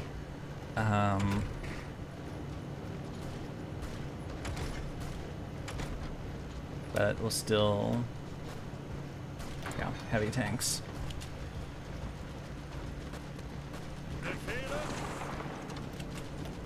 I mean, I'm not an expert at this game. I'm not like Bittersteel or somebody like that who Damn straight wording. I like. Oh my god. The skill is the stat is literally called piercing. I'm not the one who took that out of context. What are you doing? No. Oh my god. Are you sure that I deserve that nickname? Or maybe all of you do, because you're the ones who keep saying shit like this. How bloody is the Spanish Civil War anyway? Let's look at it before it ends.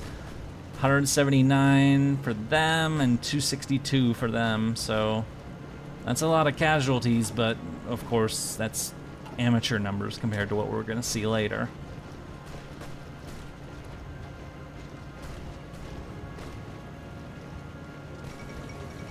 Look at the Japan War and how they're doing. It is possible to... The Tsardom of Bulgaria approaches the German Reich. The Bulgarian government has signed a commercial agreement with several German companies in an attempt to strengthen ties with the German Reich, while stimulating the injection of foreign capital into the country.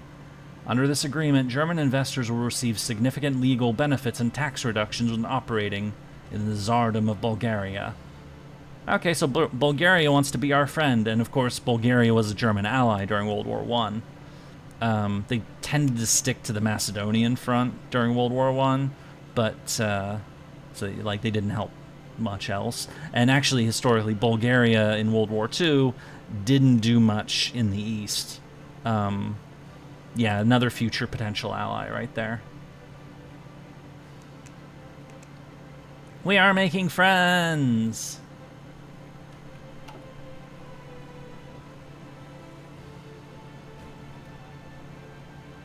Meanwhile, Japan... Oh, okay, so Japan is now starting... Okay, Japan took Beijing, and Spain has been defeated. The Spanish Civil War is over. Nationalist victory in the Spanish Civil War. This is a year early. After a long and grueling civil war, the nationalists, united under Francisco Franco, have finally defeated their Republican enemies and secured full control over Spain.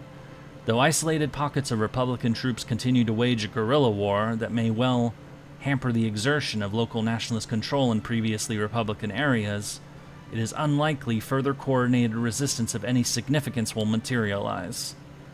As the nation focuses on rebuilding its war-torn cities and industry, it remains to be seen what effects the nationalist ideological amalgamation will have on their foreign policy and whether the generous foreign military aid, like what we gave, they received will be repaid. Yeah, I'm sure they'll repay us lots. Right?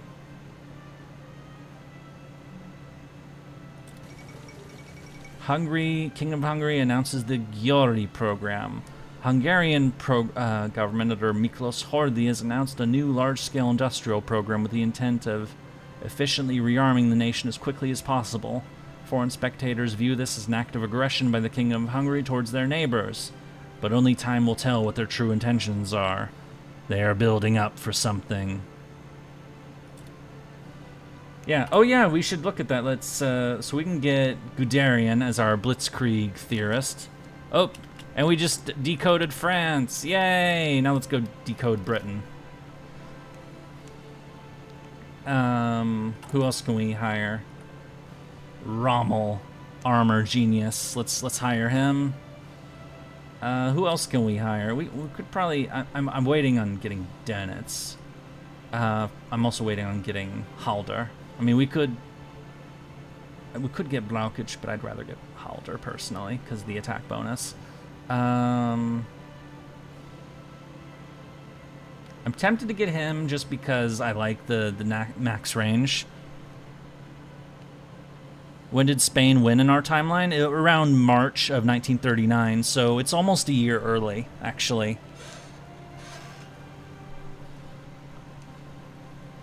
Oh, yeah, let's get this, actually. We do more land stuff anyway.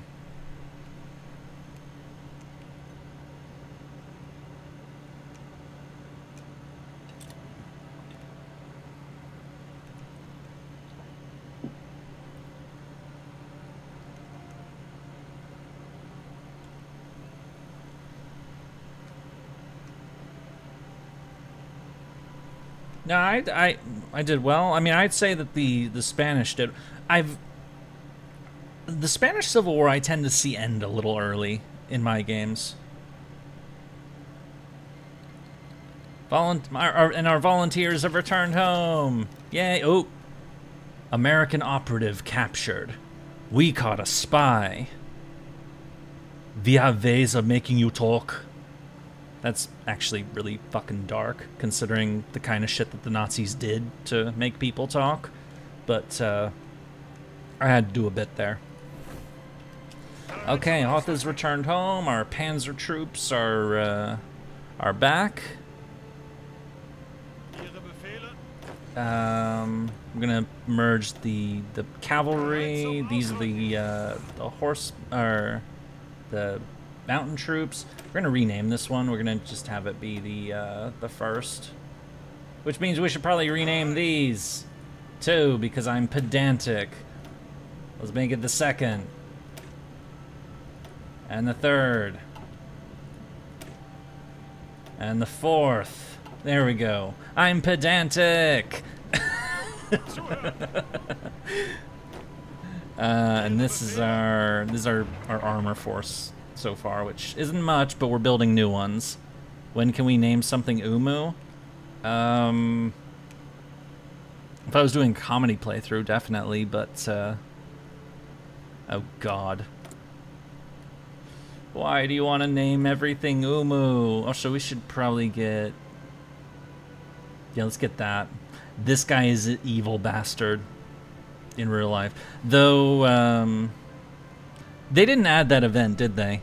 They haven't added it to Hearts of Iron. They haven't added Operation Anthropoid, did they? Or it doesn't... I don't know. Operation Anthropoid was a British operation. They sent two Czech army guys to find this guy, and I believe it was in Prague, and they assassinated him. The guys were caught and they were all killed, but you know, this is what Heydrich, who's not a good guy. He's one of the most disturbingly evil people in the Reich. Is one of the few Nazi leaders that they actually took out. Of course, it led to horrible reprisals and massacres and stuff in response, but anyway.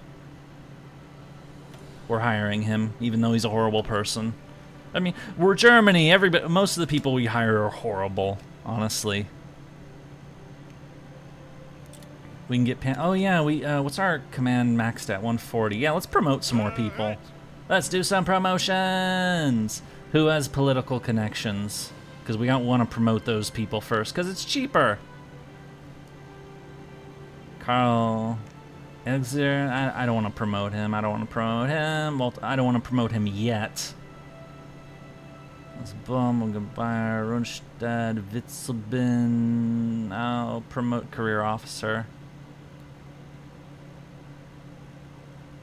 Oh, no way. Heydrich is bad. Wow, surprise Pikachu V-sale. They shot him in the reprisals. Thousands of Czech...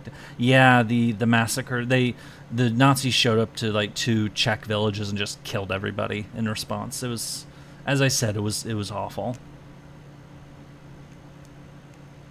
This will promote him. And... He doesn't have it. He wasn't bribed, but he's going to get promoted in a... perk later. We're not going to promote everybody. Okay.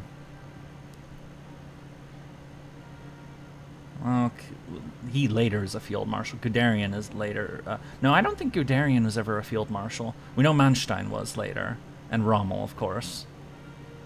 But we're not going to promote them yet. Because I am a nerd!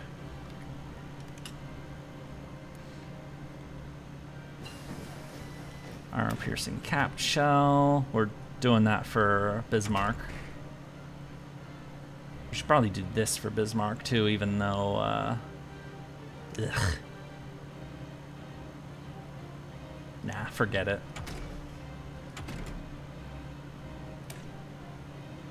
I prefer Heinz or Manstein as a marshal. Makes sense. I mean, we will get them up, so... It's just we're not promoting them now is the thing. We will promote them, just not right now.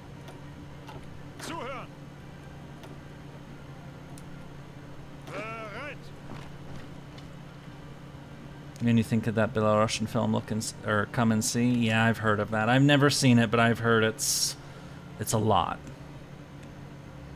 I certainly, you know, Belarusia, so like right around here, definitely suffered horribly during the Second World War.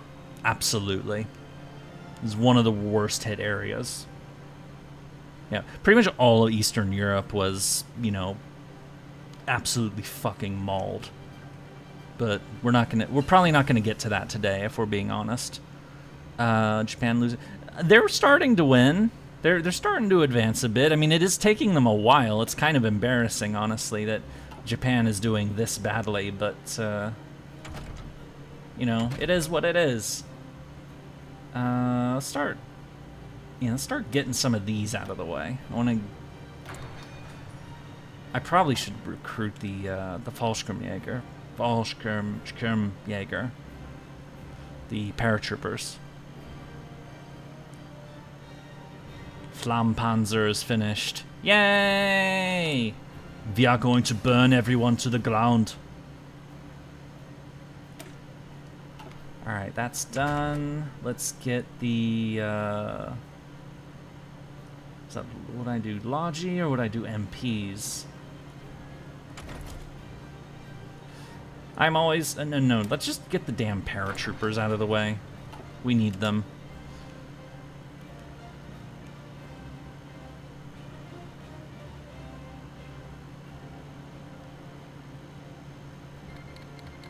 No longer get the Yugoslav purchase. Swiss operative captured. You cannot survive.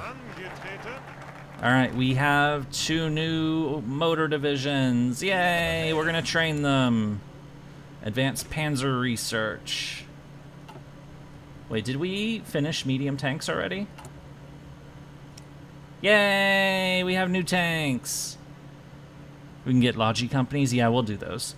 Panzer 3s. Panzer 4s, but we're gonna make them actually look like Panzer 4s so that, yeah.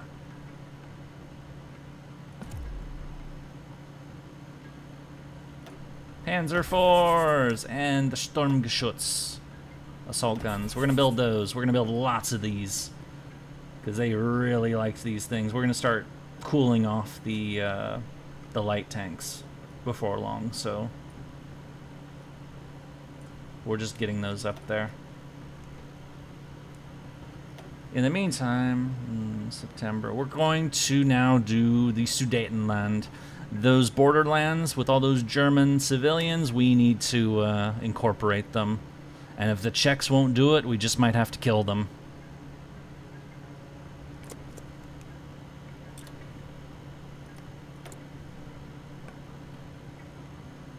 Oh, yeah, we have a new point. Beep. There we go. Oh, maybe I should have... Ah, never mind.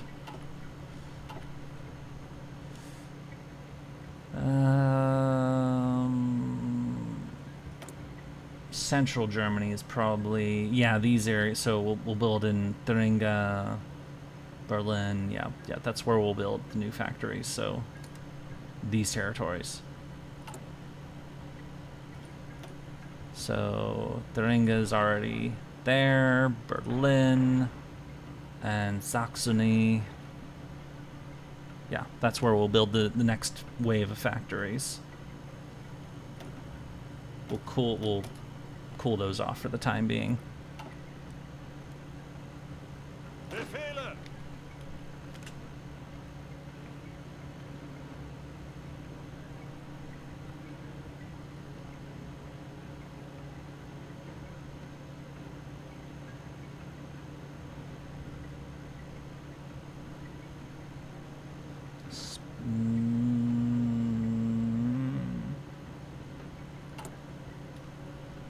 Doing good on popularity. Let's speed it up.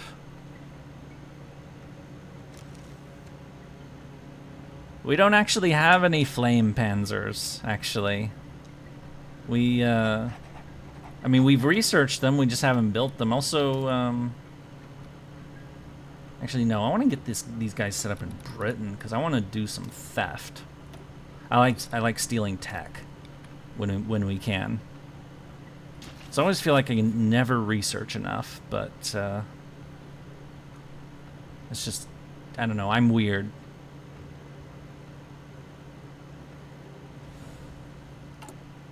I am very weird. Okay, yeah, we have, of course we have the 38 tank. I literally just started building them. What is Logi Company? Opal, yep.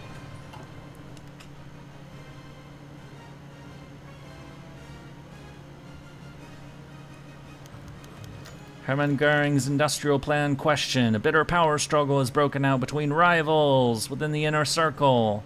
Tensions have risen as this asshole gains influence and increased authority. Todt, Speer, and Goering are vocal about each other's methods.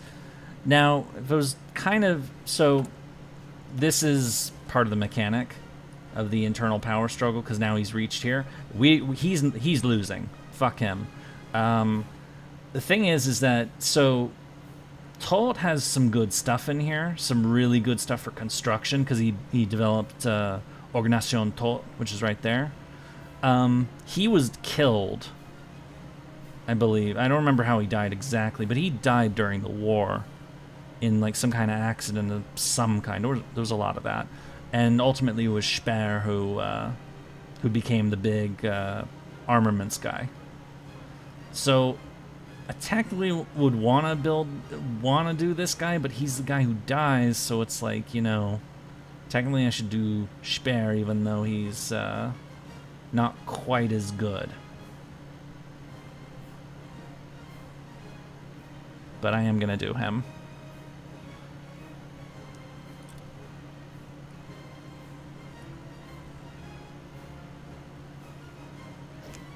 And once Bormann is done with that, I'll probably put Todt in there just so I can get his 2 perks. Turkey delivers an investment portfolio. No. This is a game thing. I don't care about Turkey. And I'm not spending my money to help Turkey.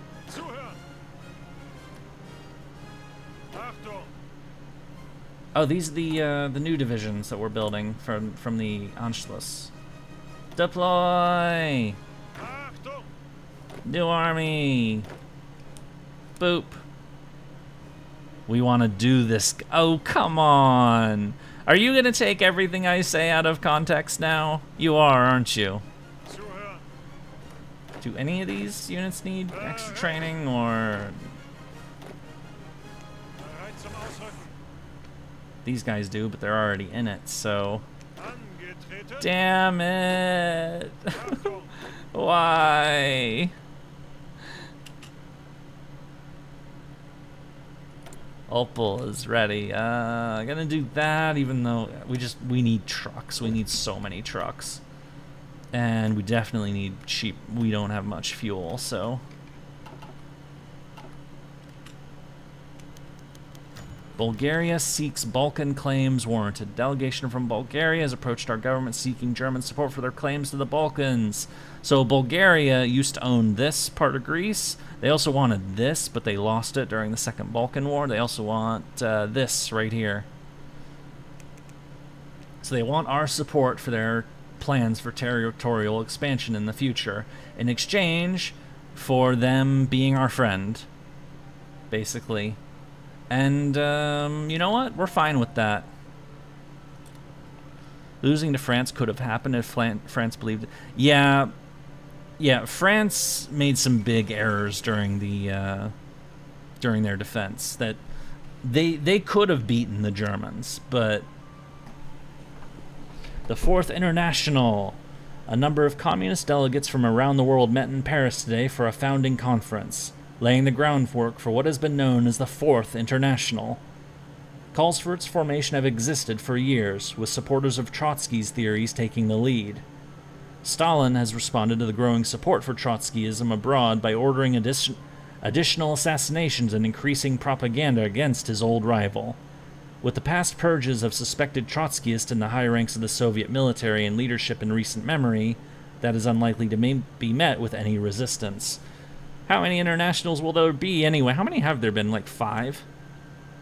I don't know.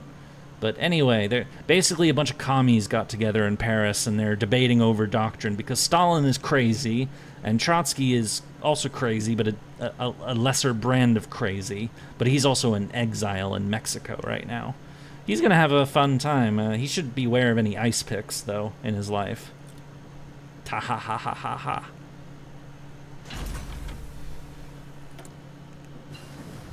Yay! We built the air facility, so we're gonna get Konrad Zus, and we're gonna get him to oh no, we're not ready for radio. Never mind. But anyway, we're gonna get him, and then of course von Braun with the rocketry later. September.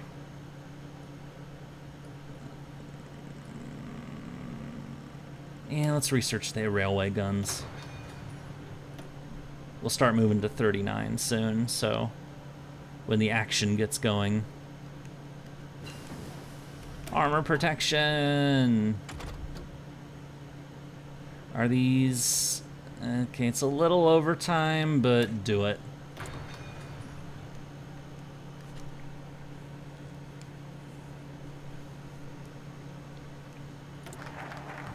Demand Sudetenland. We're gonna do this real quick. 3, 4.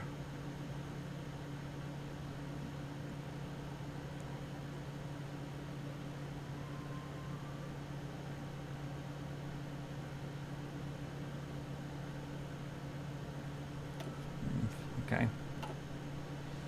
All right, so we have arranged a... we're basically demanding that they give us these borderlands, that they give us the South Sudetenland, the North Sudetenland, and this Sieske, how the frick you say that. It doesn't sound very German. I guess we just want it because reasons. But to prevent war, there's going to... world leaders are gonna... Well, I'll talk about that in a second, actually. Not yet.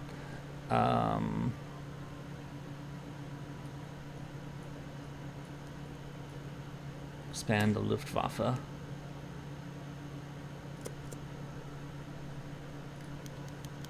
The Munich Conference. Talks have been held in Munich between the leaders of Germany, Britain, France, and Italy to discuss the future of Czechoslovakia. Yes, let's discuss the future of Czechoslovakia without the Czechs being there.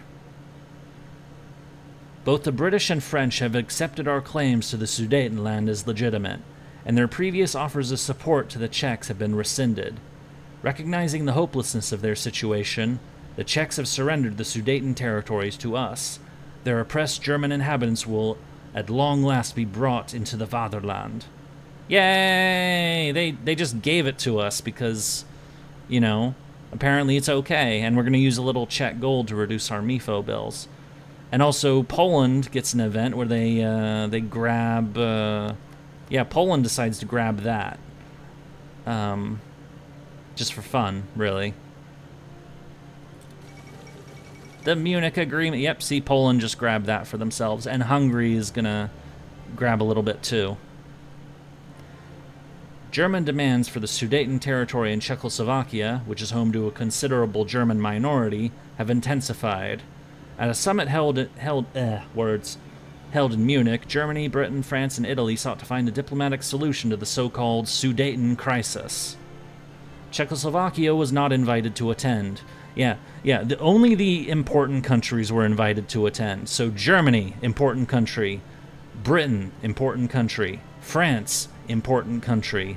Italy, important country. Surely there are no other important countries that were left out of this conference and will not take issue with the fact that they were left out of it. Surely nobody was ignored. Except for the Czechs, of course. An agreement was reached in which Germany annexes the Sudetenland, but will not pursue any further territorial gains in Europe. Yeah, we're done. Actually, we promise we're not going to grab anybody else's land. We swear this is all we want, right? This is all we want, right, chat? We're not totally, like, eyeing up this other land up here in Poland. Or, you know, anything else. Or maybe, like, Alsace-Lorraine, which was formerly part of Germany. Or Alsace-Lothringen. Mr. Chamberlain spoke to crowds in London. For the second time, a prime minister has returned from Germany bringing peace with honor. I believe it is peace for our time, and he will be forever ridiculed for this. As the appeasement prime minister. Good job, Chamberlain. Yeah. This ruins his... This guy is an awful historical reputation for this. And for good reason, because he deserved it. Anyway, we got our land! And Poland got a little land too, just for fun. Special project. Radar! Yay, let's get some radar going. And Junkers is upgraded, so let's boost them a bit. 1, 2, 3, 4. So now the Czechs don't have their borderlands, which are mountainous, and also covered in fortresses, which is also, you know, convenient. So if we wanted to eat the Czechs, they're basically defenseless. I mean, they have an army here, but they're in, like, wide open plains. We'd run them over. We'd easily run them over. So the Czechs are kind of screwed at this point. So you can thank Britain and France for that one. And in fact, they have a modifier that they actually really don't like these two countries right now because of that, because they feel betrayed, and rightly so. But we're not concerned with that because we're playing as Germany. We are the baddies. We are the villains of this story. I am not good at this German accent. Politicians return from investment negotiations in Athens. We don't care. We have some new tanks.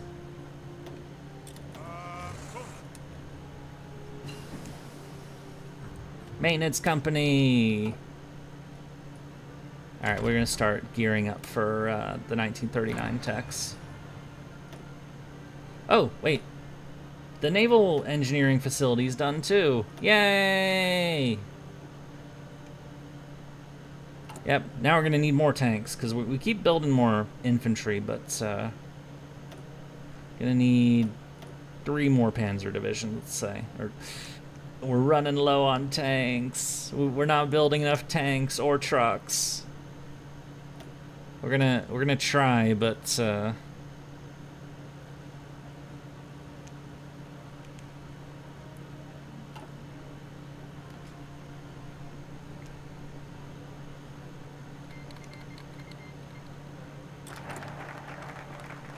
nope, we set up the collab government in France. That's good. I'm gonna infiltrate their administration because I want to steal some blueprints. I like to do that. I don't know if it's a good idea, but I want to do it. So, expanded the Luftwaffe Aeronautical Research Institute, which allows us to get another factory. We like factories. Let's do it.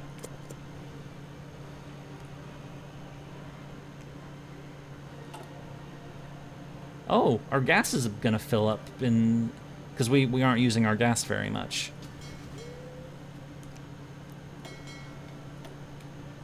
May as well train up our ships a little bit since that's happened. Let's cool off our gas imports then. Yeah, let's cool off from the Netherlands. Hungary renounces the Treaty of Trianon, which is their World War I peace treaty. It was Versailles, whatever the frick, Lausanne for the Turks, and Trianon. Everybody had a different treaty. Versailles is the most famous, of course. In a public declaration, Miklos Horthy has renounced the treaty imposed by the Allied powers after the Great War. Signed by the Hungarians under protest in 1920, it greatly reduced the country's size and limited the strength of its military. Yeah, Hungary used to own, like, all of this and this, and Hungary used to be a much bigger country, but it got absolutely slashed down after World War I. In his speech, Miklos Horthy already hinted that Hungary may soon look towards reaffirming their claims on the territories taken from them 2 decades ago. So, another potential ally in Hungary, because they don't like the post-World War I world either. We definitely don't. Which is why we're causing so much, we're stirring up trouble, because we don't like it. We want to do something about it. You know, rage and all that. Let's, train up more dudes. We have a lot of dudes. Queen Maud of Norway has died. On a visit to England, see her family and her brother, King George V. George V is dead. He died in 36. That happens in every... He dies early.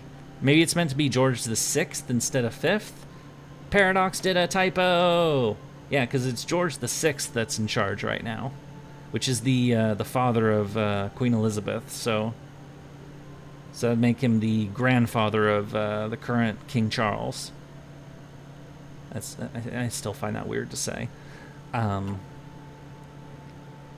Consort of Norway died of heart failure in her sleep after a complication after abdominal surgery. Beloved figure in Norway will surely be missed. It's not really our concern, but, you know.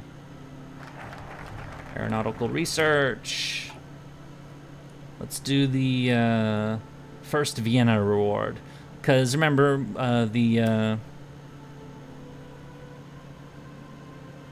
we got our piece of Czechoslovakia. The Poles took a little bit.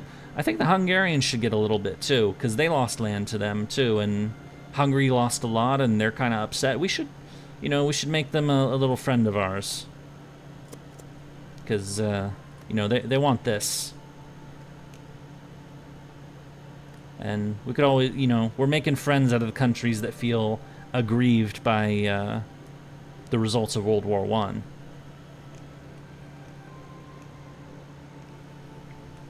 Which, you know, there is a case to be made. Those treaties were pretty harsh. But, you know, definitely doesn't justify any of this stuff that's, or where we're headed.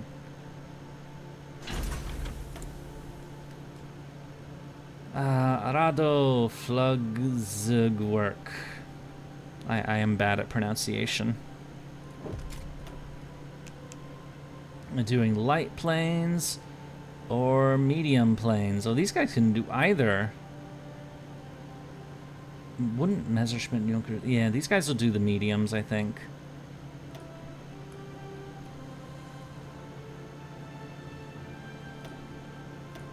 Yeah, there we go.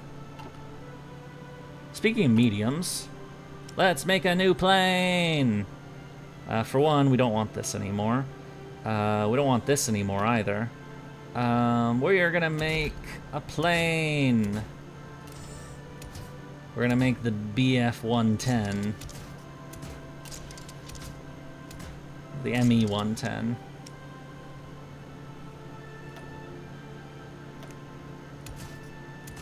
We're not gonna add any of this extra stuff yet, but boop. And we're gonna make a few of these. Just for fun, really.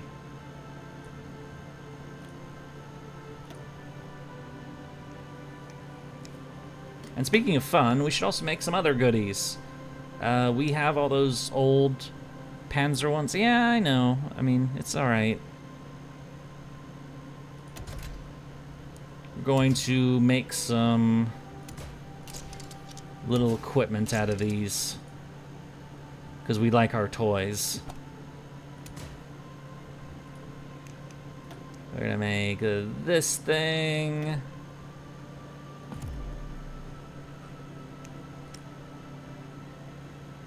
You're listening to Teacher Senpai? Ha ha ha ha ha. We're gonna make this thing.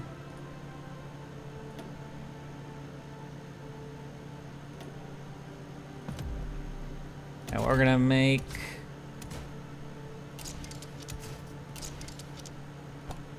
this thing, because we like our varied vehicles. Because we're Germany, we love our little side projects, which totally won't cost us in the long run.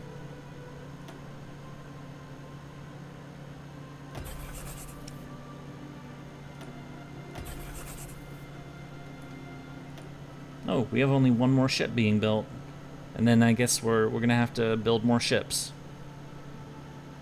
Actually, we should look into that. Fine. Nope, no!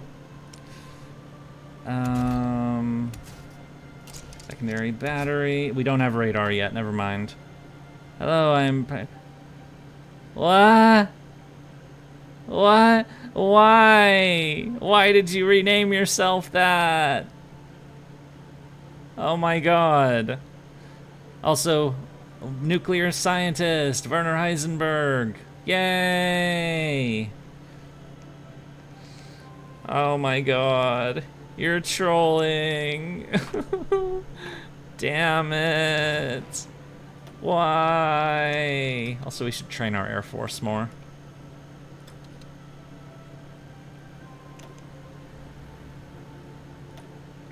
Also, yeah, let's oh, we have a lot of planes actually. Let's get some of those out here. Let's train these up.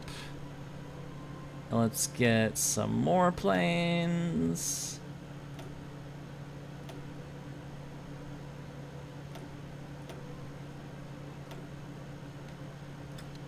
There we go. So we have a whole bunch of aircraft that we're preparing.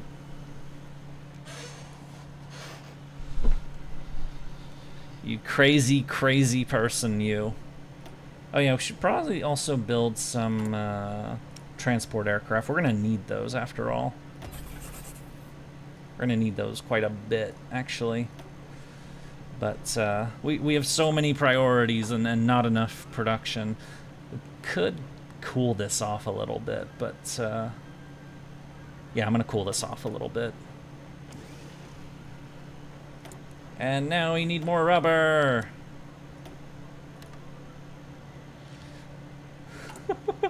Oh my god.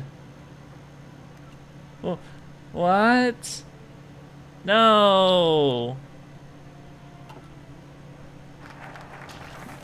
First Vienna reward. Hungary got that. One more smaller one first.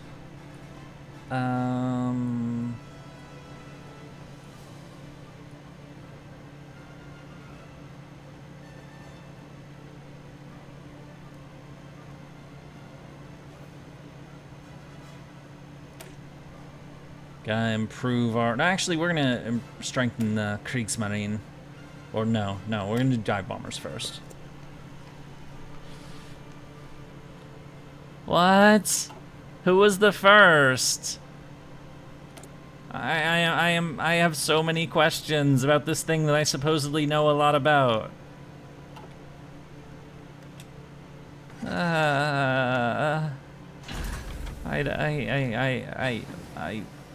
Oh my god.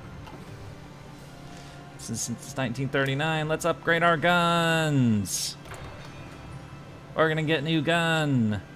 And honestly, I don't really care about most of these. At least not yet. Cruiser subs, probably the only one I'd actually want to use because of the U-boats, but there we go. Come on, that's just a joke. I know it's a joke, but I'm playing along because it's what I do.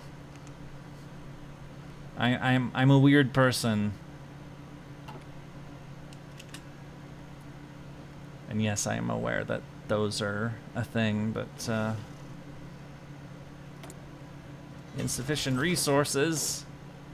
We need Swedish tungsten. And our ships are... Our last ship was finished, so... Radar's still not ready, but we're gonna start building submarines. We need submarines! We're gonna send them to this guy. We're just starting to build them up. Because we're gonna need some subs to cause mayhem. Our leader of the fleet, Commodore, or the U-boats, Commodore Donitz, wants 300 U-boats before we fight. Of course, he's not going to get that many, but and now we have railguns. Is there? What? No. What did I do? What did I do? Not yet. We're not gonna fuss about this right now. We are gonna fuss about this though.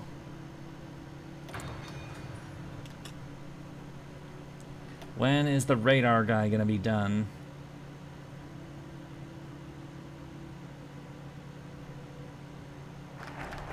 Oop, dive bombers!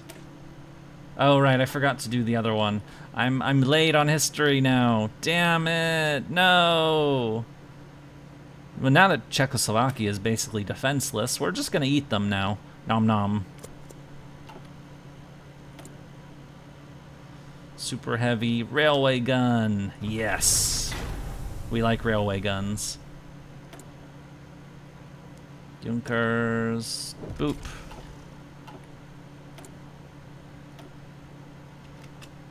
Wait, I thought I did that already.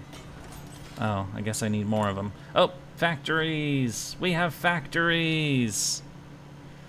I'm gonna start building more of these, because we need real tanks. Gustav cannon when? Soon! But first we need to, you know, make sure that our forces have sufficient, yeah, let's start building some railway guns. Or or preparing railway guns.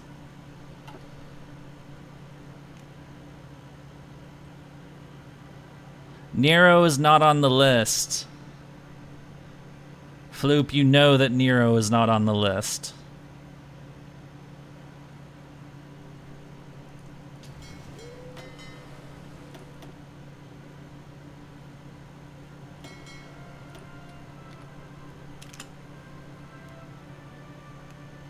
We do need bigger weapons.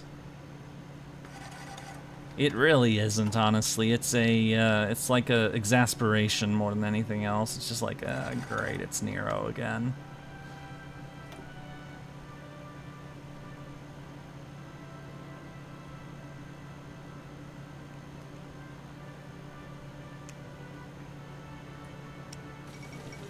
The Panay incident. This is happening like a year and a half late. No, like a year and 2 or 3 months. The Panay incident. American and British gunboats were attacked by Japanese aircraft in separate actions today while evacuating Western civilians from the front line in the war between Japan and China. Despite being clearly marked as an American vessel, the USS Panay was hit with 2 bombs and sunk, with 3 American and 1 Italian citizen killed and others wounded. In a separate attack on the HMS Ladybird, 1 British sailor was killed.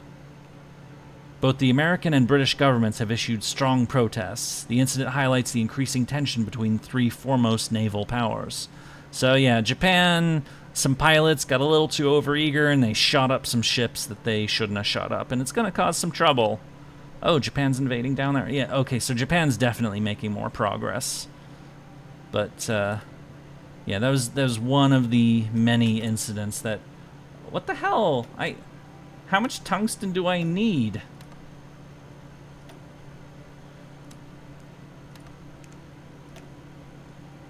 We're also going to cool off the oil again.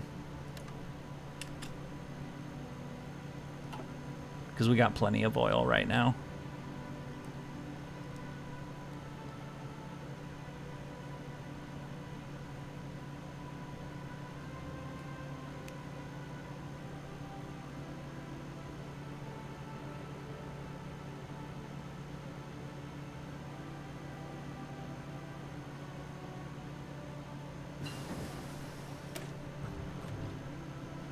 Construction. We like resource excavation.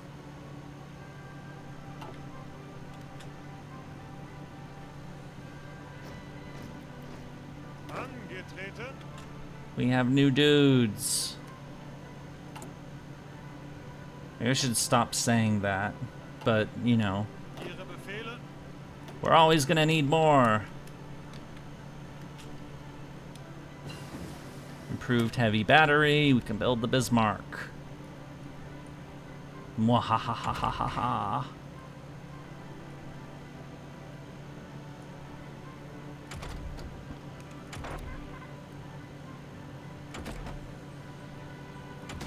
Oh yeah, new gun. We need new gun. I'm back, so what did I miss? Oh no, one of our guys has been captured. We gotta get him out of there. Save them!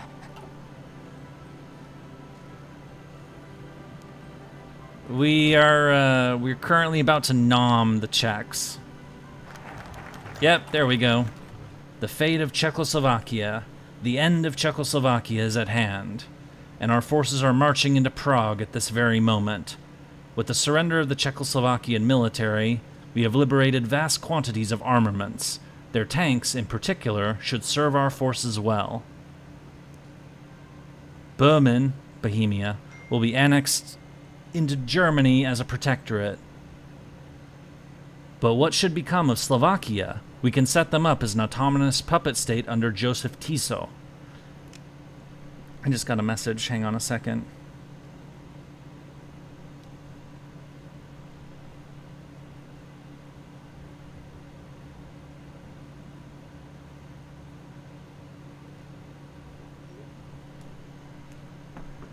So, historically, Slovakia was set up as a puppet state under Tiso. You can choose these other options, of course, but we're doing the historical thing. So we just walked into the Czechoslovakia and decided to take the rest of it, because why not, you know? I mean, they can't defend themselves. Of course, it kind of proves that, you know, Chamberlain was a moron for, you know, letting us, you know, have the Sudetenland, but, you know, we don't care about that. It's ours now. We get goodies. And also we take Czech gold to help pay down our MIFO debt, which is, how is that going, by the way? It's right here. It's 76%. Our economy crashes if it gets 100. So set it up. What is it now? 66. We reduced it a little bit, but we're gonna have to do more. All right, fade to Czechoslovakia. We're gonna reassert our eastern claims now. So there's another piece of German land that we're interested in. We are interested in those parts of Poland. Let me close this, actually. So the next areas that we are interested in that have German-speaking people: Poznan, Gdynia, Danzig, which is a German city. These parts of Poland we want. We also want Memel, which is right here. This little strip of land that Lithuania ate. So those are the land we're going after next. But after what we just did with the Czechs, I don't think that the Poles are going to be too inclined to, you know, just give us their land anymore. I don't think anybody is inclined to give us land anymore after that. I mean, we literally just took land that is blatantly not German. So, oh yeah, and now that we occupy land that isn't German, we have to set occupation policy. But they're the Czechs. We don't entirely, but gonna see if the locals can handle that. But we are also gonna make a special division, the occupation division, which is, you know, this is gamey right here, but it saves manpower. Because so you use 1 cavalry and you suppress. I always use that marker for these. Use these as an occupation division, and you will it's been set to infantry. This one, it doesn't matter. Anyway, so we are occupying Czechia. Insufficient resources. We're short on tungsten again. That's just basic tip, not too meta. Yeah, but it's still a division that's like it shouldn't be. It doesn't matter. We're doing it anyway. It's just common. You know, we're trying to do the historical approach, but you can't do it perfectly. So there's some things that we're just doing things our own way in a few cases. Dismantle the Czech forts. We're not doing that yet. Because if we dismantle the forts, we get land fort construction speed. So if we're going to build forts, we'll do that. But, Stiamar Cotton. Yeah, let's do that, actually. Let's just,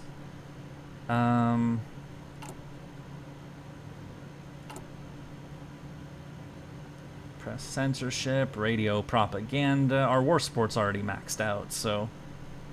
I mean, we could always do it later, but, looking at what we can do right now. Wait, did I trade for... Oh. German troops have crossed into Bohemia and Moravia, ostensibly to restore order to the regions in the wake of the collapsing Czechoslovakian government. In Prague, the occupying forces announced the creation of an autonomous protectorate within the German Reich. With German support, Slovakia has been declared independent under the leadership of Josef Tiso. The nation of Czechoslovakia is no more. Yep, they were betrayed by their friends in the West, and then we just ate them. Nom nom. It's... Yeah, the World War I treaties were not good to anybody, but the Czechs didn't deserve that.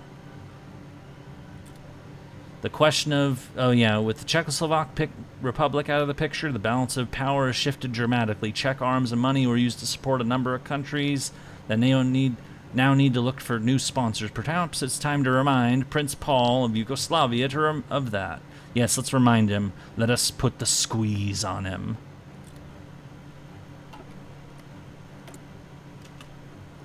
And I guess we need more chromium. Advanced machine tools! Yay! Alright, what do we... oh, right, we're doing guns.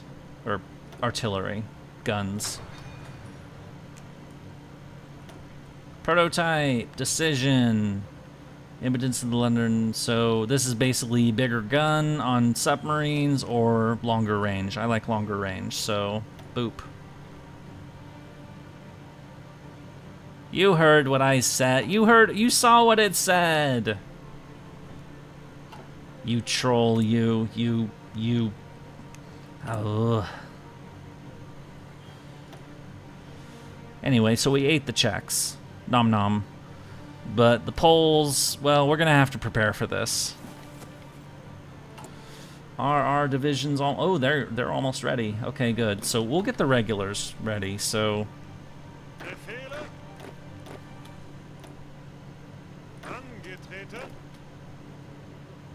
Ihre Befehle? Befehle?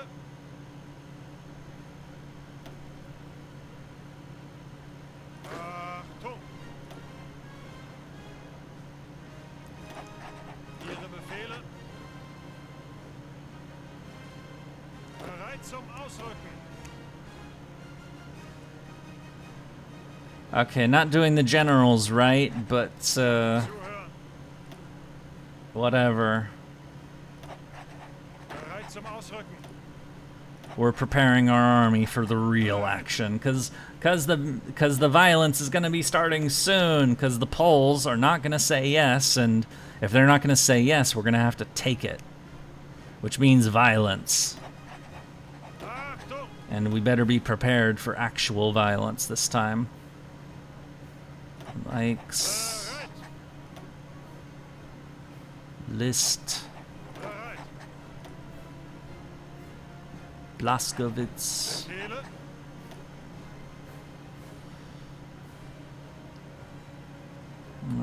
No. Gotarna Hydrinki, I suppose.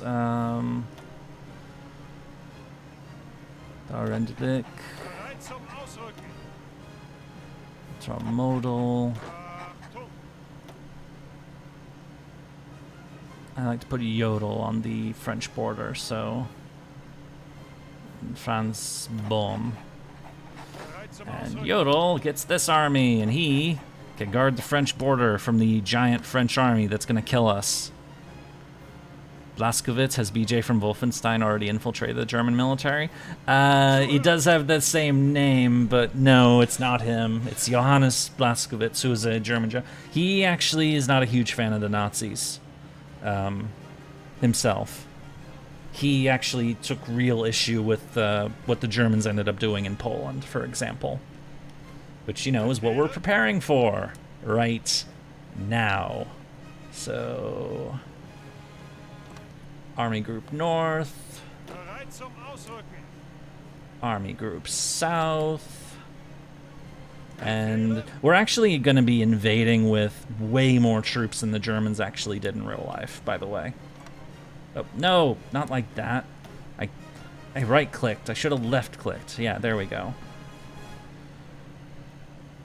So, operational plans for the invasion of Poland were known historically as Case White, or Fall Weiss. So, answer number 1 is going to invade from East Prussia. Bereit zum Group Ausrücken. A.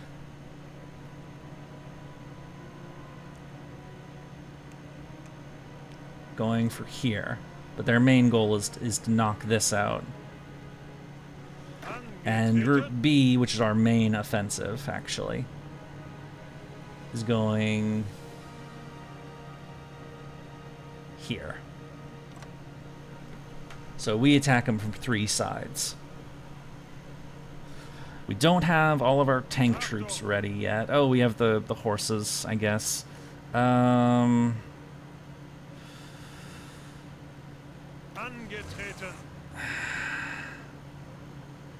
Bereit zum Ausrücken. I'll throw them in with the mountaineers, I guess. Achtung. No, I'll throw them in with Befehle. the tanks, even though because they're maneuverable, but we're not preparing the tank armies yet. This is just setting up the main forces that we're doing this with. So this is only step 1 of the prep for what we're doing. We're waiting for these guys to finish before we do step 2. We should also probably start recruiting the war criminals. I mean the SS. Who were most definitely war criminals. Let's not kid ourselves there.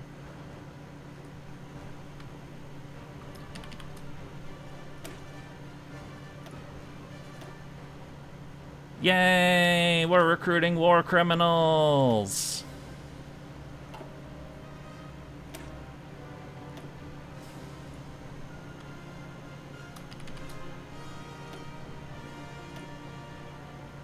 Because this is when the first divisions came out. So, Leibstandarte, Strike, and Totenkopf. Yeah, this is the Waffen-SS. They are not good people. They're, you know,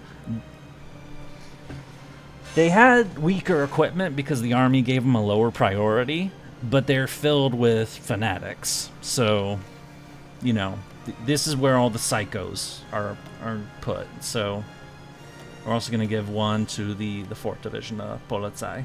So that's going to be another corps, but they might not show up in time for Poland. But we'll see about that.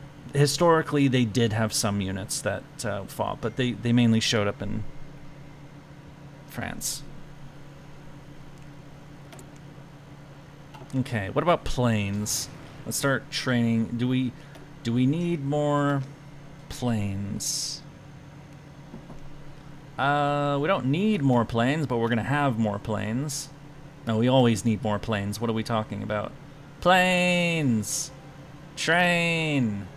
More planes! I didn't know the Waffen-SS were bad. Next you'll tell me the sky is blue and the earth is round. I know, it's... I hate to tell you this, but the sky is actually blue. I know you're doing a bit, but, you know, so am I. I like doing bits. They're fun. Okay, our navy is not very powerful right now, but that's Your sarcasm machine broke. Okay, so all of our troops are massing. They're gonna go to their assigned starting locations. Little ASMR there. Yeah, I got really, really close to the microphone. I'm basically touching the microphone right now. This is basically the ASMR voice. Wahahahaha. Propaganda Master has been completed. Oh, we have a new operative slot. Awesome. Unassigned divisions. Oh, there's the new tanks. All right. To be fair, the German Air Force never really accomplished much except getting beat by the British. Yeah, you're right. I mean, they looked good at first. What the fuck? Yodel isn't a competent commander? I know he's not. That's why I'm putting him on the border with the French. Because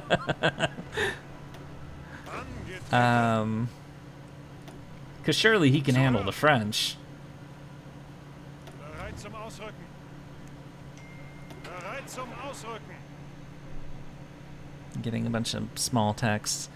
Yurie spends the whole stream doing ASMR. Ihre Befehle? So the French can steamroll him all the way to Well, I mean, he can handle the French with 12 new divisions. I mean, the French, like, when we reoccupied the Rhineland, what did the French do? They didn't do shit. When we took Austria, what did the French do? They didn't do shit. When we took the Sudetenland, when we took the rest of Czechoslovakia, what did the French do? Nothing. You think they're gonna attack me on my border? I mean, we gotta have a few people just in case they think it can't be an empty border, but, you know, they're not gonna attack us. They're losers. They're too scared. They're hiding behind all these forts. Speaking of which, this border, the French border, is absolutely loaded with fortresses. It's known as, you probably know this already, of course, is the Maginot Line. They are 10 out of 10 strength fortresses. This is basically the strongest fortification in the world. They built this up during the 1930s. Basically, so France's strategy for the next war that is on the way is, because you remember World War I was trenches and hell, and it was all like fought around, like this was roughly the Western Front, about that. They didn't take them. There was counterattacks around. Anyway, so the French strategy is more defensive, where they have this strong line of fortifications to try to hold the Germans off long enough for the French army to rally its full strength, and then they can beat the Germans. So, you know, whereas the German or the French strategy in World War I was Plan 17, which was to attack into Germany itself, whereas the German plan was the Schlieffen plan to invade through Belgium and Luxembourg. France's plan for World War II is very much hold the line until all of our dudes are ready. And this is known. Why else would they build so many frickin' fortresses along this border?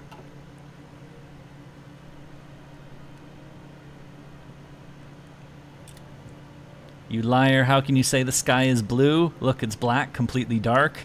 I mean, it's okay, it doesn't look quite blue outside of this window because the sun is shining into this window, but it is still a light blue shade. Ratman, hello. Welcome. We're just doing some prep at the moment. Next units 7, 8, 10 and motor. These are our three. Okay, these guys are redundant. I'm gonna add them to these units. So this is our Panzer Corps. 1, 2, 3 is going right here, and I hope they go there this time. Guderian is getting this one. South. This one is going to Manstein. He's gonna go right here. And this third one is also going right here. And this is Kleist. Achtung! I'm not in a basement. I'm on a second floor. I'm in a condo. I've never lived in a basement. I've never lived in a house that has a basement, actually. King Zog submits to Italy.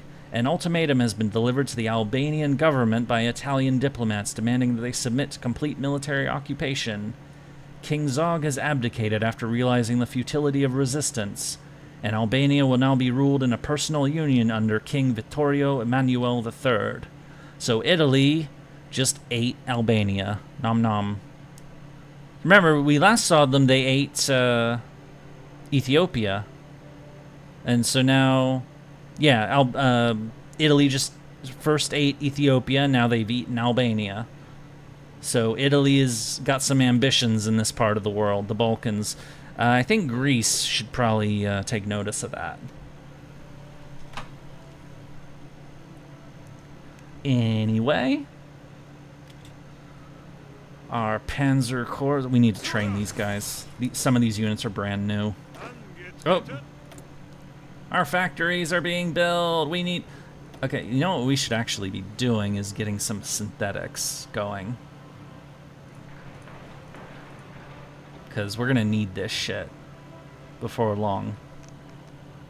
Because once we get cut off from global trade, if the war starts, when the war starts...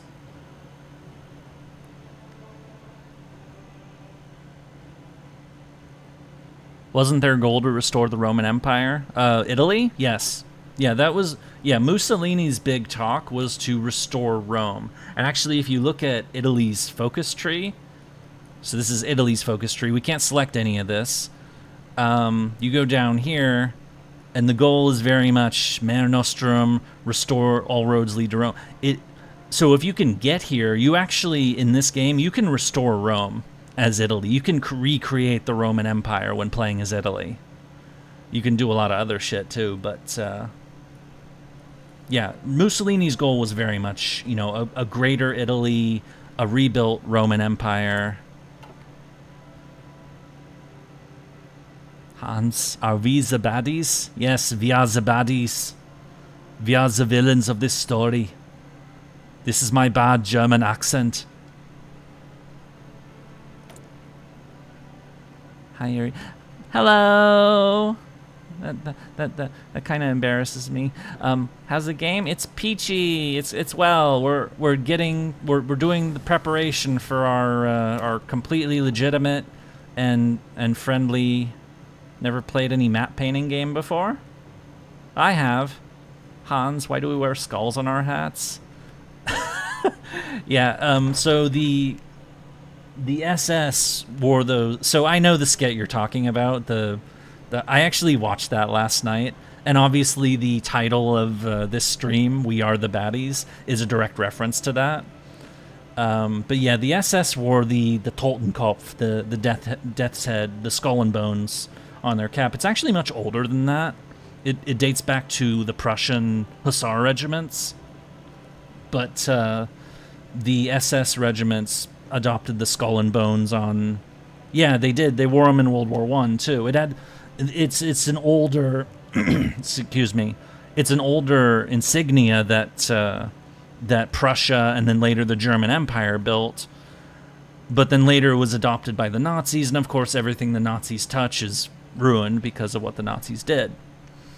So, but the Skull and Bones specifically was adopted by the SS divisions, the Waffen SS. So it wasn't just adopted by the Nazis; it was adopted by the bad ones, like the really bad ones. I mean, there are no good Nazis. Oh, okay. Well, there was Canaris and Stauffenberg and them, but you know what I'm trying to say. Oh, we infiltrated Britain. I mean, we need to rebuild our network to make sure we don't lose it. So what's the goal for this stream? I came in late, so I'm slightly lost. Title is We Are the Baddies, Hearts of Iron 4, German Historical. That should probably tell you what the goal is. So we're doing a historical run, and I'm also throwing in a lot of bits about, you know, historical details and stuff, because I am a nerd, and this game allows me to nerd out on a massive scale. Oh, this is about to finish. We're slightly late on that, but not every German in World War II was bad, but no Nazi is ever good. Well said. Well said. Okay, so we just, we're reasserting our claims to the east. So we have our, as I mentioned, Poznan, Gdynia, and Danzig. These were all part of Germany during up to World War I, as was Memel, which we are now putting the squeeze on Lithuania about. And here's the thing. We have a slight problem. If we're going to fight Poland, that means we're going to fight the French and the British, most likely. In fact, let's look at this. Poland's independence is guaranteed by Britain. We attack Poland, Britain's entering the war. And if Britain's entering the war, the French are entering the war too. There's also a little province near Gleiwitz that was German, here, like right here. Gleiwitz, Katowice, right here.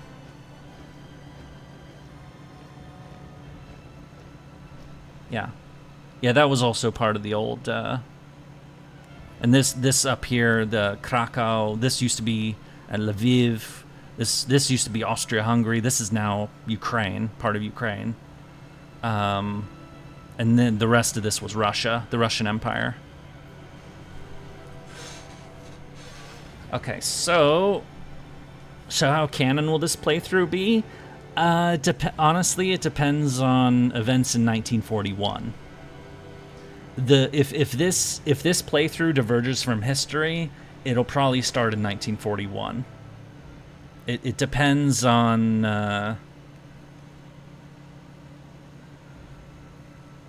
how things go, because I might not lose. Or I might lose, and then, you know, it'll be more historical, but we'll see how it goes. Anyway, we're going to be fighting over here and over here, but if we invade Poland, we'll then have a border with our great enemy in the Soviet Union. I'm doing a bit, obviously. But Stalin was not invited to Munich. He was not considered one of the great powers. He was left out of the treaty, or the Munich Agreement, which, you know, let us eat the checks. But Stalin, these lands, Bessarabia, Eastern Poland, Lithuania, Latvia, Estonia, these parts of Finland, these all used to be part of Russia.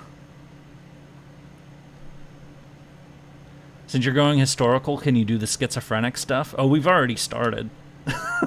We've already started with the building the light, self-propelled, the Martyr 2s. We're going to build like a bunch of, like, you know, insane projects that, you know, is ultimately kind of a waste to we've already started. We're going to do more of that for sure. Don't worry. And how notoriously wasteful Germany was of its resources. But anyway, we have a very sinister idea.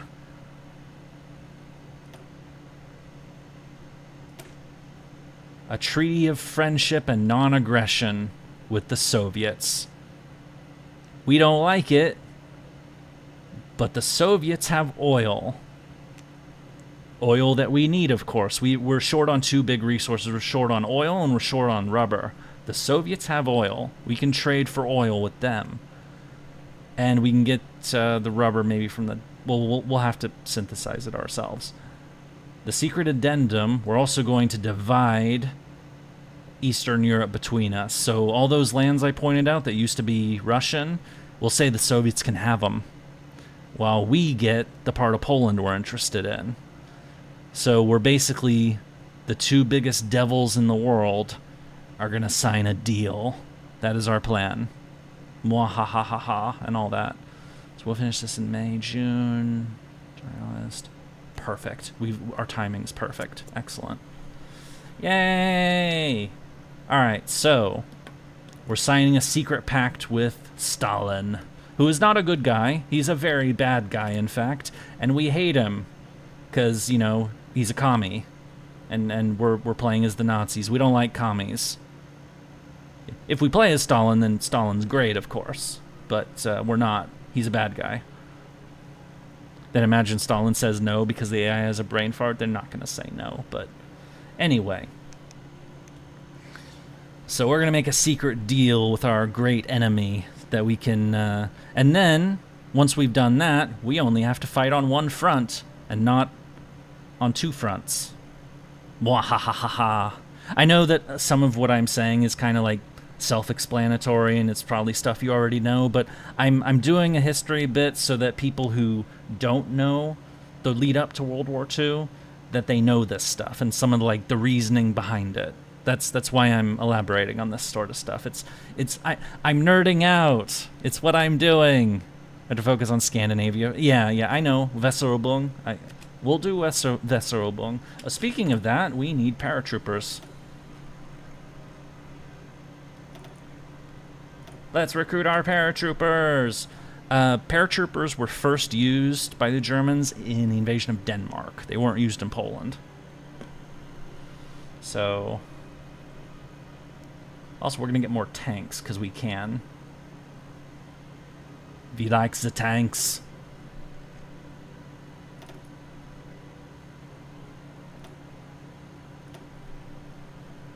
And my terrible fucking German accent.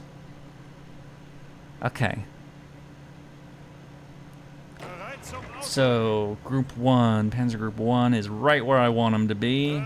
Group 2 is right where I want them to. Group 3 is right where I want them to be. Excellent. So everything is in place. So now, Group 1 cuts the Polish corridor right here to cut all these guys off. Group 2, we'll probably have to move all these guys ourselves in time, but cross over here. This is the Vistula up here. This is the Bug, I believe, no, the Bug is over here.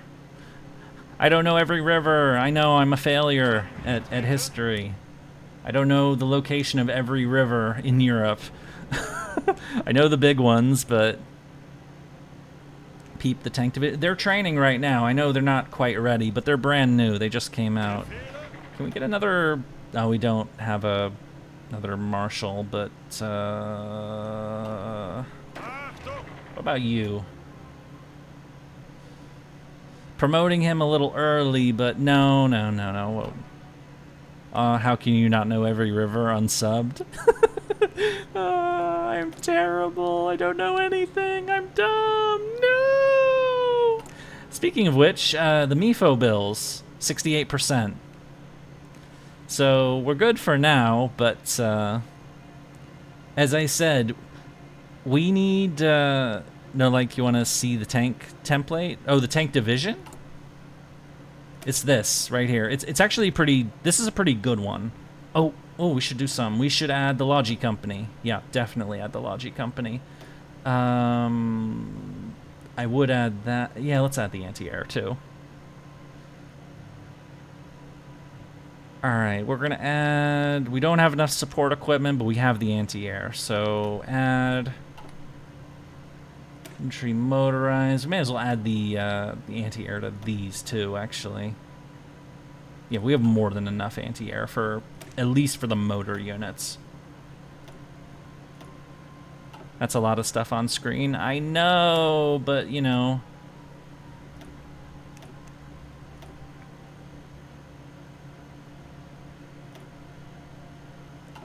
Unsubscribed, instant dislike, 500 word, 80 angry comment.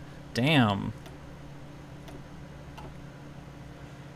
Oh, we should probably add the Logis to those too. I forgot. You're right. Yeah. Because these use fuel. Whatever. Let's just do it. Alright, let's get the Logi attached to these. We'll get more army experience. We just gotta make sure that everybody's prepped up and ready to go, and then we need to get more support equipment, I guess. And more trucks. We need more stuff. We're...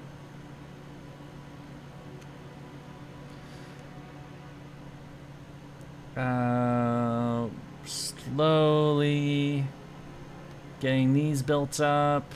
We're gonna need more, of course. The pack guns, the bison, the martyrs.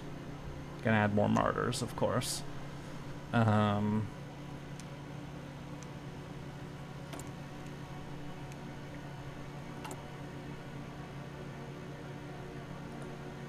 We don't have Halder.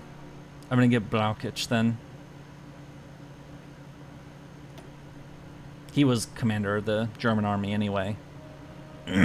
Why add a Logi company? The Germans clearly didn't have those. Yeah, they weren't very good at... They weren't as bad as the Japanese were at that, but... I mean, we just won't research it further. And Hugo Sperle for close air support. Speaking of which, we should set up the airplanes. First, let's stack up all of our planes so we know what we're working with. 13, 6, 5. And boop, boop. There we go.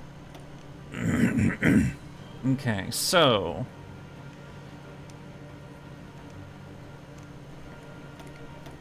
The Japanese didn't have a choice in the matter. They still thought they could win. They did have a choice when it came to whether or not they could...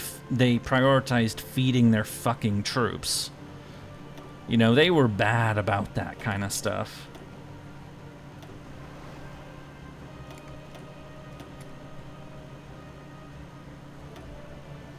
We're gonna have these guys in the west. So actually, this is gonna be separate.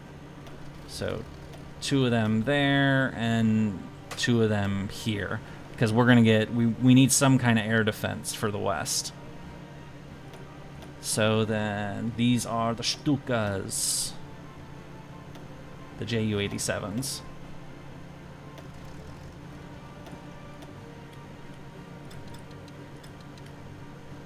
And then put them there.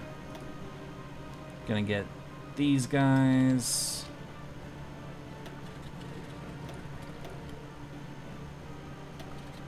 There. Put these guys right here as well to deal with the fleet. Was Luxembourg German in World War I? Was it independent? It was independent. Alright, put them there. The paratroopers, we're not using the paratroopers, but we may still use a little air supply just for fun. Probably not, actually. I hardly use that, but okay, I think and then lastly we'll get prep for the Navy. They're gonna be here. We're not giving them the orders yet. We're just making sure that we set the zone. The German Reich claims Memel. With German forces on their border poised to attack, Lithuania has given in to a German ultimatum demanding the surrender of the old Prussian territory of Memel, which is right here, or hang on. It's that little sliver of land, Memel. It was passed to Lithuania by the Treaty of Versailles, but has now been reintegrated into the region of Ostpreußen, East Prussia.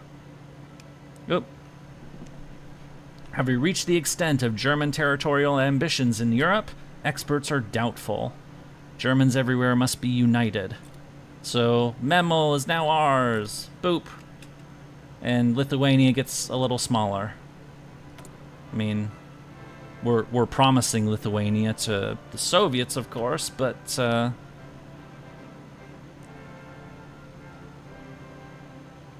completely unrelated, but I'm surprised you weren't full in FGO, Yurie. Send an invite, IG in-game and Ash with a cool 120 yellow. Oh, really? Wait, I'm not, my friend list isn't full? I'll have to check that later. I'll have to remember that. Because my friend code is on the, this. Okay, but I have to be right back real quick. I'm gonna slow the speed down and have it run. It's probably just going to pause on some event or something. But I just got food, so I'm going to go pick it up, okay? So, be right back. Muahahahaha.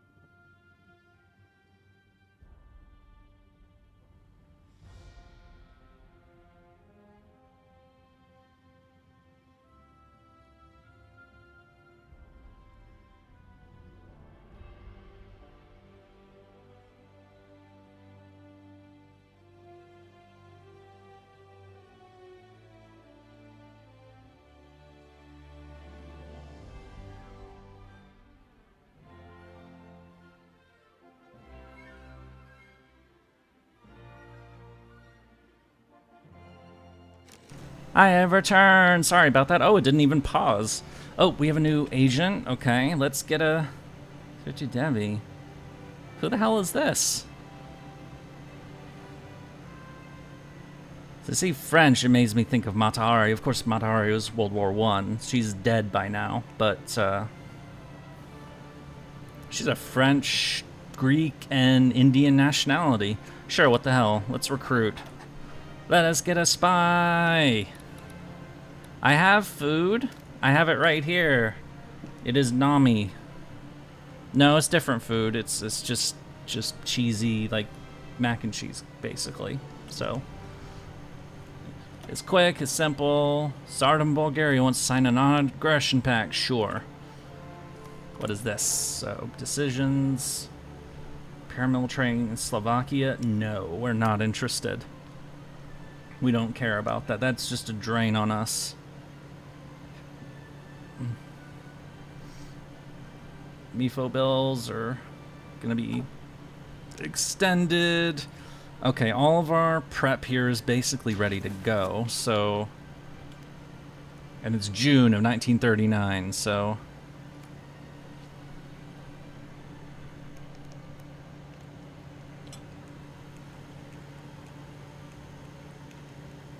These Americans love me having mac and cheese. That stuff is delicious.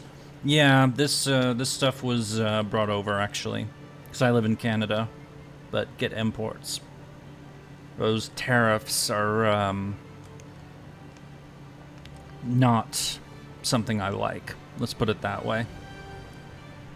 Italy pursues closer bonds with Germany. Italy and Germany have expressed many conflicting interests, particularly in Austria and the Balkans. This has not, however, prevented the countries' foreign policies growing ever friendlier towards each other, and negotiations are underway for a pact that will protect common interests. If negotiations are successful, we could see an alliance that will be able to exert great influence in Central and Eastern Europe. So Italy wants to be our friend. Hi, Mussolini, you want to be my friend? You do. You're asking to join the Axis.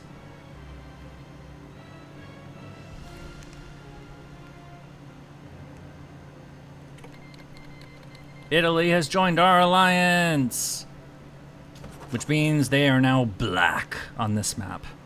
So we are the black-colored factions, and we're gonna go to war with the pink allies before long. We're fighting a lot of people, like a lot of people. But you know, we have the power of tanks, of panzers. Yeah, we're the black faction. And I guess they're the red faction.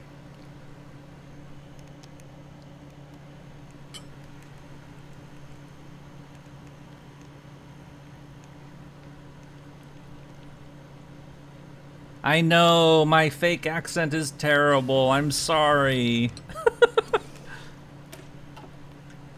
I was just doing a bit.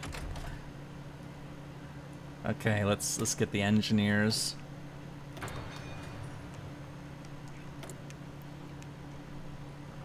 So who's the green faction then? I don't know. This should actually be MP40, but it's MP38 for some reason. Oh, Mauser's reached level 6, so let's get, yep, let's make him even better at producing gun. I'm never entirely sure what to do with all these, but,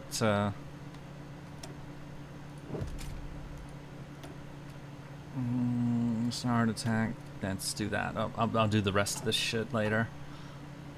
Molotov-Ribbentrop is almost ready to go. Historically, this treaty was signed a week before the invasion of Poland. B-38 is a thing. It is a thing, but the MP40 is more famous. Way more famous.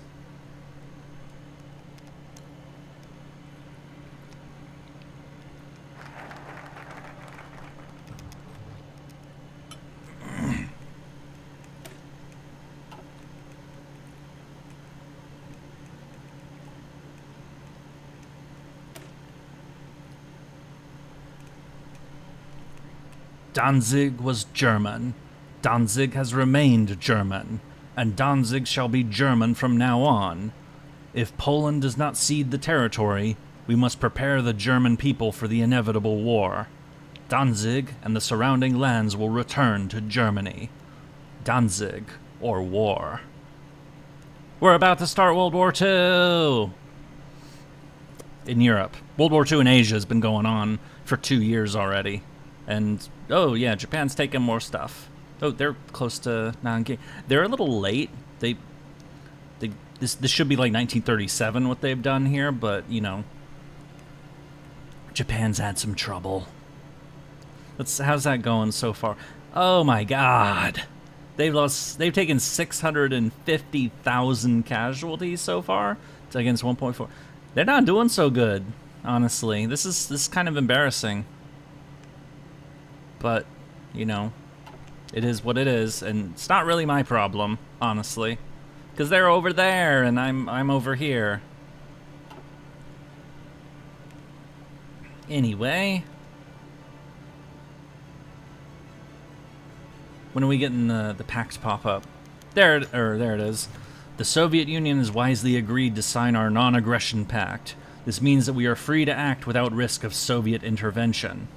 Unfortunately, some of our friends now question Germany's commitment towards the ultimate destruction of communism. When matters with Poland and France have been settled, we may need to revisit this treaty, but that is a discussion for another time. So, yeah, the Soviets like us more, but, you know, our other friends who signed the anti-Comintern pact that we did earlier, they're not too happy with us right now. Diplomats, the Molotov-Ribbentrop Pact. So I don't see Molotov in this picture. That's Ribbentrop, the German minister. Molotov is the Soviet one. Diplomats from Germany and the Soviet Union concluded what observers are describing as a historic agreement today with the signing of the Molotov-Ribbentrop Pact. Named after German Foreign Minister Joachim von Ribbentrop and his Soviet counterpart, Vyacheslav Molotov, this non-aggression pact stipulates that neither side will ally itself to nor aid an enemy of the other. Foreign diplomats warn that this treaty effectively gives Germany a free hand to wage war in Europe without having to fear Soviet intervention. Beware. So, we have signed a special treaty with them. They are now our friends. The commies are now our friends. They're going to take some of this land over here. They're going to take eastern Poland as part of this treaty. And they're going to take some other lands that used to belong to the Russian Empire. But they won't harass us in the east while we deal with our enemies in the west, the French and the British. And then once we've taken care of these problems, then we'll take care of them. They're our friends, but only for now. Muahahahaha. Yeah, until we invade them. Oh, the fall of Nanjing, the capital of the Republic of China. Nanjing has been occupied by the forces from the Empire of Japan. This happened in December of 37. It is now June of 39, so this is like a year and a half late. Despite fierce resistance from the walled city's Chinese defenders, Japanese troops managed to capture Zhongshan Gate and fought their way into the city. Sporadic gunfire can still be heard, and several fires are raging in different parts of the city, but most surviving Chinese forces have either withdrawn or been captured. Along with the capture of Shanghai, this is a significant victory for Japan in their war against China.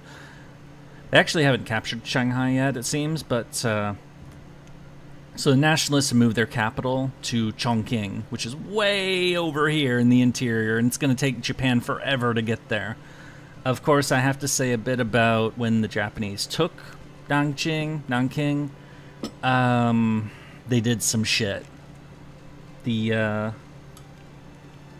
just say it's probably one of the most infamous war crimes that Japan ever committed, certainly during this time period. The high estimate is that they killed something in the order of about 300,000 Chinese civilians over the span of a few weeks. And it was, I'm not going to say more than that because I don't want to get, YouTube attacked because, this subject is very much not YouTube friendly at all. And if you do look it up, be warned that you will learn about some bad shit. Some really bad shit. The infamous beheading contest, for example, where there were two Japanese officers that had a contest of who could behead 100 Chinese first. And, God, I've been in this live stream the whole day since like less than 30 minutes after it started. Please, Yurie, free me from your basement. Or wait, what? I didn't... No! Where did you come up with this? You crazy, crazy person renaming yourself and everything.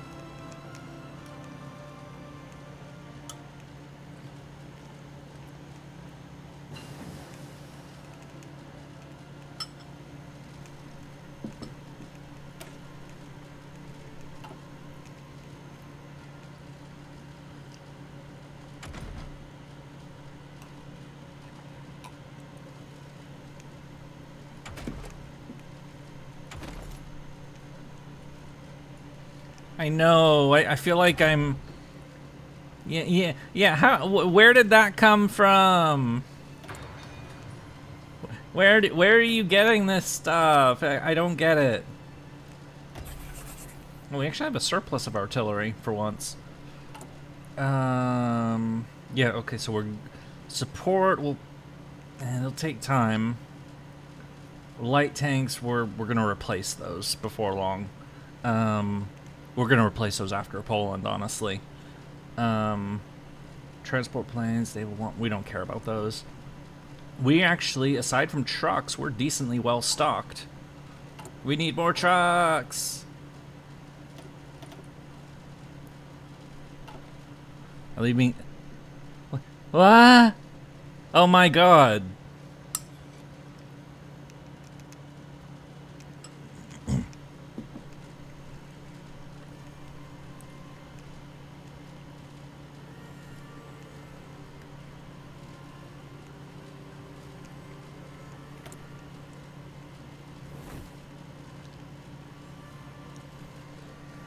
Does the existence of Crazy Yurie imply the existence of a sane Yurie? Honestly, this is the sane one. I don't think it's possible to. I mean, I don't know. I mean, it's an old joke of mine. Yurie Alter is sane Yurie. I don't think so.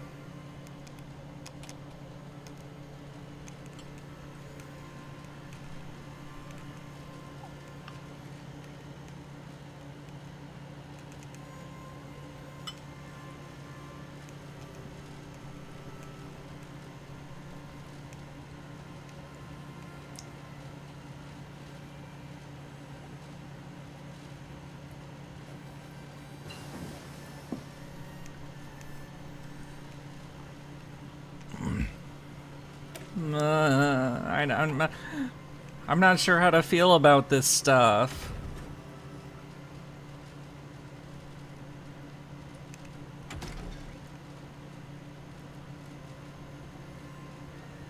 I don't have a basement. I don't have a basement. Should probably start researching this actually. Boop. Get new fighter aircraft as soon as we can. I don't have a basement. I've never lived in a house with a basement.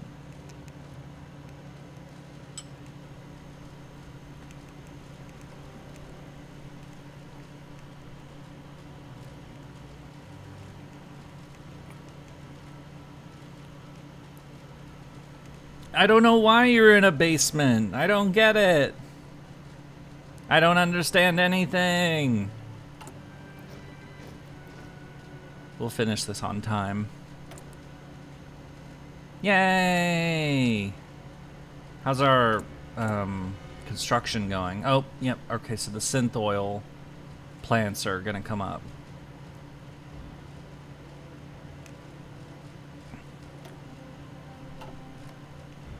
How's the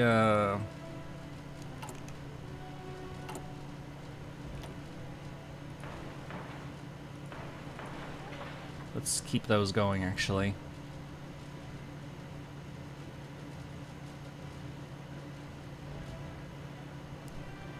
Oh, I know you guys like to have, like, you know, and I am not smelly.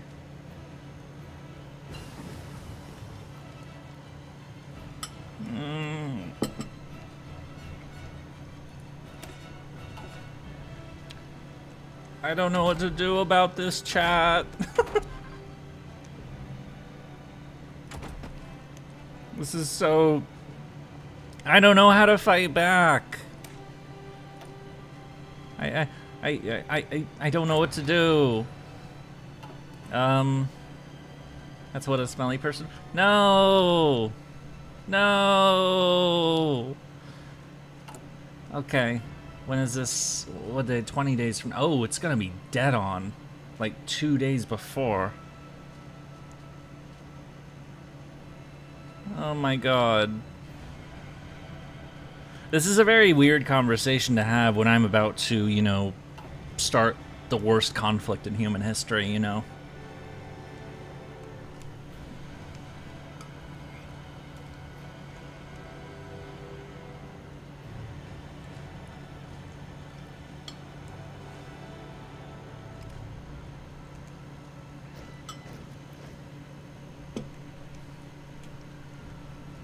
Bereit zum Ausrücken.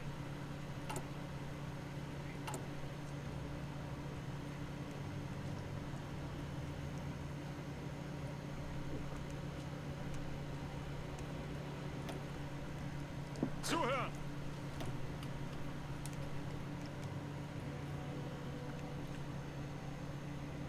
Hello, P. Welcome back. Oh, what's this?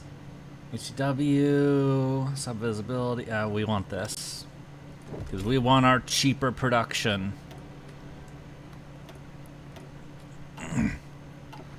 Damn it. Why? Oh, radar's done. Yay. Okay, now we can do it. We can, Alright, now we're gonna set up some construction. Heavy ship. Gemaniawerft. Shit! I canceled it out. These menus are finicky sometimes. Radar.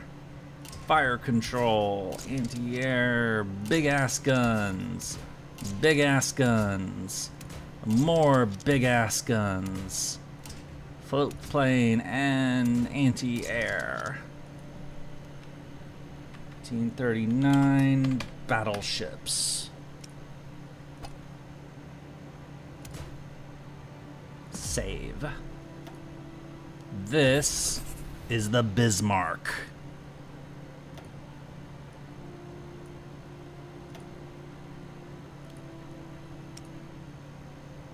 I'm gonna build more U-boats.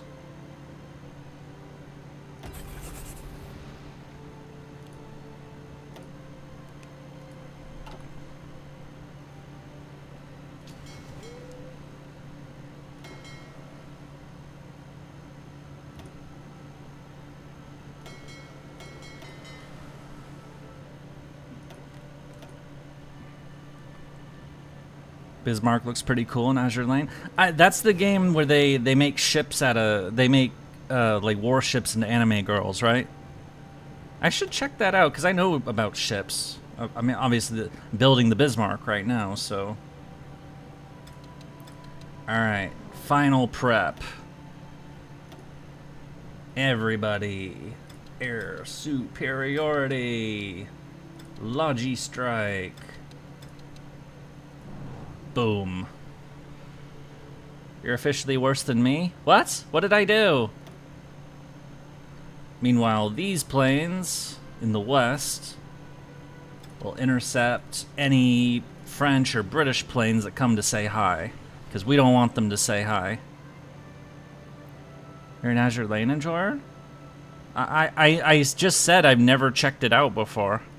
Or are you talking to somebody else? Okay, so Azure Lane is next level kind of horny. It is? I know like nothing about it, so you know. Extensive. He's not ready, but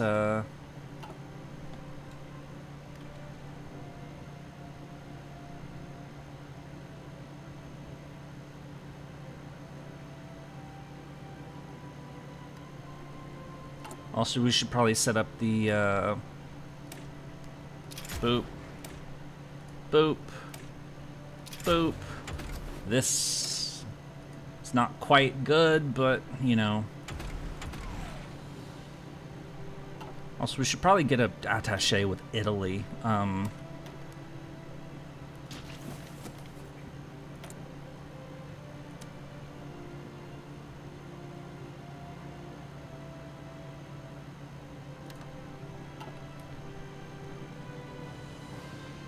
Goes on Panzers, the only accepted. That was a great show. I really liked that show.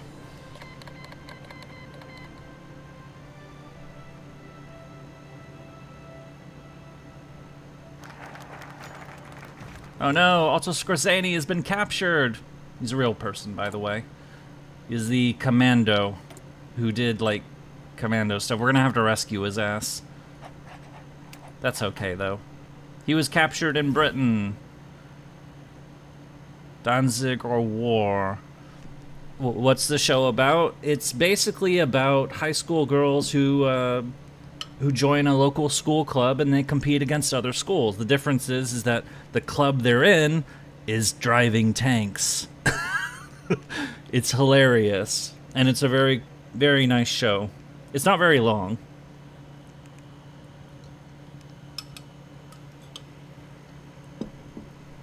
But the attention to detail they give to specific vehicles and stuff is actually really good.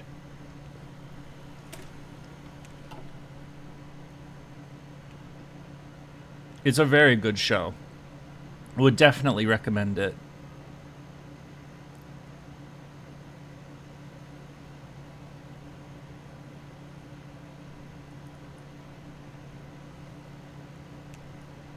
Okay, what is our next, it's gonna be Kriegsmarine. Yep.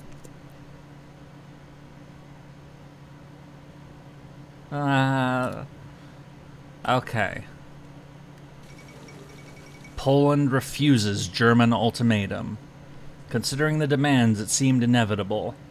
Poland would be forced to cede Danzig to Germany, and a Polish plenipotentiary would be sent to Berlin to negotiate further terms. Ignacy Mosicki pointed to the German Reich's recent actions when stating that it was obvious Germany would not be satisfied with Danzig alone. German and Polish forces are preparing for war, and reports are already coming in of clashes on the border. Once again, there is war in Europe. So here's a thing, a fun trivia bit.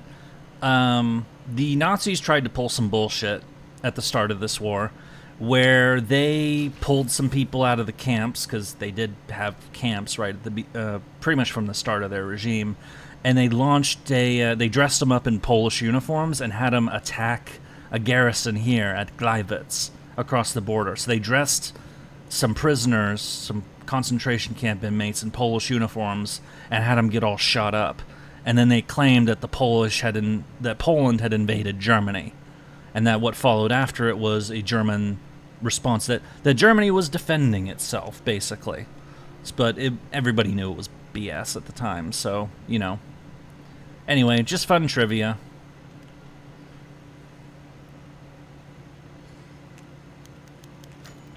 They know very well what the alternative is. Despite our attempts to allow Poland to hand over Danzig peacefully, even vowing to give up our claim on other German territories in exchange, we have been met with refusal. As expected, the world gives nothing to us that we do not seize by force. Never heard about that before? It's just a minor thing.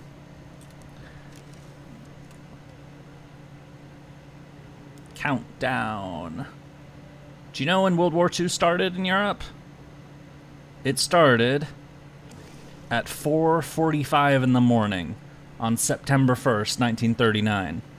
And I managed to get the focuses just right so that we could do it at the exact same moment.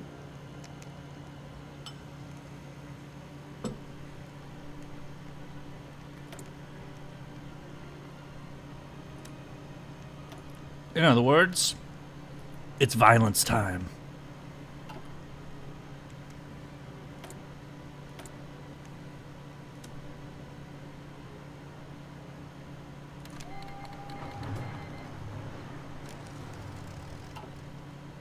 We're gonna do some violence. So, case white, everything is prepared for this. The planes are in the air.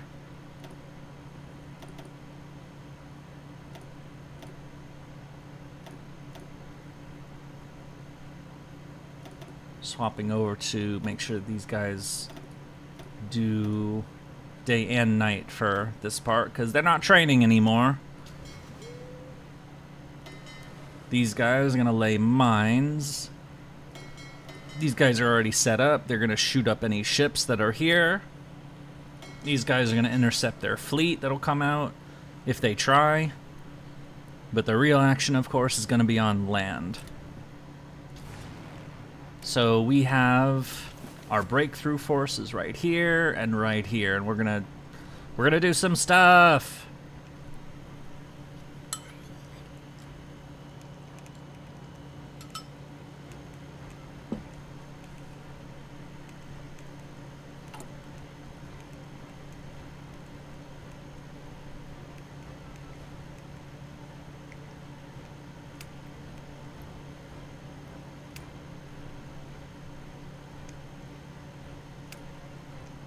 Alright, all checks finished. Let the mayhem begin. The future of the German armament rearmament program. The financial tolls of the rearmament program risk collapsing our economy. If we mean to keep armament production at the same level as before, we must seek out new ways of funding. Or change our priority. Well, obviously we like guns, and we need guns, especially now. So, oh wait, I forgot to have these guys start the thing. I am... And these guys also... Oh my god, I forgot. I forgot a lot of things. I am very dumb. Rearmament has always been our goal. Replace MIFO bills with economy of conquest. Unlock decision, seize gold reserves, which reduces... So basically, since we did... the MIFO bills and the interest payments kept building up and building up. What I was talking about early on, that Germany basically had to go to war at this point because they would have gone bankrupt otherwise. And now our goal is to well, is to take other people's money to pay for it, essentially. Murder time! And we've already broken through. That's Manstein's. Okay, cancel the plan. We don't care about. Alright. Go. Go. Go.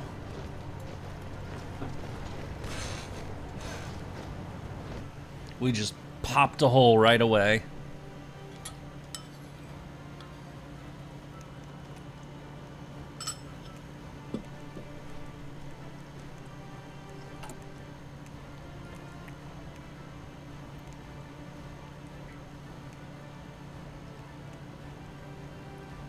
I'm going to choose him. Then Yurie Foodstall was the director that did the propaganda. What? No. What? Wait. What the fuck am I? Hang on a second. Can't read it. Oh my god. And I was preparing for the conflict to start, and I wasn't reading chat. Oh my god. You're crazy. You're crazy. Maybe you should give you the crazy nickname instead. Oh my god. Oh, this is a very, very weird chat. Okay. It's violence time. Wait. Oh my.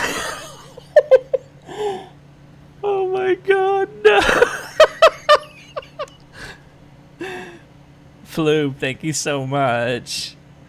8:04 p.m. Crazy Yurie's nurse boyfriend, but I can't bear the overwhelming smell of his mana-filled body fluids all over. Oh my god. Why? Why? Oh my god. I find it very weird that we're having this kind of conversation when we're playing a game like this. This is very weird. You'd think you'd see this kind of chat in a game that had like Stellar Blade or Nier Automata or something. You'd see this kind of shit.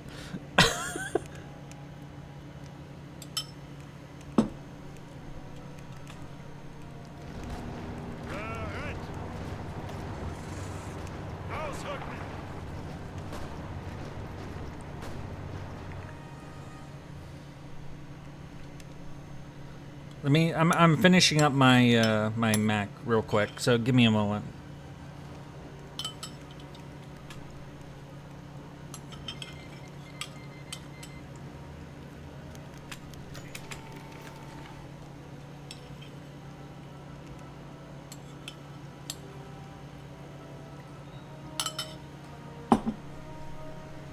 Okay, that was all of it. The British have expanded their influence over the Netherlands to the point where the Dutch government felt forced to favor them in current trade negotiations. We don't care about this. I mean... Alright, so our tanks have cut through. We've opened a gap in their defenses. And now we are poised to basically surround the entire Polish army. Hans, why are we invading Poland? Because they attacked us, remember? That thing I was talking about? Okay, kill the order. I don't want these tanks moving around like that. If they're not there already. Kleist is on the way. Kill the orders for them, because I don't want them moving around. These armies are fine with their orders, but I like to personally direct these. Wait, is he not doing anything? Go, you moron. Meanwhile, these guys are gonna go join them. Boop. Which definitely wasn't a false flag operation.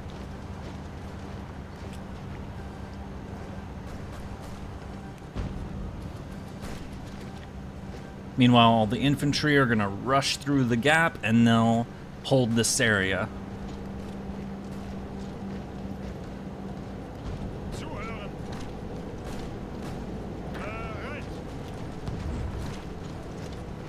with that said, I can't completely rely on the AI to do stuff right, so I'm personally directing some dudes to do things for me. All right, we should call in Slovakia. Get in here. We need you guys. We need some action over here.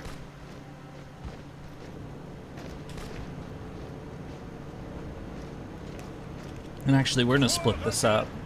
Kleist will not go that way. He'll go here to Lodz and move west or east to Radom. We're following the railways to cut them off. How's the Western Front? Oh, it's a disaster. See? It's a total disaster. The French are invading. Oh wait, they're not doing anything. Yeah, they're just moving dudes around.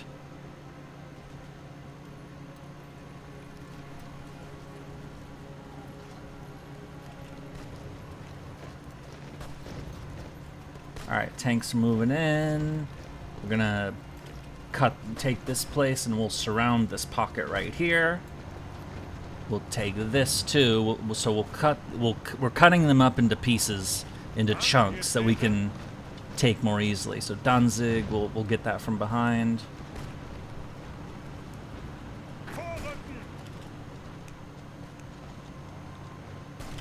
And that's a smaller bag. Take it. Take it out.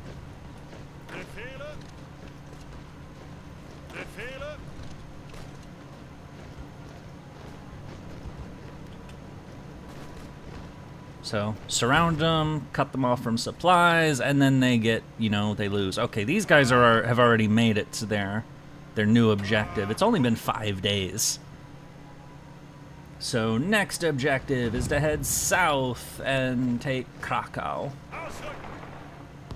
So we can cut all these guys off, and then cut all these guys off, and all that. And this guy's pushed through, so go there. Why not? Let's. The whole point is to chop them up into smaller bits, so we can nom them individually. I have a suggestion. Maybe have a future campaign not be fully historical, just for fun. Oh yeah, definitely. Yeah, we can do that. Just not this time. Nom nom nom nom nom.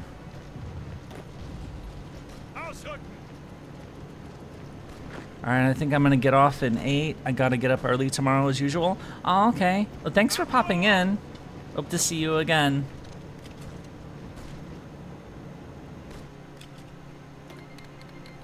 Slovakia's already in. How is Guderian? He still hasn't broken through, the loser. We're already failing at history, to be honest. Go in there. So this needs to break through so that we can cut more of these guys off. They're slowly making their way. They're actually having some supply issues, unfortunately. But these guys are rushing in. That's okay. We took Katowice. Pronunciation is bad. I know it. But we'll surround this chunk. We surrounded that. Oh, that chunk's dead. Good. We wiped him out.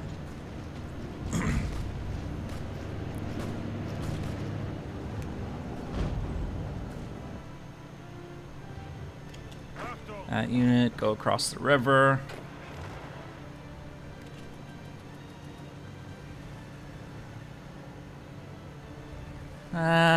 Oh, we got this. We broke through here. Excellent. Okay, Guderian, you will go here, here, here, and here. And Einstein will go here. No, well, we can mop that up, but no,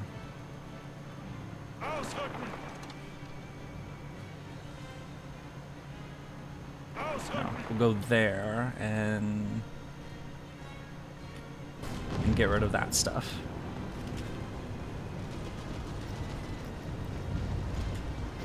Resource shortages.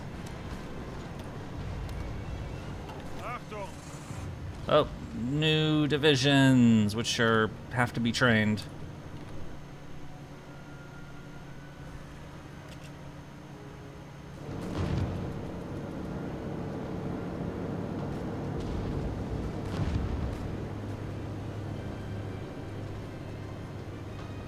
Bereit zum Ausrücken.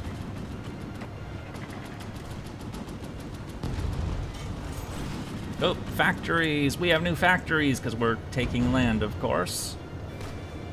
We're gonna build more submarines because we like submarines around here. We're gonna need a lot of them after all. And 3 more factories. This has definitely been a very strange chat.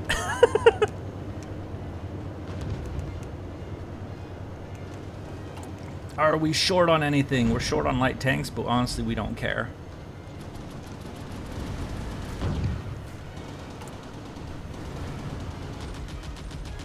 Blitz, MP38. We could always use more trucks. We could always use more tanks, too. We could always use more of that. And more fighters. Actually, yeah, let's make the priority fighters.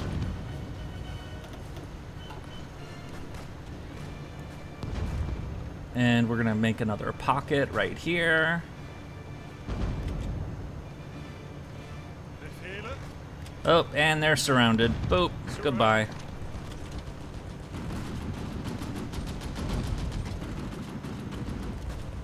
Bereit. Ausrücken. Alright, Katowice is taken. Let's move. These 6 are going there, and we'll move them to cut this off too. Yurie, please get your twinks. I don't know what to do about that. I don't know what to do about this kind of nonsense. Where's Guderian? Okay, he's going where I want him to go. He's going where I want him to go. That pocket has been wiped out. Ihre Befehle. Go ahead and help them out, actually. Actually, go here, and then here. This is where we'll cut them.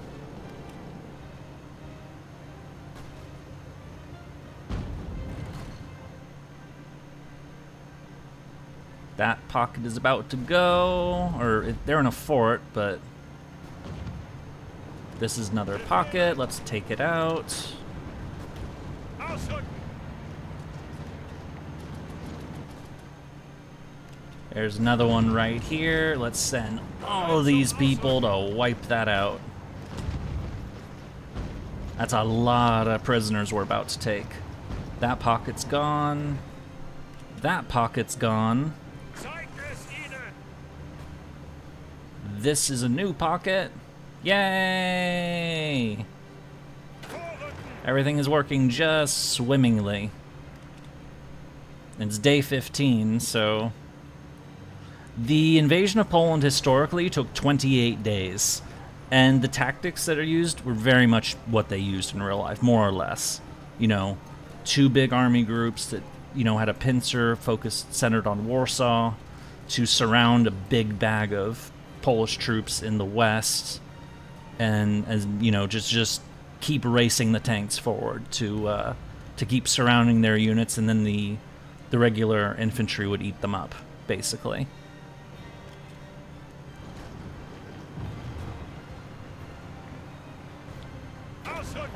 So they still have to get through there, but that's about you. Greift weiter an. They can still be there. Bereit. Get rid of these guys. Let's start reducing these pockets. You guard your treasure like a dragon? Ihre Befehle. Let's use them to... We want to keep them in this pocket. These tanks are ready. Let's cut there. So we'll make 2 more pockets, including Warsaw, the capital. So, meanwhile, all these guys over here are they've got places to go, of course. But wait, what the hell are they doing? It is a straggler. They're not doing anything. They're just chilling. They're standing around. They don't know what to do. Oh, it's because this entire army group has no orders. Okay. So in that case, we're gonna send them there. Go do something. In fact, just go invade the east. I don't care. Just charge. Do that. Have the Soviets? No, that's a limit of the base game, is that the Soviets don't attack from the east. But as you can see, we don't really need them, if we're being honest. Yeah, so on the 17th of September, historically, the Soviets invaded Poland from the rear. And that was basically, Poland was doomed at that point because they were being attacked on all sides. But famously, the Allies, who agreed to defend Poland, they said they agreed to defend Poland from Germany. They didn't agree to defend Poland from the Soviets. So, which obviously Poland had a severe frickin' problem with. Yeah, so between how the French and British treated the Czechs, to how they treated the Poles, it's just like, ugh. They were not good allies. They really were not good allies. Of course, you know, the Axis would later have, you know, allies switching sides, but, you know. Anyway. Where are our tanks? My tanks are... They're mopping that pocket up, but... Yeah. Mop that pocket up. Go. No. Go here. Just go to Lviv, or Lvov.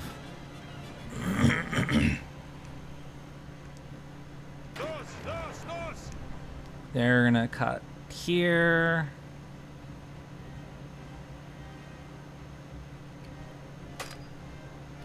That's fine. Befehle. Ihre Befehle? Ausrücken. Breaking through here, we've surrounded the capital. Zuhören.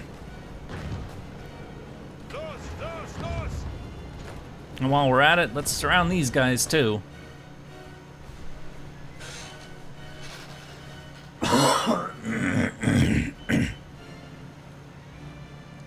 Yeah, we'll get into that kind of stuff later as well, because I'm gonna log off now. See y'all for the next stream. Crazy Yurie's news boyfriend stands you. Thank you for popping in. Yeah, this has definitely been a weird experience for sure. So, yeah, let's just take Warsaw now. Well, we can. Though I do tend to like to rack up the body count because I'm a psycho. But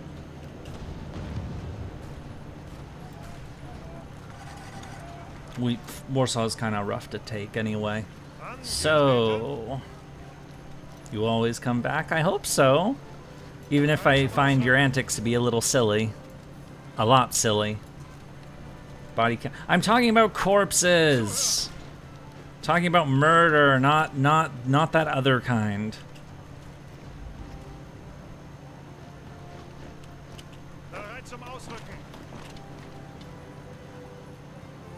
Autosave.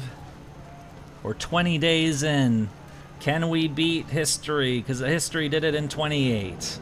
I mean, Warsaw surrendered in 28 days. I think we're gonna beat that a little bit, but let's see if we can mop up these pockets real quick before they quit on us. All right, these guys mop that up. Ah, Warsaw's taken. We took it a week early.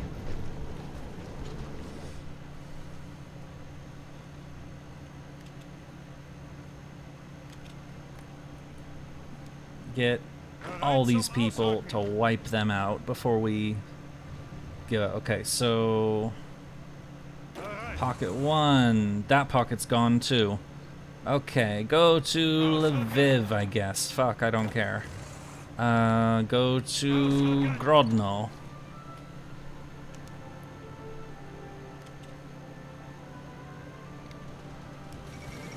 And they quit. Poland has capitulated. Hitler has announced that the cowardly Polish nation can no longer... This is the generic message of when a nation surrenders. The fall of Warsaw.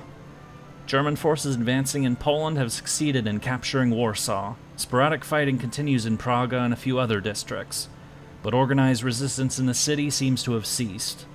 The Polish government reportedly evacuated the city as the first German units entered Warsaw's suburbs, and their present location is unknown. They're in Romania. Fighting against the German invaders continues in other parts of the country, but the loss of the capital is a serious blow to the Polish war effort. So, another victory. Poland has been defeated. We beat them early. How's the body count? 34. Okay, that's a little higher than history. So the Germans in the Polish campaign took about 13,000 dead and 17,000 wounded, so about roughly 30,000 total. So we're slightly higher. They lost 350 roughly. So the exchange rate there is very good. It's like 10-1, but you know. I'm trying to do historical, damn it, which is also why I haven't called in Italy yet. You should avoid pausing to make this more challenging. We'll have plenty of challenge. So now that we have beaten Poland, we have to rush everybody west for the great invasion that's not happening. Okay. First, we're going to combine some armies and make these the full stacks instead of the half stacks that we've been doing.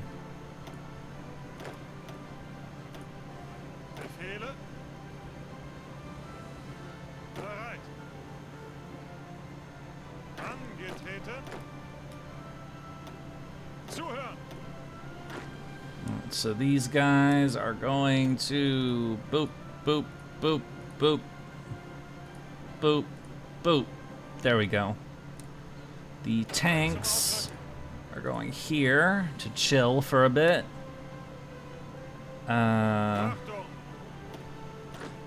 These guys are going here, I guess.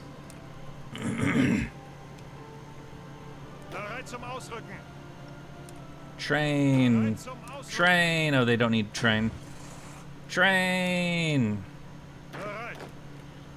So, the Polish campaign is over. Yay! We won! Alright, so I'm gonna move these guys over here to bomb any ships that look at us funny. We're gonna move our fighters over here to help intercept their, because the Allies have been air raiding us this whole time. And here for the rest. So, there we go. Combine. These guys can just go here and chill, I guess. And train up. We don't really need to use them right now. Meanwhile, the Navy can lay a bunch of naval mines. And the submarines can train, because they need to do that.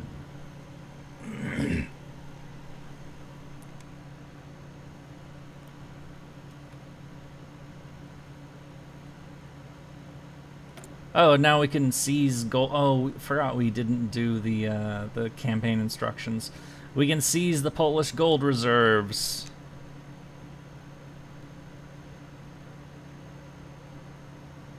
Which reduces our cost by 30%. That's going to help us a lot. Of course, it makes the Poles very angry with us, but honestly, who cares at this point? And speaking of which, we should do occupation policy. We don't like the Poles, or historically, they don't like the Poles very much. So, you know, forced labor. Blah.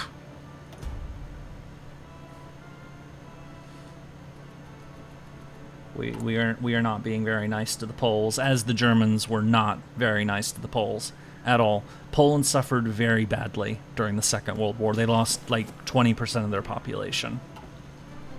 And a lot of that was, you know, the occupation and, you know.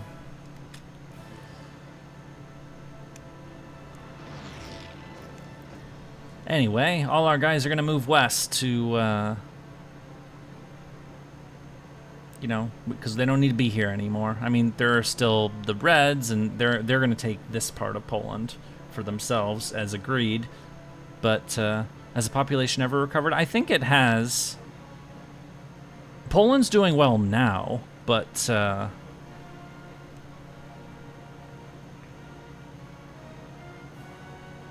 Befehle?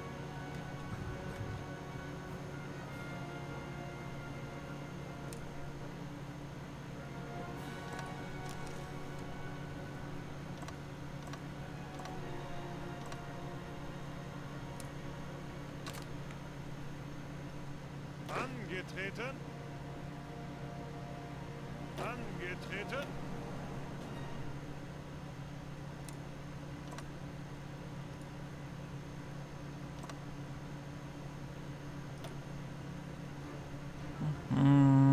oh, I forgot to give him. Oh wait, no, we consolidated the units, so. Weird how it recovered faster than Ireland's. Yeah, Ireland's never recovered from the potato famine. Russia's not recovered from World War II either. I mean, Poland's not doing great, but it's doing better these days. Like, they're having a bit of a boom right now.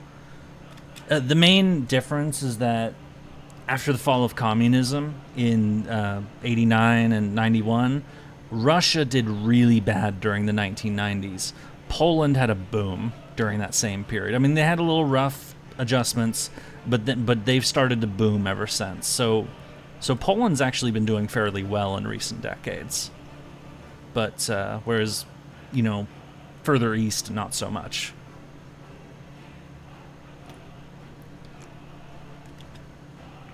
How's our... Oh, they outnumber us in the air. But...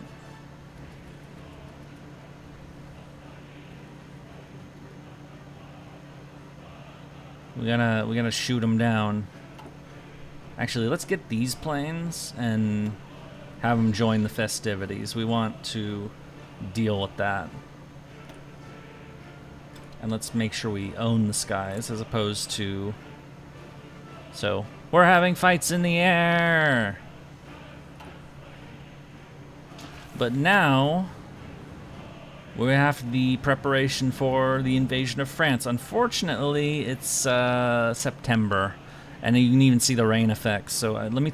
Weather is in fact a factor in this game. Terrain, supply. Where's the damn weather? I thought there was a weather tab. Was that an older game? Is my memory just busted?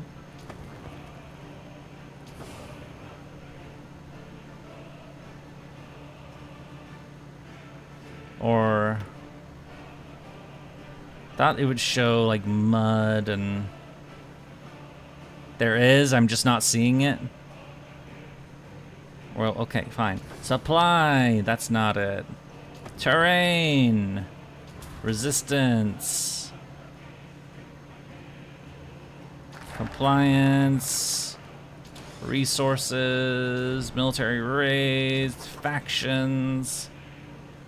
State, supply, resistance, compliance, resources, diplomacy, strength, infrastructure, population, ideology, terrain. Where is it? Where is the weather tab?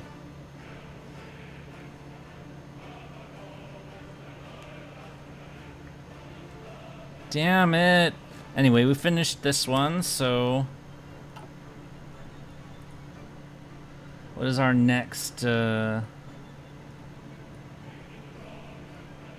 Not yet. We're gonna build up some other stuff.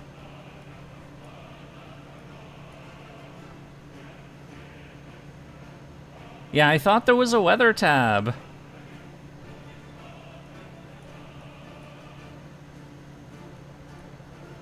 Alright, combine, or we're gonna install Auftragstaktik, assault tactics.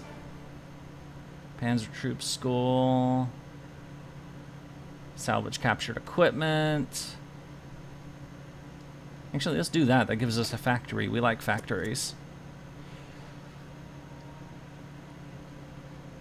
Yeah, I could have sworn there was a weather tab. And our fuel situation is a little shaky, so let's go trade with our new friends in Russia. Oh, so we don't need that as much anymore. Because they got lots of gas.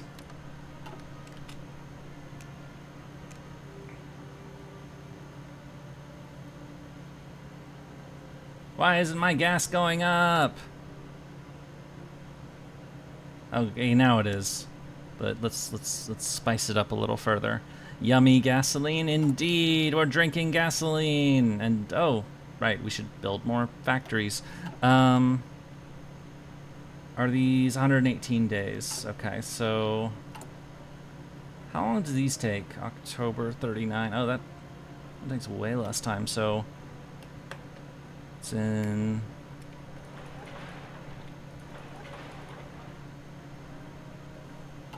I forget how many of these, oh, okay, it is Ostmark, but Ostmark is also not, there we go. That'll do. Are you gonna invade Hungary? Well, why would I do that?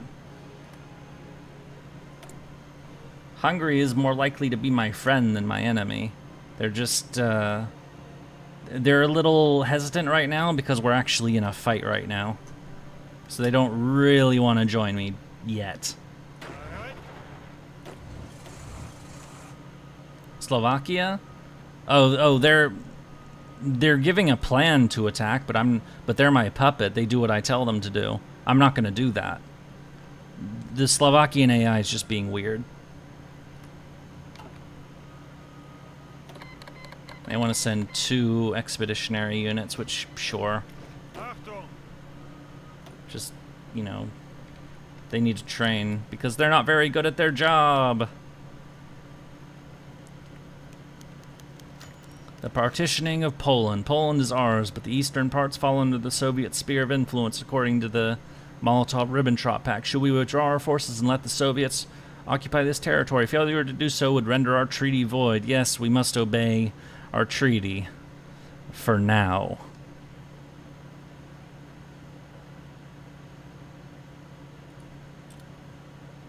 Alright, yeah, so the Soviets just grabbed all of that. So USSR occupies eastern Poland. Soviet troops have occupied eastern Poland officially for the purpose of protecting Belarusian and Ukrainian minorities from the chaos that followed the collapse of the Polish government. German forces have withdrawn from these areas in good order, resulting in Poland's effective partitioning between the two powers.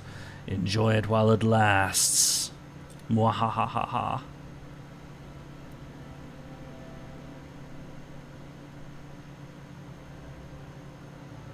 Okay, we're going to speed this up a little bit because we're not really fighting anybody right now. At least not yet. Well, we did just fight somebody. We did some violence. We will do much more violence before long. Why is my fuel still a problem?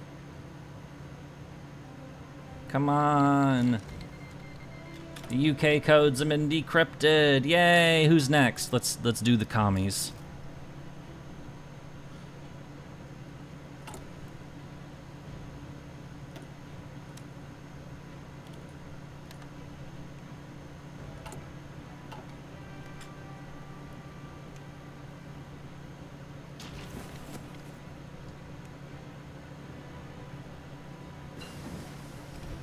Survivability studies and improved rubber processing. Yay!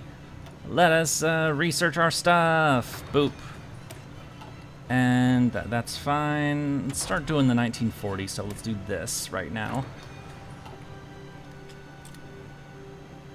Weird question, but why is your army so split up? It's just, I'm just chilling for the time being. It's garrisoning the west. I haven't set up the invasion points for the west yet. We should probably do that soon. I mean, I've already set up Vesoubung, but yeah, let's start setting shit up actually. Bereit zum Ausrücken.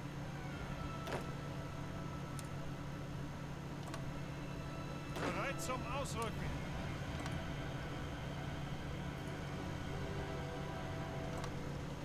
Zuhören.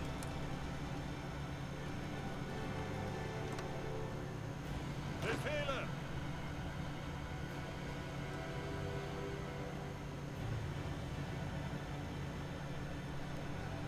You have 12 on 1 and 5 on 2. Yeah, it's yeah. So no, these are specifically designed units. These are the fast units. These are the tank units.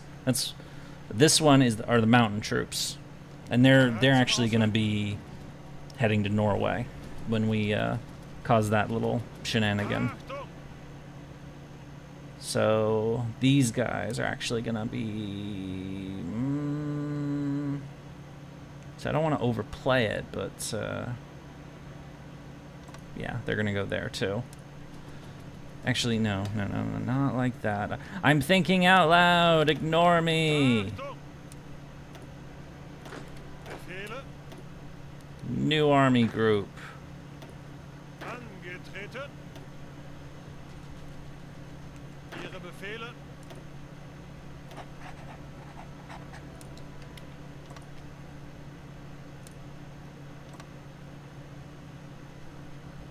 Bereit zum Ausrücken. Ignore me because I'm being dumb. That's why.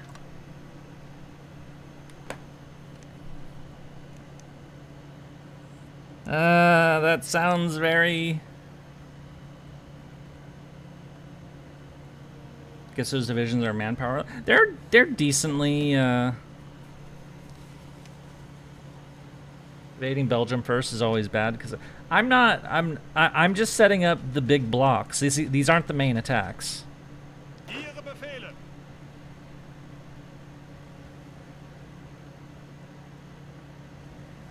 All right. Angetreten. Angetreten.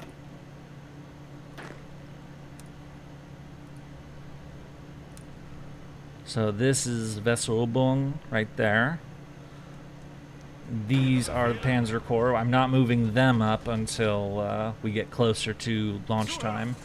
This the Slovaks. Actually, let's attach them to list. Boop. There we go. So they're training. These guys, let's just release them now. They're not trained up, but yep, it's the war criminal detachment. Yay! Ihre Befehle. This is Heinkel. 2, 3, 4, 5. There we go.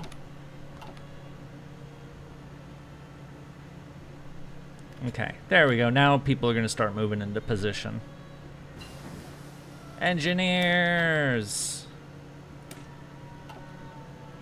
I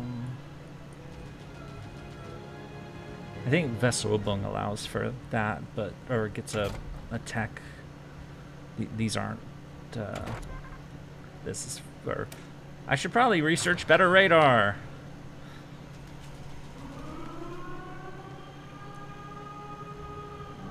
Wait, what the hell is this? Incoming raid detected. Construct anti-air in the. Yeah, okay.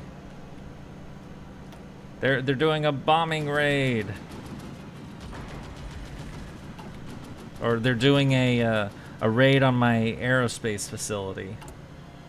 Or my research is being attacked, so I gotta like make it be, you know, less vulnerable.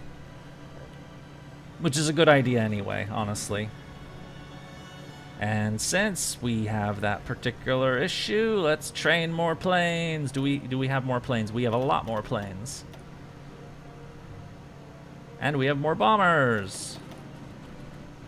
This is our next reinforcement planes that we're gonna train up for the next bits.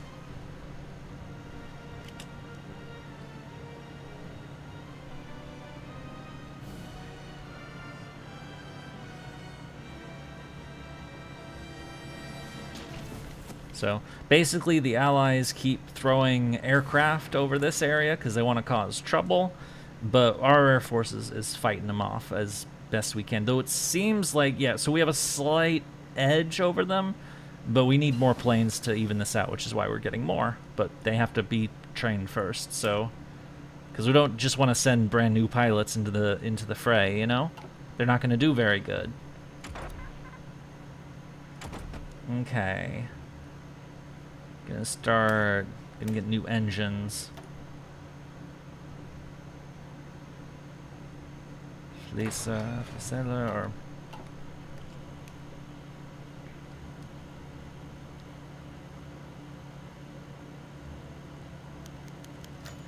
The Swiss Confederation seeks trade agreements with the German Reich. Despite their historical neutrality, the Swiss Confederation is seeking to establish a trade agreement with our nation. Either they seek to align themselves with us, or they are more desperate than we thought. Regardless, we stand to benefit from tapping into their industrial capacity and convenient location without having to go through the ordeal of invading their heavily fortified country. Yeah, Switzerland is not easy to take. On the other hand, this could mean strengthening their position in the event of a future invasion. Their factories will fuel our war machine, which is quite a nice buff. Those are good buffs. Civilian economy will help each other out.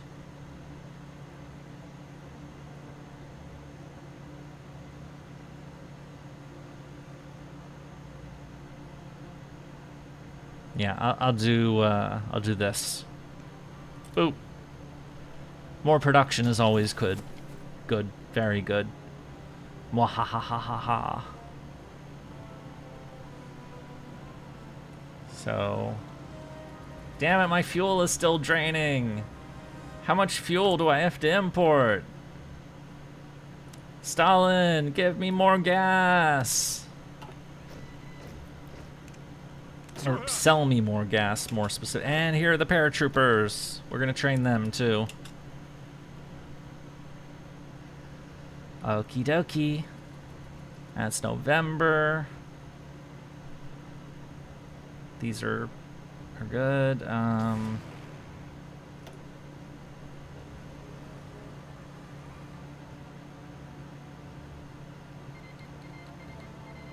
Oh. The Soviet Union just declared war on Finland.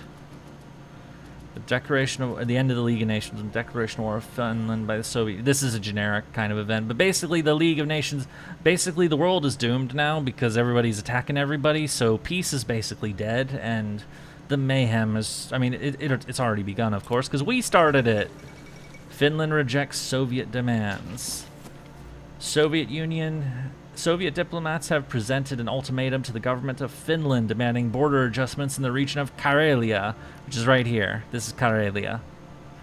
Despite a significant buildup of Soviet forces on the border, Helsinki has rejected these demands, stating that not a single foot of Finnish soil will be given willingly to the Russian aggressors. International observers fear that a Soviet invasion may be imminent. Let's see how well the Bolsheviks do. So, the Soviets are invading Finland, which is, you know, they did want this land, but,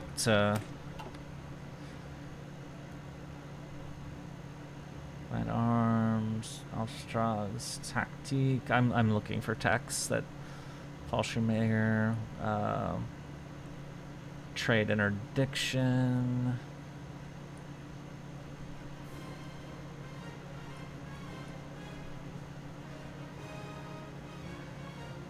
Yeah, let's do that. Panzer Troop School. Boop.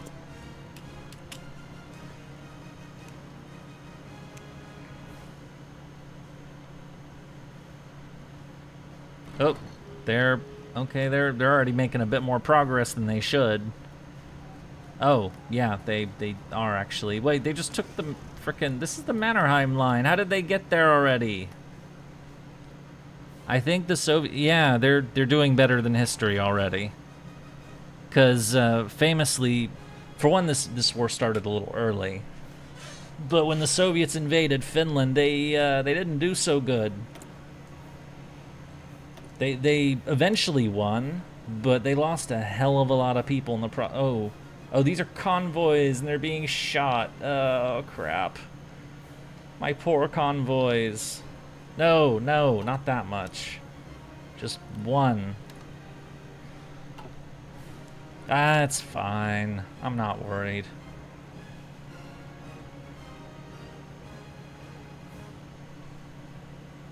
They're shooting our convoys. Well, if that's the case,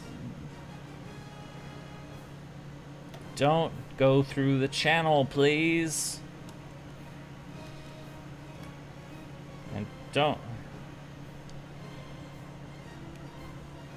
I'm gonna speed it up a bit.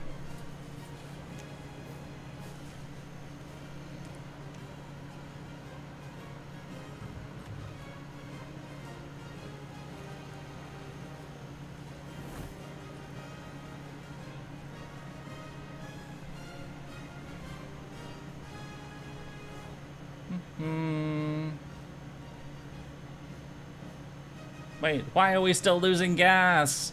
How much gas are we using? Oh, it's the fleet that's using gas.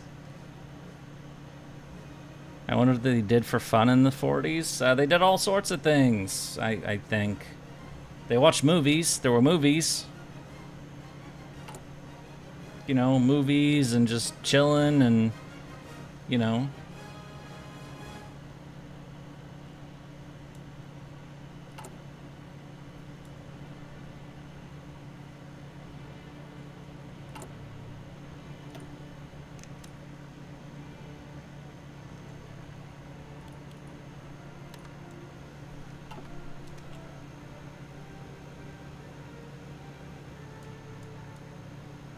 I'd hope you knew more. Well, I'm not an expert on life in the... I was not! Damn it!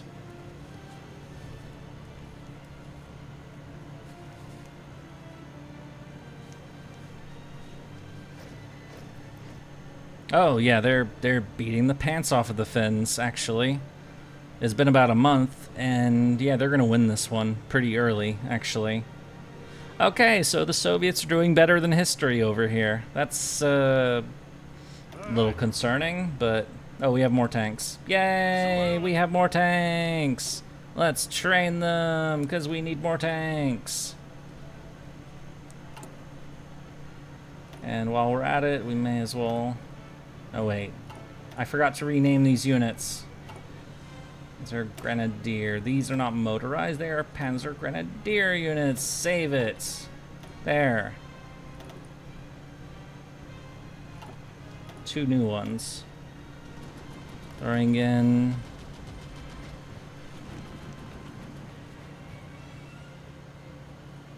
These were... No, radios were invented in the 20s. So radio was widespread by this point. You're thinking of radar, I think.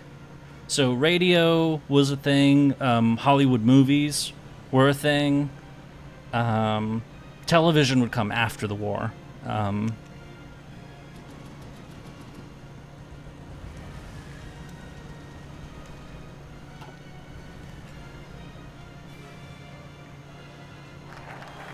Panzer Troop School. Alright. We should probably look into... Oop, not yet.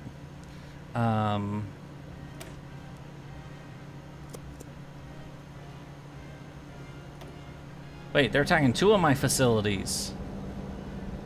Why?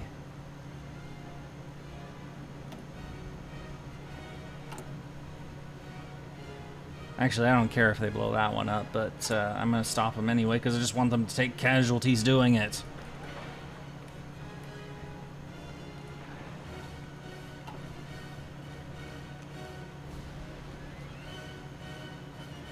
Radios weren't that popular because I believe the entire reason the Germans beat the French in the West was because their tanks had radios and the French ones didn't. That did play a big part. That was one of the reasons Germans did have radios, but also the French in the Western campaign had a lot of issues. That was just one of many. Okay, we're gonna need, yeah, these planes are ready, so go here and take the skies. Boop. And then these guys can go up there. Yay! We have dominance over the air! Now this raid is hopefully gonna fail.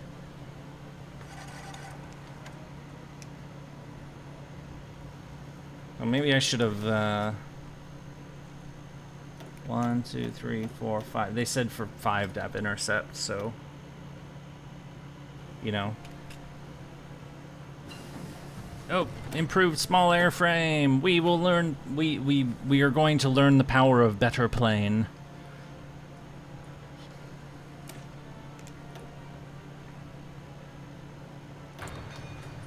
Or later we will, because actually one of the problems that the Germans had was they kept using the same damn airframes.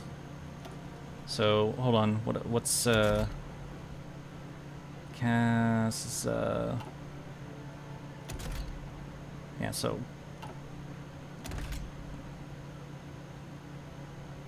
7G. I'm looking at all my various plane options. There isn't one that looks like a Stuka, so. Yeah, the French had better tanks than the Germans did in 1940. They just didn't use them very well.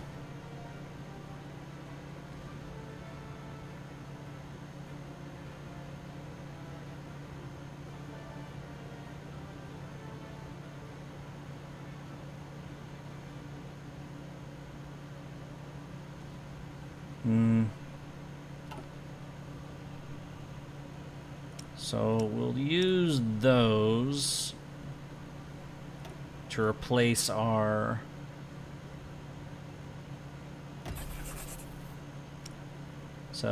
JU-87s are out. The Me-109s, though, I'm going to upgrade with cannons. Muahahaha. They're going to stay with us a little longer.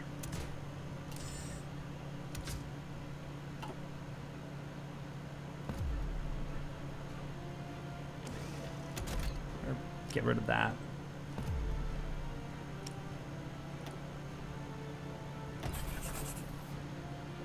G111.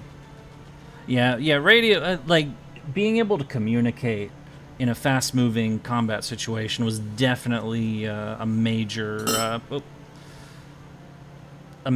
thing that the Germans had an advantage in, for sure.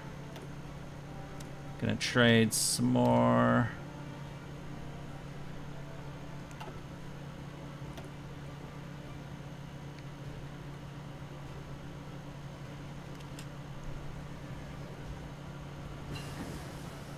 Heavy MGs.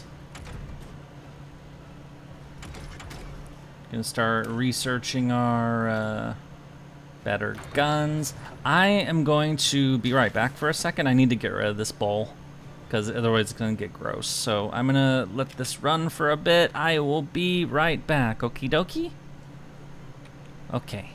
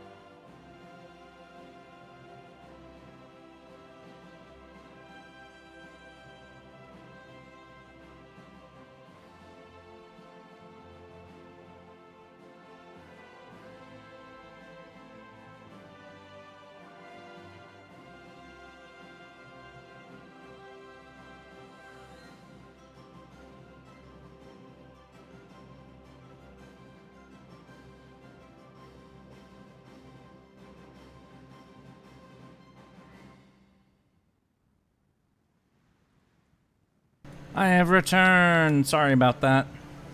Oh, it's a pop-up. The White Death. As war has come to Finland, many hunters, so there's a thing I can't say, militiamen, and shooting clubs. My voice is kind of giving out. I've said a lot during this stream. My throat hurts. And shooting club marksmen have taken up arms to fight off their oppressors. The Finnish Sisu flows through them as they stem off enemy attacks, utilizing the Finnish nature to their advantage. Something that has come to be known by enemy soldiers as the White Death. This is, of course, referring to Muahahahaha, the one of the deadliest snipers in history. I think how many kills did he get? Like over 500? And he used a rifle without a scope. He's been proposed. I know in chat people have suggested him as being a potential archer servant. Alas, Finland in this game is not doing quite as well. Because they broke past the Mannerheim line, so I'm surprised Finland is still in the fight, honestly.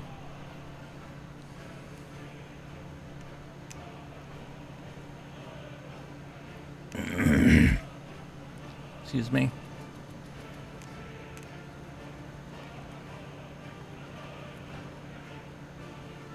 It's 1940! Yay! Wait, when is this supposed raid going to happen?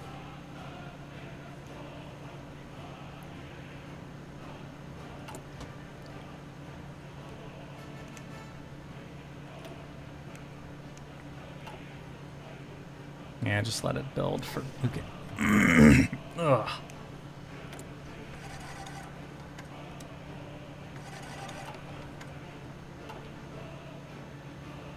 I was thinking about leaving the live stream, play Heaven's Feel, but I won't. I'll comment here while reading Heaven's Feel. That's okay. Honestly, I don't... Oh, there it is. War's over. It ended 2 months early. It started a month early and ended 2 months early. So Finland and the Soviets assigned a white piece. So the Soviets got this piece of land and this piece of land up here. And despite being invaded by, you know, a foreign enemy and the fact that, you know, Finland is, you know, or... yeah, it is democracy. Britain and France didn't help. Historically, Britain and France said a lot of words about, like, oh, we're going to help the Finns, we're going to arm the Finns, we're going to send troops to help the Finns, we're going to, you know, do all kinds of stuff for the Finns, and they didn't do a damn thing. And by the end of it, the Finns very much felt strung along by the by the British and the French. Which meant that Finland was in a curious position where they hated the Soviets because they invaded them.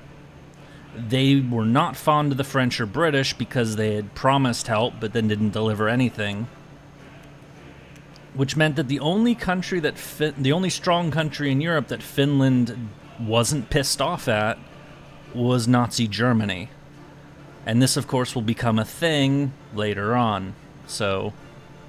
you know, we're not going to get to it today, but it's not like they would have been helpful. They could have said, yeah, they would have had to pass through these straits, of course, as you notice. I'm mining it up. Yeah, it definitely... well, there were ideas of, like, trying to pass through Norway to get people through, or to send supplies through, you know, these areas, or just to do something like that, or to maybe, you know... but no. It is true that there wasn't much they could do, but they kept talking up that they were about to do something, and the Finns were like holding on to hope that help was really coming. So that the Finns believed them that they were going to help, but then they didn't. And it was just like, you know, Finland did not appreciate that because, you know, a lot of Finnish troops died, you know, holding the final lines again of defense, because they weren't negotiating, because they were thinking that British and French help was about to arrive. But it wasn't. Yeah, they would have needed to bypass a neutral country, but Norwegian neutrality kept getting violated at this point. We're going to be talking about this.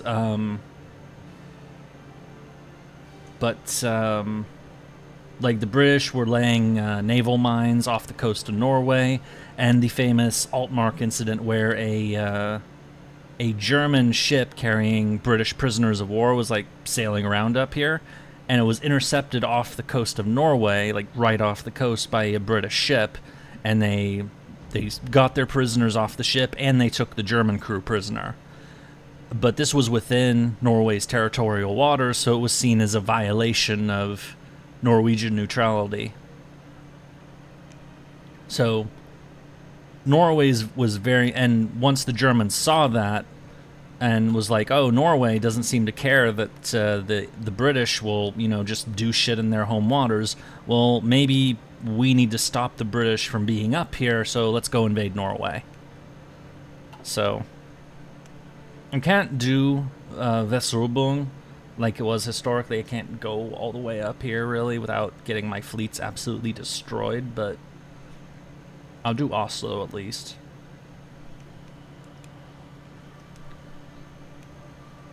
Anyway, nerd!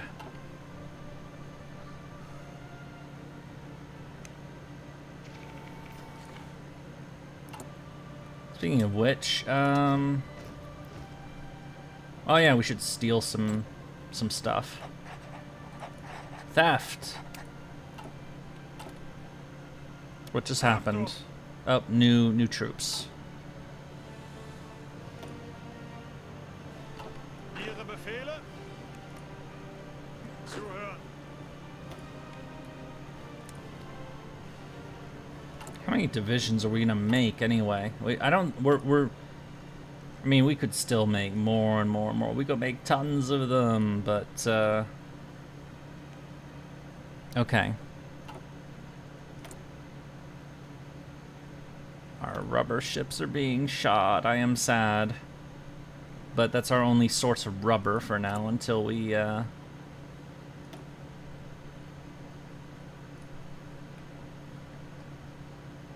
till we get these going, which we should probably prioritize, actually, because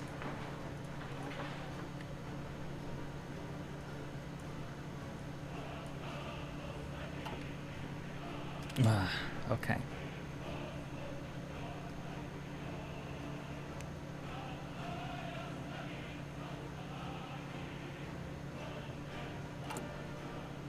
Auftragstaktik. Non-aggression pact with Finland. Yeah, I'll sign that. I'm not gonna attack Finland. Why would I do that?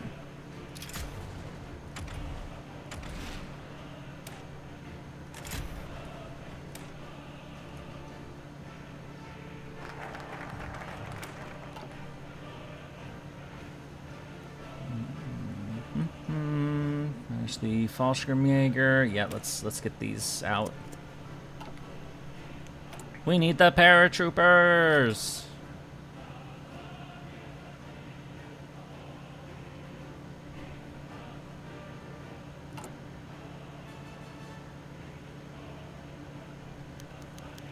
Enemy agent turned. Ooh, somebody switched sides. A Danish agent has agreed to cooperate with us. Muahahahaha. So we should probably start building the turrets as well. Oh, yeah, and also captured.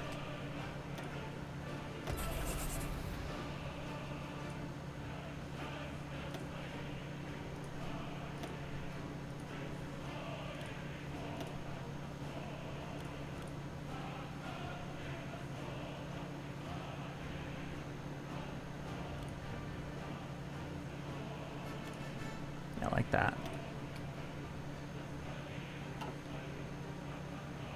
Honestly, if Finland wanted to take the fight to Russia, they'd probably win. Finland, Russia. Are you talking about modern day? Because, I mean, Finland keeps a defense army that if somebody invades them, they still have conscription these days. So, you know, if they get invaded, they'll pull up like 250,000 men to join the army. And they've got like bomb shelters and stuff all over the frickin' country. And Poland has one of the strongest armies in Europe today. They're particularly heavy on tanks. No, yeah, I was just making sure if you meant, you know, the present day. In which case, you know, I don't know if they'd be able to conquer Russia with just the two of them, but they could definitely beat them up. Like, they definitely could fight them pretty good. You know, those guys don't mess around.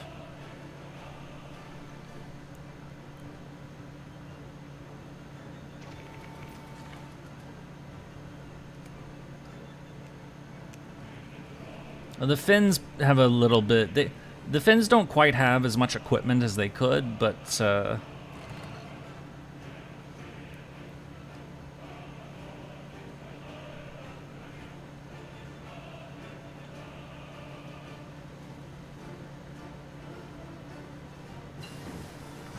Magnetron, yay! We have better radar!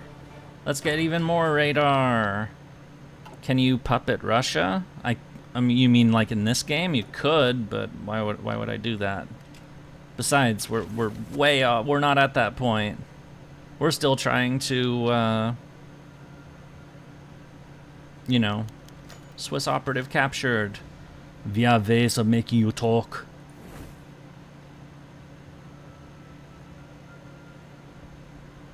Doesn't have. I was thinking more about ground equipment for modern Finland. Okay, these guys are...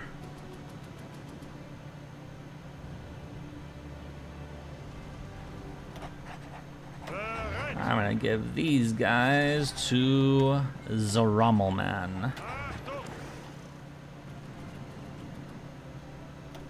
And this unit, these are our... So we're gonna have 5 units of these this time instead of 3 like we had last time.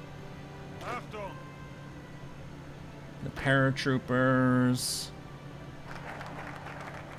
And there's our parachutists. Okay, now let's prepare Weserübung.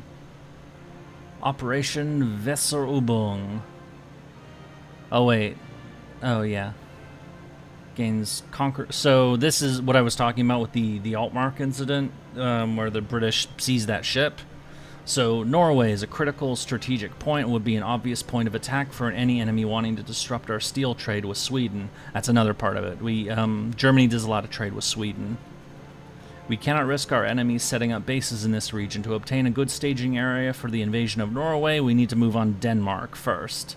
So we're going to prepare the invasion of Denmark and Norway. Fully controlling Nordland will deliver high-grade ore from Sweden via Narvik every month, which results in 1 additional officer every 6 months who amass from the total. Alright. So we're making the prep for Weserübung, or the operation Weserübung. No, I don't remember what that means in English, but... Oh, no, the French are shooting my ships in the Baltic? Why? No, no, kill these people.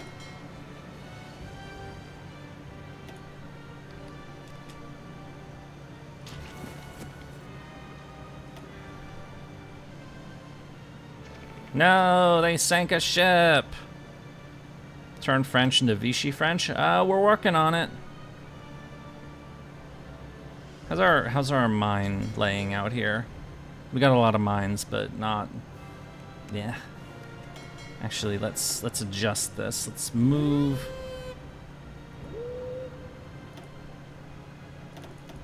Let's low risk engagement.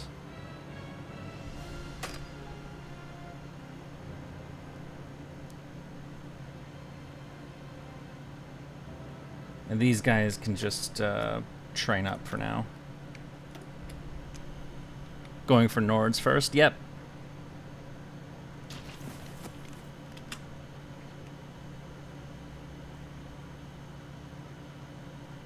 Damn it, why am I losing so much gas? Oh.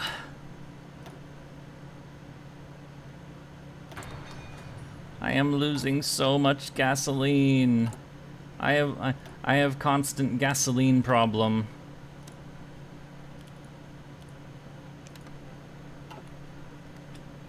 Nordland is for the Nords. Befehle!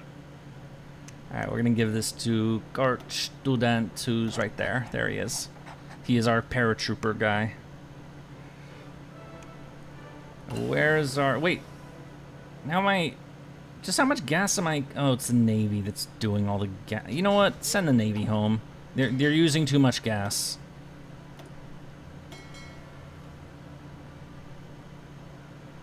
Oh, there's a fight out here. Improved artillery upgrade. Let's get some anti-air. Or... What is happening here? No, they sank two more of my convoys.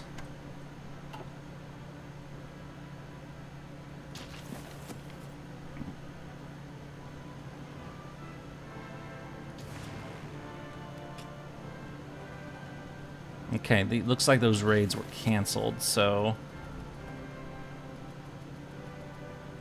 Let's start reorganizing a bit.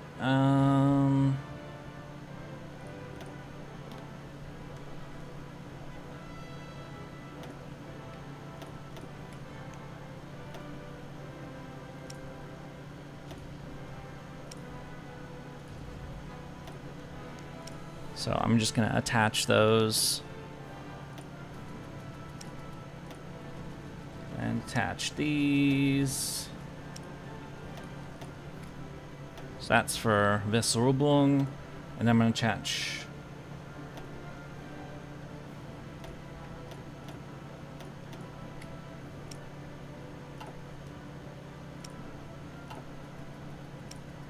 to the tank guys. Make sure they all have their own dedicated air assets.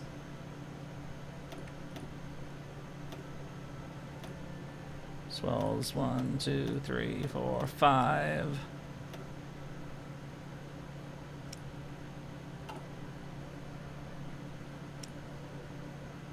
Does new and I seen that before? What are you talking about?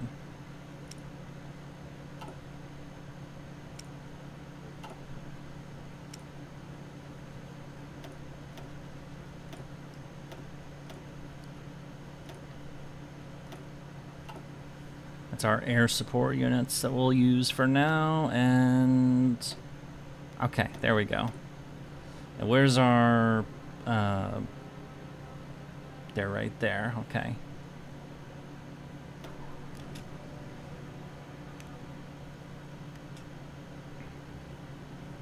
Zuhören!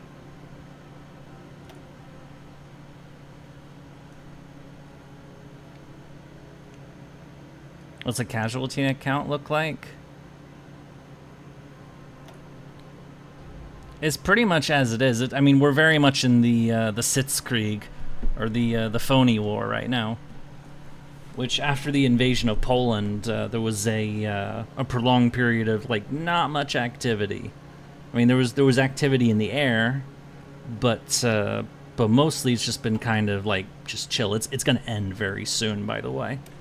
It's gonna end in April, and then it's gonna start ending in April, and then it's gonna go hard in May. So 4 and 5.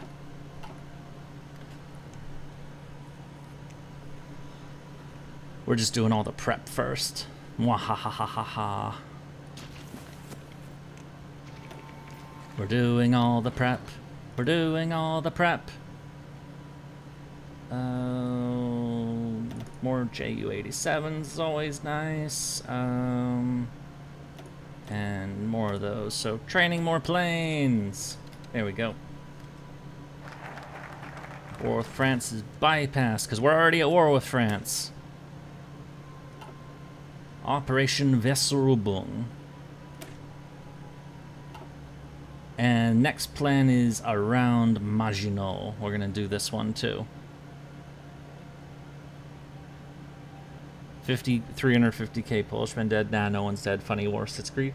Well, that's... I was saying after the invasion of Poland. That's what it looks like.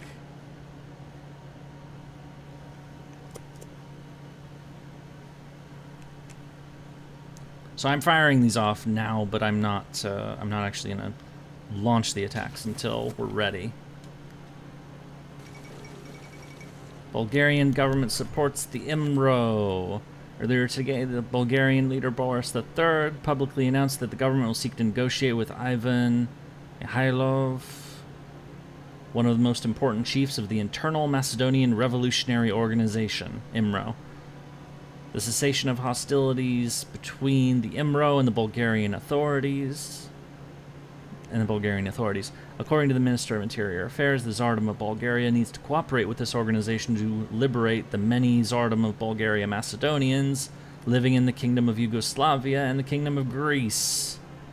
A bold statement that will undoubtedly reignite the Balkan conflict and increase tension between the great powers that hold interests in the region. So basically, Bulgaria wants some of this land back that they used to own. And then this, Japan proposes the Tripartite Pact. Japan has sent out feelers to ascertain our interest in a three-powers pact between ourselves, the Japanese, and the Italians. The Japanese argue that it is imperative that we support each other in light of increasingly hostile global opinion directed against our efforts. This is actually a little early. This is like a year early. But we're going to sign it. Muahahahaha. So basically, if somebody attacks Italy or Japan, we help them out. And likewise. And the main country we're thinking of when it comes to somebody from the outside attacking us is America. Because America, despite, you know, being kind of, you just chill over here and doing its own thing, the Great Depression is slowly, and, you know, the Neutrality Acts, they're slowly starting to wake up to, you know, the Germans are doing some bad shit in Europe. And the Japanese are doing some bad shit in China. Maybe we should do something about that. It's not a popular opinion yet, but, you know, people are starting to think that. Some of them.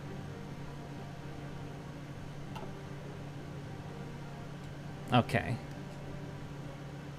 Can you play Japan next?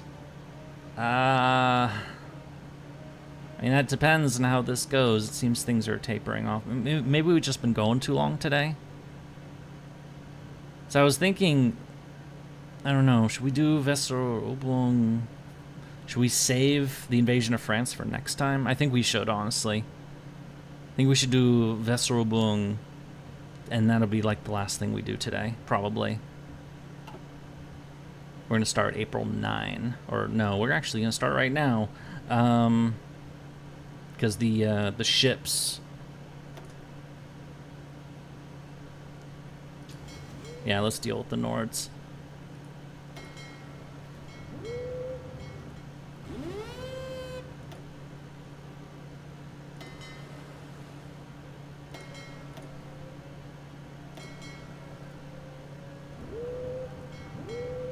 Alright, convoy raiding. We're gonna cause some mayhem with our submarines. We only have like 65 of them right now, but, you know, we will get more. Alright. That's going on. These guys are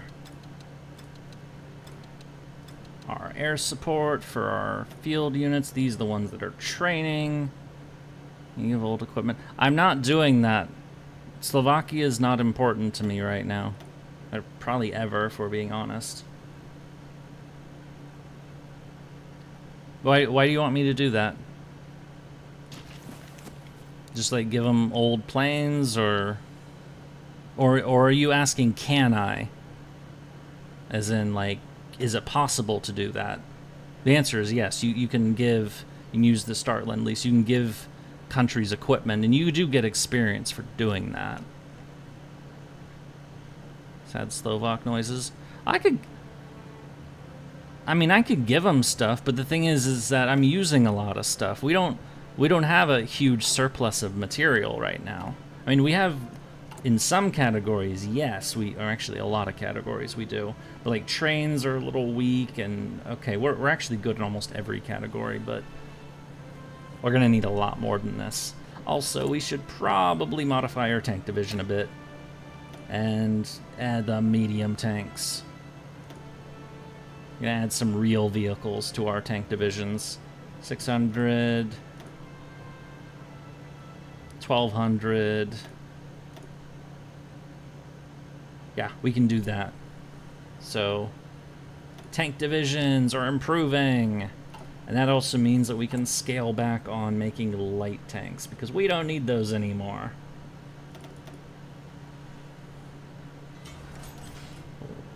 I just checked on my navy. And meanwhile, we can also do a few quick adjustments for all the random shenanigan gear that we're making and not using.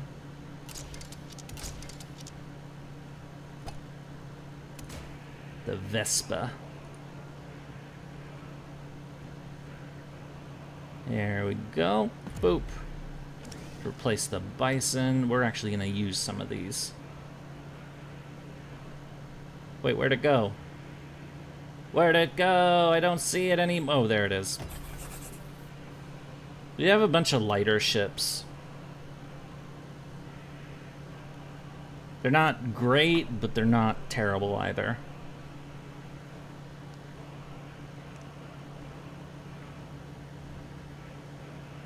Okay, so we're building up these and, yeah, Panzer IVs. Do I have a carrier? No, I don't have a carrier. I mean, we have to. We're mainly a land power, so we wouldn't really use carriers very much. I mean, maybe later if we, like, you know. Oh, I know they're useful, but they're useful for other people, not us so much. Okay, it's time to cause some mayhem. We're doing this 3 days early because we can. Charge. And charge again.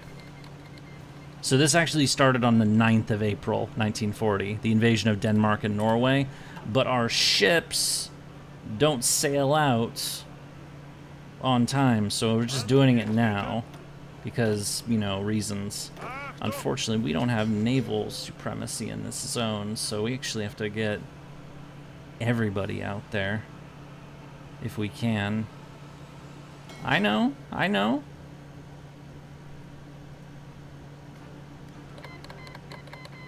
Norway has joined the Allies.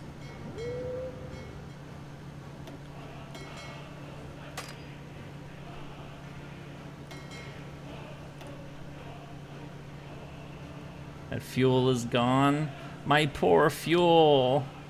I know, I need so much gasoline. It's kind of, okay, we can lower that at least.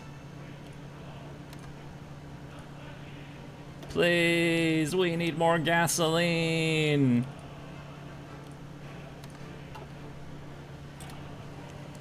Alright, so invasion of Denmark. Honestly, this ends in a matter of hours because they surrender. Boop, right there. Denmark surrenders. We received a telegram from the Danish government and the Kul Christian outlining their terms of surrender. If we are willing to recognize and respect their sovereignty and territorial integrity, they will lay down their arms to become a protectorate. Yeah, that's fine. So basically they become a puppet state. Yep. So war with Denmark is over. The war with Norway is another matter. But the problem is that we don't have naval supremacy in this zone. Fuck. Our ships need to get on there. Iceland declares neutrality. Yeah, so Denmark becomes, you know, basically our puppet. Iceland breaks away. The British will actually invade Iceland in a few days. Or in about a month or so is when they invade Iceland, but I've been embargoed by Chile. Oh, wait, are those... Oh, they're moving. Excellent. All right, Vesserobung is on. We're invading Norway. Oh, and basically right on time, too.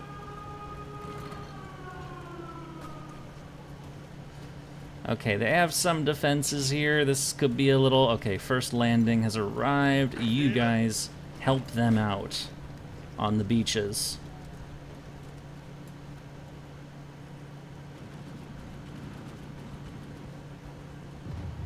We have taken Oslo. Excellent. All right, now that means everybody get up here. Achtung!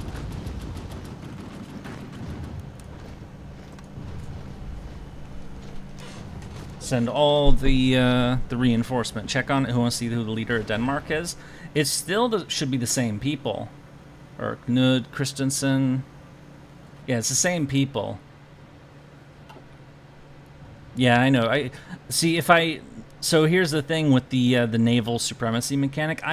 Historically, the Germans attacked all of these ports. They attacked Kristiansand, Stavanger, Bergen, and they also landed up here. They also landed up here at Narvik. Wait, where the fuck is Narvik? It's right there, Narvik. So the Germans had landings like all over the coast of Norway, but because of that supremacy mechanic, I don't think I could get up there. So I'm just doing this right now. I know it's a bit of a bend, but it's a game mechanic limit basically. So, all right, so let's go after the landing beaches. We have our port in Oslo, so Oslo is ours. But our last landing forces are going to be right here, and we're now sailing in reinforcements into Oslo. Factory! Where are we gonna... More trains.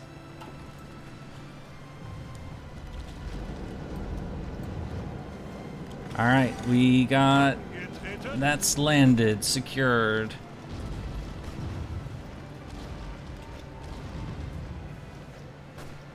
And we've taken all of our landing spots. Excellent. Alright, just get... There we go. So we have 30 divisions for the invasion of Norway, which is fine. So, move up to Narvik. If we had Marines, we could do quicker naval invasions, but we don't have any. It's not a high priority for us, so... Not really a naval power, that's why I was talking about that.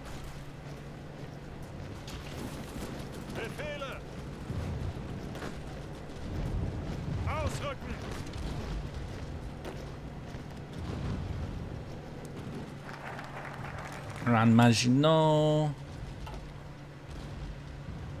Do I have paratroopers? Yeah, I do, but they're going to be going for EBA and MIL. They're going to be used for something else.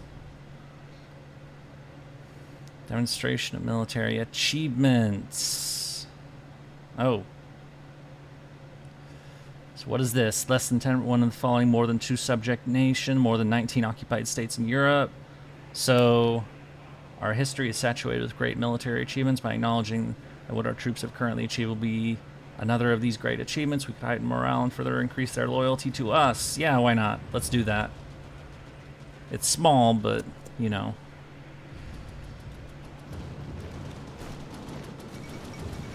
German pressure towards that. Yeah, we need to prepare that now.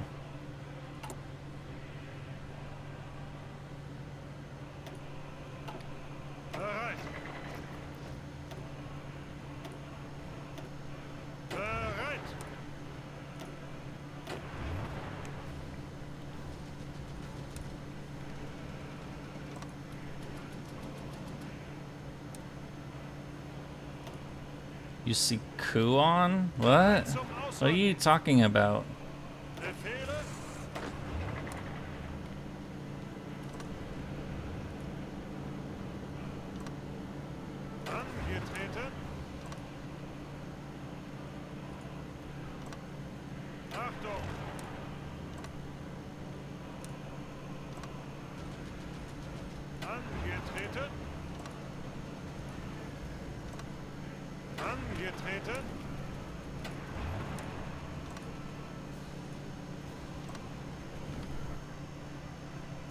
Students will go to first and second. We'll go to. Oh, they're up there. Okay. I'm making all the preparations, but we're not gonna do this today because it's getting a little late, and my throat has given out some time ago. So,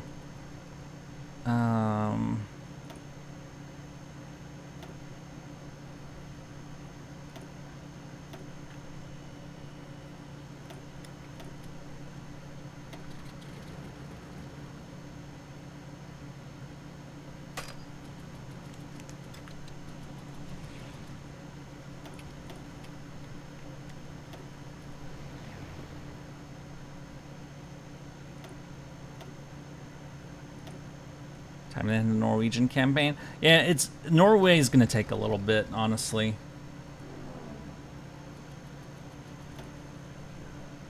So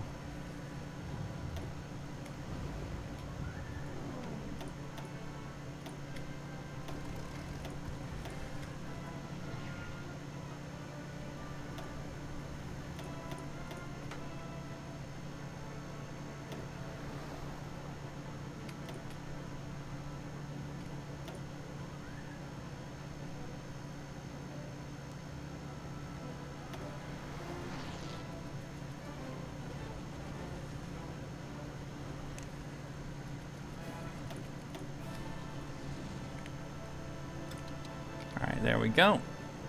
And then those planes are already set up. These ones are the ones training in Poland, but we're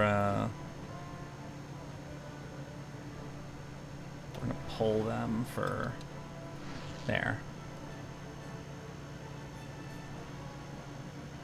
All right. We sank a Norwegian submarine. Yay! Longer than IRL. I don't. Yeah, the Norwegian campaign largely ended.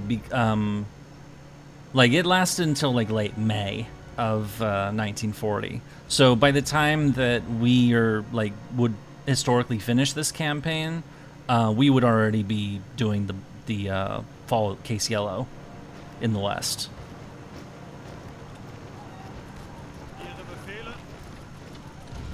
Take that, take this, take that, charge. So getting everybody into position here, so.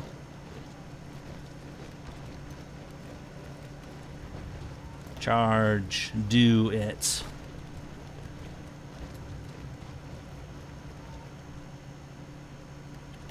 Also, Norway's a big country.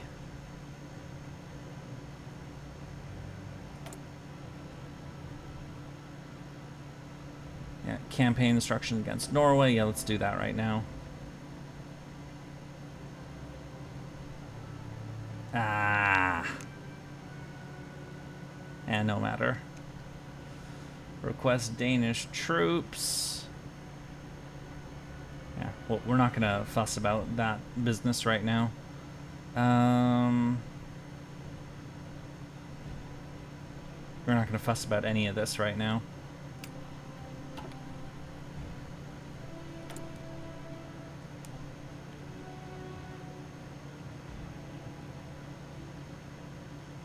This is Alka. I've not seen this one before. Okay. Armor, production resource penalty. We can definitely use that. Definitely. That's 3. This is 4 and 5. Okay.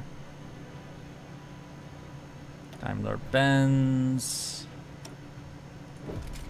2, 3, 4, and 5.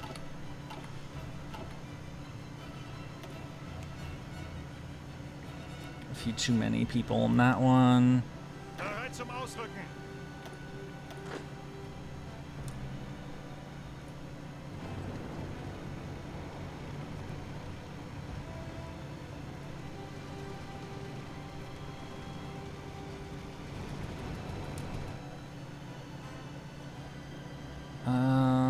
Check, check, Bereit. check.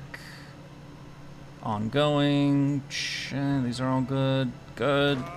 These guys can join in somewhere. Who are you collaborating? You are with? I'm. What are you talking about? I'm not collabing with anybody. This is just me.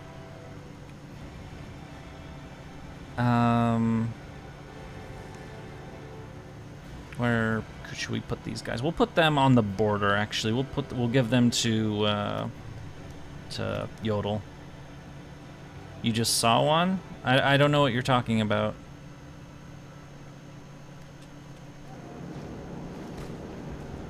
So, going through Norway is going to be kind of a slog, honestly. So we'll move up the railway to Trondheim. See if we can.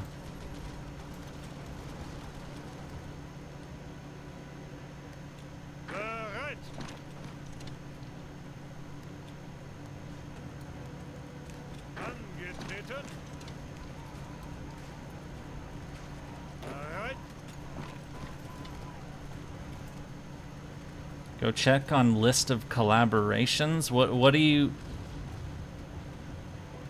I don't know what you're talking about.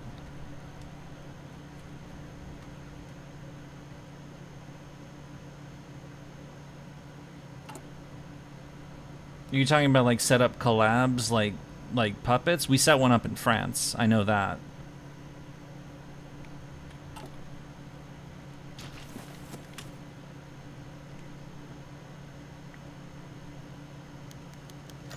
Soviet-German trade agreement. The Soviet ambassadors contacted our diplomats proposing a trade agreement between our countries. According to the proposal, the Soviets will send us raw materials such as grain, cotton, oil, metal, and rubber. In exchange, they will receive an incomplete cruiser, hyperclass cruiser. Plans for other military vessels, heavy naval guns, and samples of aircraft. This agreement will undoubtedly help us in the war effort against the hostile nations in Europe, allowing to find us to find the means to evade the British blockade. This is definitely a good move for us. So, Soviet-German trade agreement, we get oil, we get rubber, we get a whole bunch of resources for 800 days. And they get some other stuff, but, you know, there we go. Tsardom of Bulgaria seeks to join the Axis. Yeah, welcome. That's a little early, but,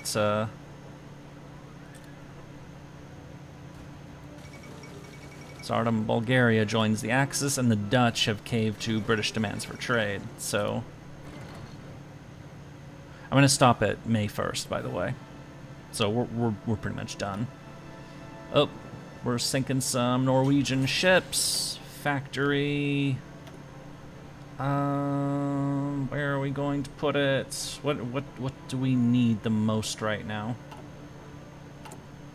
Do we need anything right now? Well, we need trains, but and naval bombers. We don't really care about naval bombers.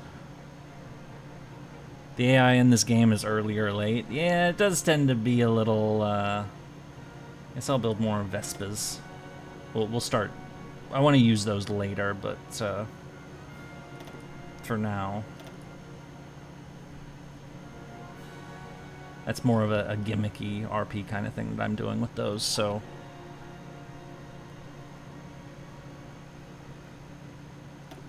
No mission's been assigned.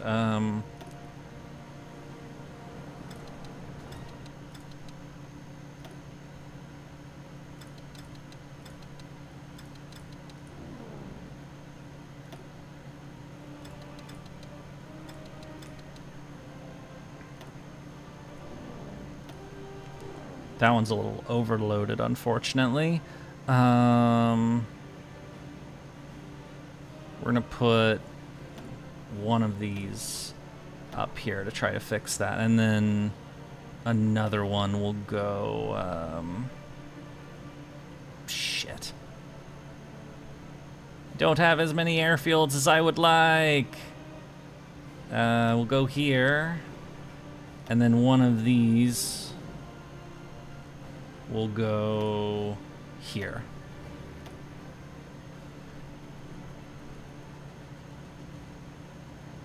Those are attached to armies, so we're not going to mess with those. I could, but it won't. By the time we set that up, we'll have taken the Netherlands already, so there's not much point to doing it right now. We may do that for, say, the Yugoslavs or Greece, but it's a little late for that now. Doctrines available. Yes, Blitzkrieg, Armored Spearhead. We definitely want to boost these up. Air. Let's get some... Gonna leave that one for now, but...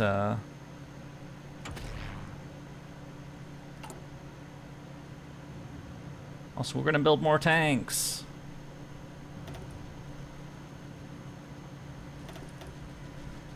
Lots more tanks, because we like tanks.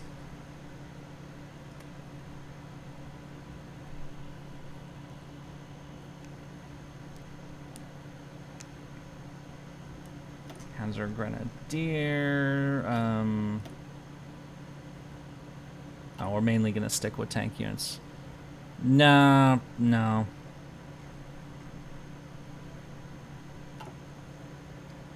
We're not...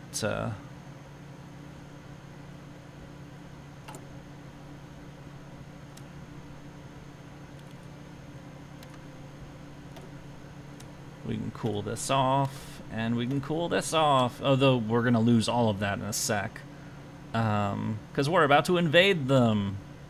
In fact, let's just get rid of that now, and do that, and this. Oh yeah, Hungary would be even easier. So there we go.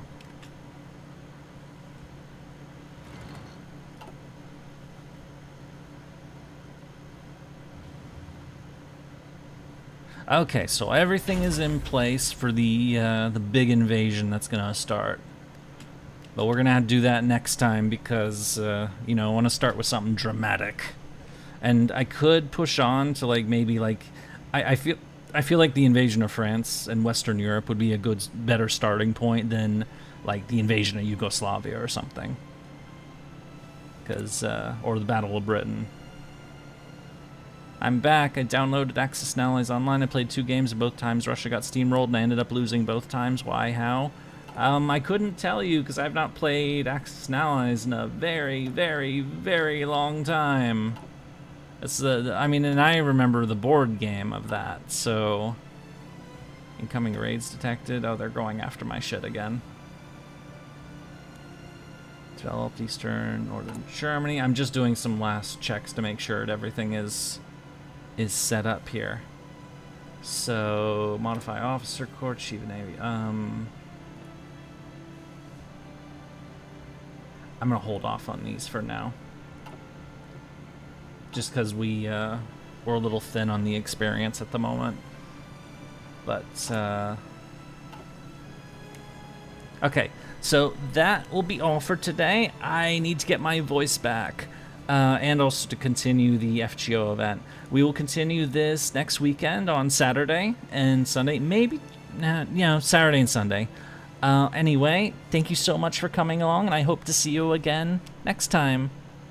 Goodbye, everyone. Take care. Also, why am I scrolling?